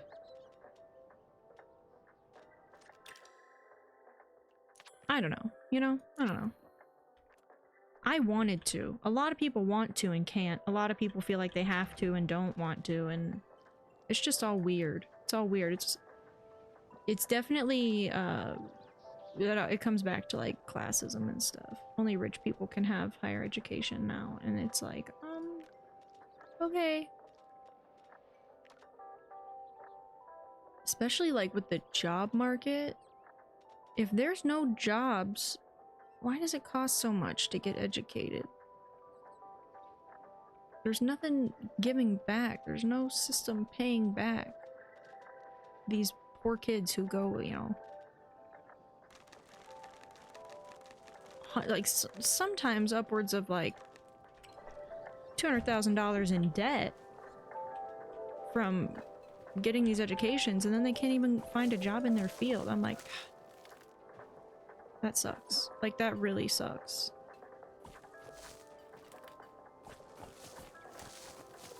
It's tough. There's no winning, I think. It's lose, lose, lose, lose, lose. But I just want to learn. And that's where I'm really grateful I have YouTube. Because at least, even though I don't get certified in anything, at least I can go look up cool shit on YouTube, you know? At least I can still find information somewhere on the internet that is free. It may not qualify me for anything, but it's fun to know. It's fun to learn, and it's fun to know. Weird fun fact, Bangladesh used to have a dictator who was called leftist because she was cheaper education, pro-LGBTQ, and better public transportation. But was still a dictator and still did evil dictator stuff too. Ugh. See, there's no winning. I think truly at the end of the day, no politician is... You gotta do dirty shit to be a politician, you know? You know what I mean? Even if you're on what is considered maybe the good side or the bad side, like, all politicians are doing pretty dirty shit. It takes a certain level of something to get to that point. Now, we can hope the best. For a lot of them, at least. Like, I love the direction some places are going versus the direction other places are going, but that doesn't make that particular politician a saint. It just means they're better than the worst one. She was an advocate for bloody hell, I can't type today. Oh, you're fine. You're fine. I can't read today very good, so yeah, you're fine. It's really funny though that a former evil dictator has a granddaughter who is goth lesbian. Isn't that this like it's like the sweet irony. It's like I really I saw something recently and it was like the Bush family, American politicians, they ended up with a trans like a younger member of their family who's trans and gay question mark. I don't remember, but they showed up to a comedy event, which was like a pro LGBTQ comedy event, and they just had a shirt that said Bush for Bush. Bush with a bush. I don't remember. It was really funny though. It was a play on their last name, and they were like, yep, family gatherings are really awkward because their entire family has like opposing views. But it was just, it's just like one of those things where it's like, I can't imagine being them. Like, that's gotta be really, really difficult, but like, I love someone who can be raised in a family with pretty, let's say, like, not so good people with not so good perspectives, and then, you know, still become their own person. I think that's a really special thing. That's kind of how I feel. I am so very different from the people who raised me. And I'm really proud of that. I'm really proud that I became my own person, because I am not proud of who they are as people. To say the least. You know? I am like... I'm glad I am who I am. Despite being raised by people who are not like me at all. Yes! Oh my god, I think yes. I think we're on the same page. I think you know who I'm talking about. I freaking love Dropout TV. I'm obsessed with Dropout TV. But yeah, it was so funny. They were like, you're like, holy shit, like this is real. Like, no one in that audience thought it was real until they started talking about Thanksgiving at the Bush house. And it was like, holy shit. They mean what they're saying. They were there. They were there. But yeah, I think it's a pretty cool thing to become your own person when you're raised around people who are completely opposite. I think it's a pretty cool thing. I always love seeing like I was the kind of kid who was very much like, don't tell me what to do. Except I didn't say it out loud. I just sort of looked at people funny. But it's almost like I knew what was good for me at a young age. I just really didn't know how to stand up for it. I knew in my mind, for the most part, what was happening. But I sort of had to, like, roll with the punches and just, like, go with it. But my mother loves to say that I was such a disrespectful kid because I said no. And I'm like, oh, God forbid a young child knows how to say no. And I think that's part of what, you know, made growing up a little bit harder for me, because I think in my heart I knew it was right as a kid, but I always had people telling me to do the opposite of what I knew was right. And then I became an adult and I was like, no, I know my boundaries now. And that became a huge problem. Like a huge problem. And I realized, oh, that little girl, she knew exactly what the fuck was up, and she was just trying to, like, hold down her boundaries, you know? I think hindsight is so funny. Because truly, like, if I compared the person I was as a very young child to the person I am now, it's actually so similar. But in between the mess of those, I was like 20 different people. Just trying to figure out, like, what my reality was. I really went through so many phases of being so many different people. It's weird. It's weird. It's weird. I feel like our parents would get along. It's just a vibe. Yeah. I'm glad I'm different from them. I'm really glad. It does make it difficult, though, just to, like, you know, it skews your perception. You really gotta... that's why, like, we were talking about, like, Twitch. Like, knowing that there's other people out there who think like me and who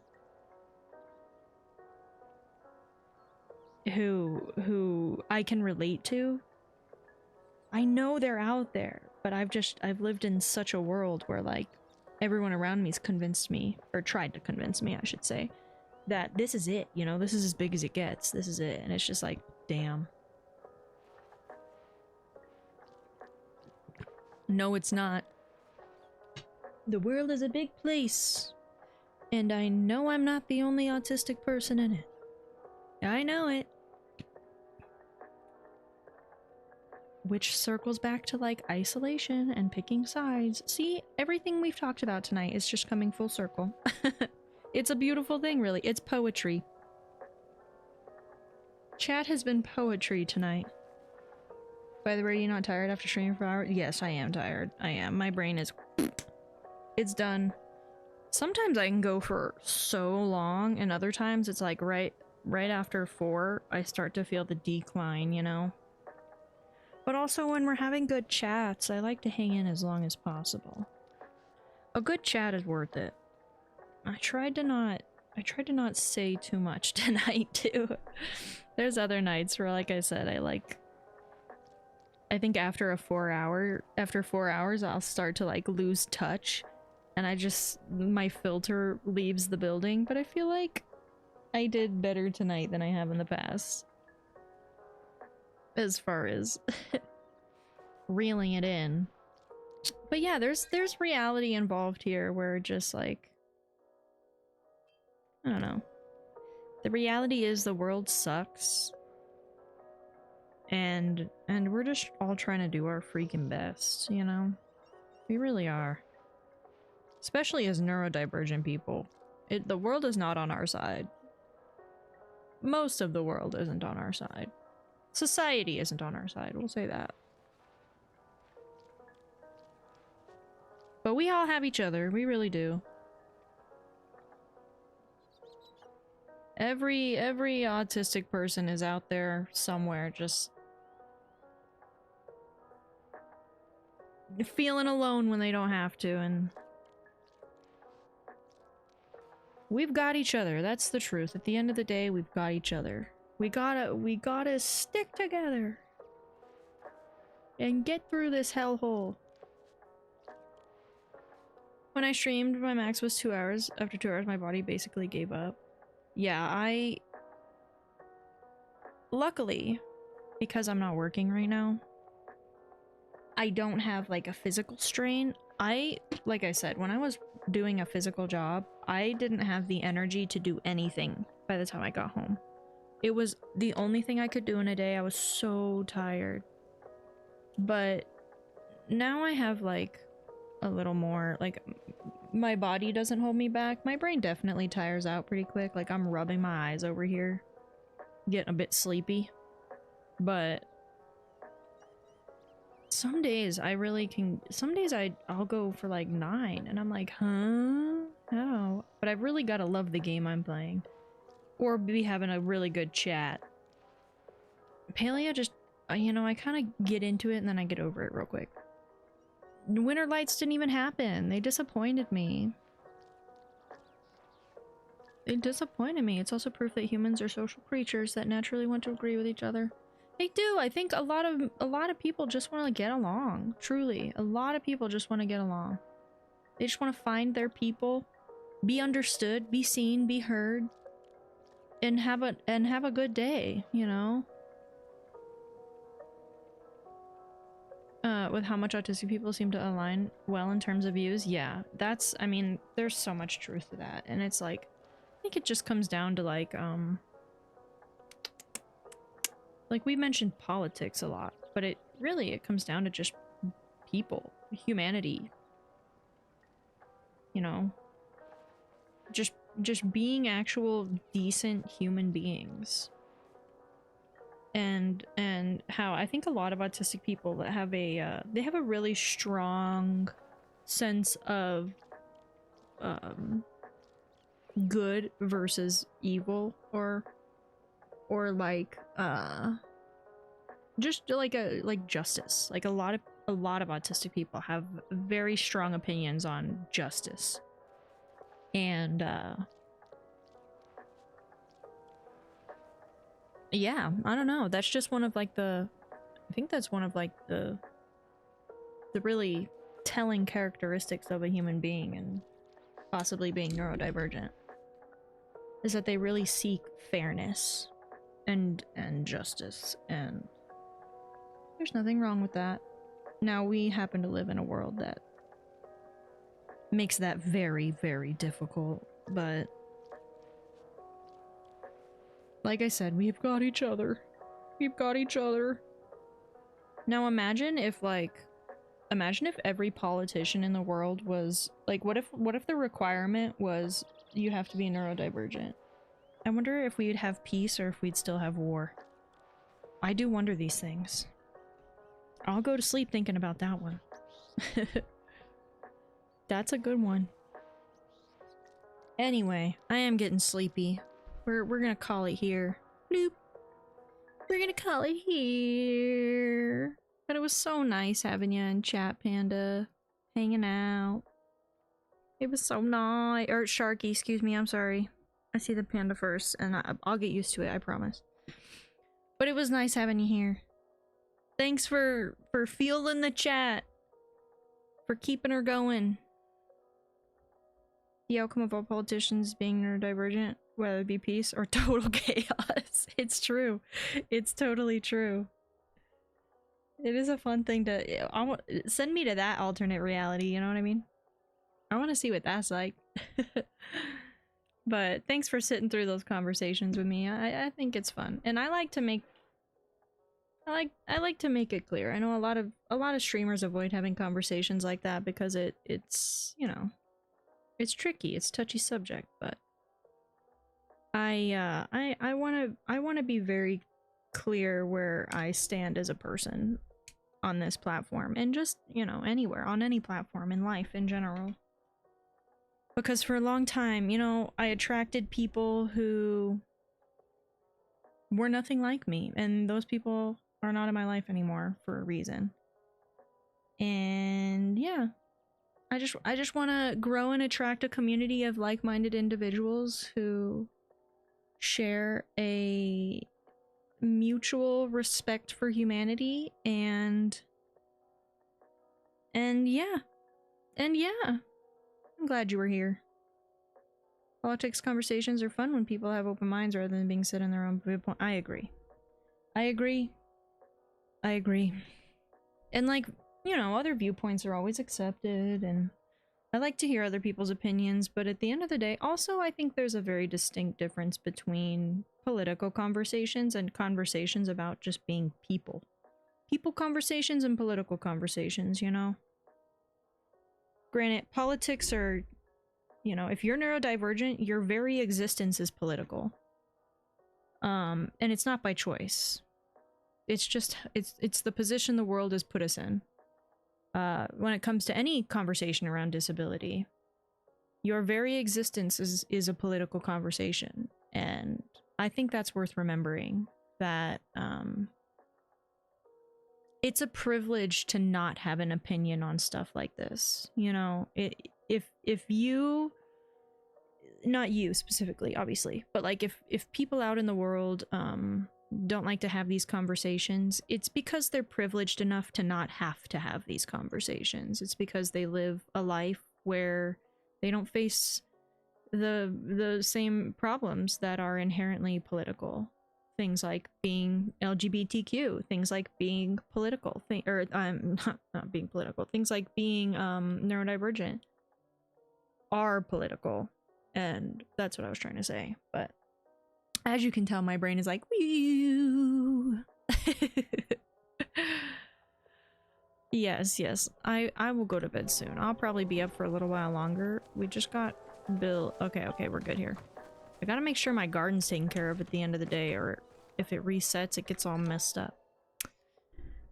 But yeah, I think every person out there deserves to be seen and heard for who they are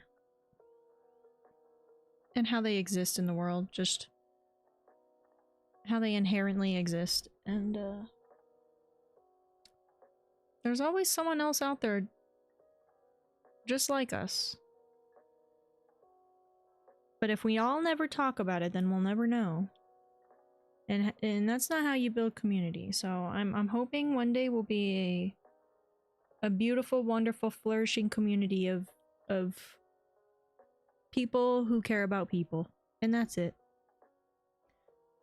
Just people who care about people.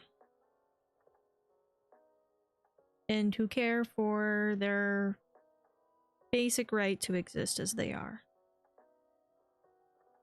And maybe free education. For all. Because that'd be fun too. I'd love to go back to school. I really would. Learning is fun. But learning when you're being judged for how you learn is not fun. As I go to YouTube tonight to learn more, I've been so obsessed with crafty things like fiber art stuff. So I'm about to go to YouTube and probably watch some videos on how to make your own linen from flax. I was also looking at videos earlier on how to make paper, which is just so cool. Paper production is so easy and so cool. I want to do it. Education is what makes you a good person. It is. The more, you know, knowledge is power. Knowledge is power, and not just like physical, like it doesn't just manifest like physically in life, but it's, you know, knowledge is empowering. The more you know, the better you are. The more you're willing to know, the better you are. Anywho. Alright, I sent you all the links, you got all the links, so I won't send them again. I won't spam my own chat again. I recognize that it's just you and me here. But again, I'm very grateful. I'm glad we had these talks. Uh-oh, where'd all my stuff go? There it is. Bring it back. You too, take care, sleep well. Or whatever time zone you're in. Have a lovely time zone. And I'll try to be back tomorrow. I don't want to guarantee anything. It's like today I woke up and I was like, I want to do emotes.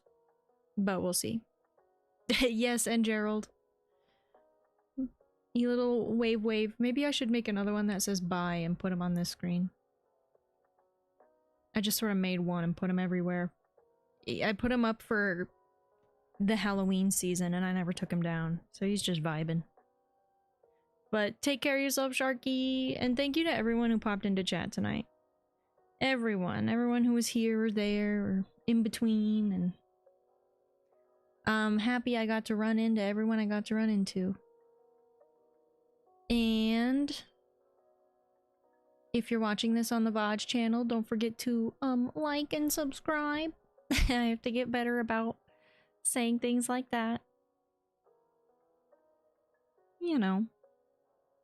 If you ever want to come over to Twitch, feel free to come visit us on Twitch. The link should be in the bio for my Twitch. And yeah. Normally I raid, but sometimes I don't. And we're not gonna tonight. We're just gonna chill. We're just gonna head out. But I appreciate you. Appreciate y'all for being part of these good conversations. Oh, I gotta put on the we gotta put on the good vibes. The this. Wait for it. Stop that. Cut that out. There we go. Some jams, some tunes. I like to end with my Zelda vibes. Oh my gosh, I should say this too. Kaitis, thank you so much for all the support earlier.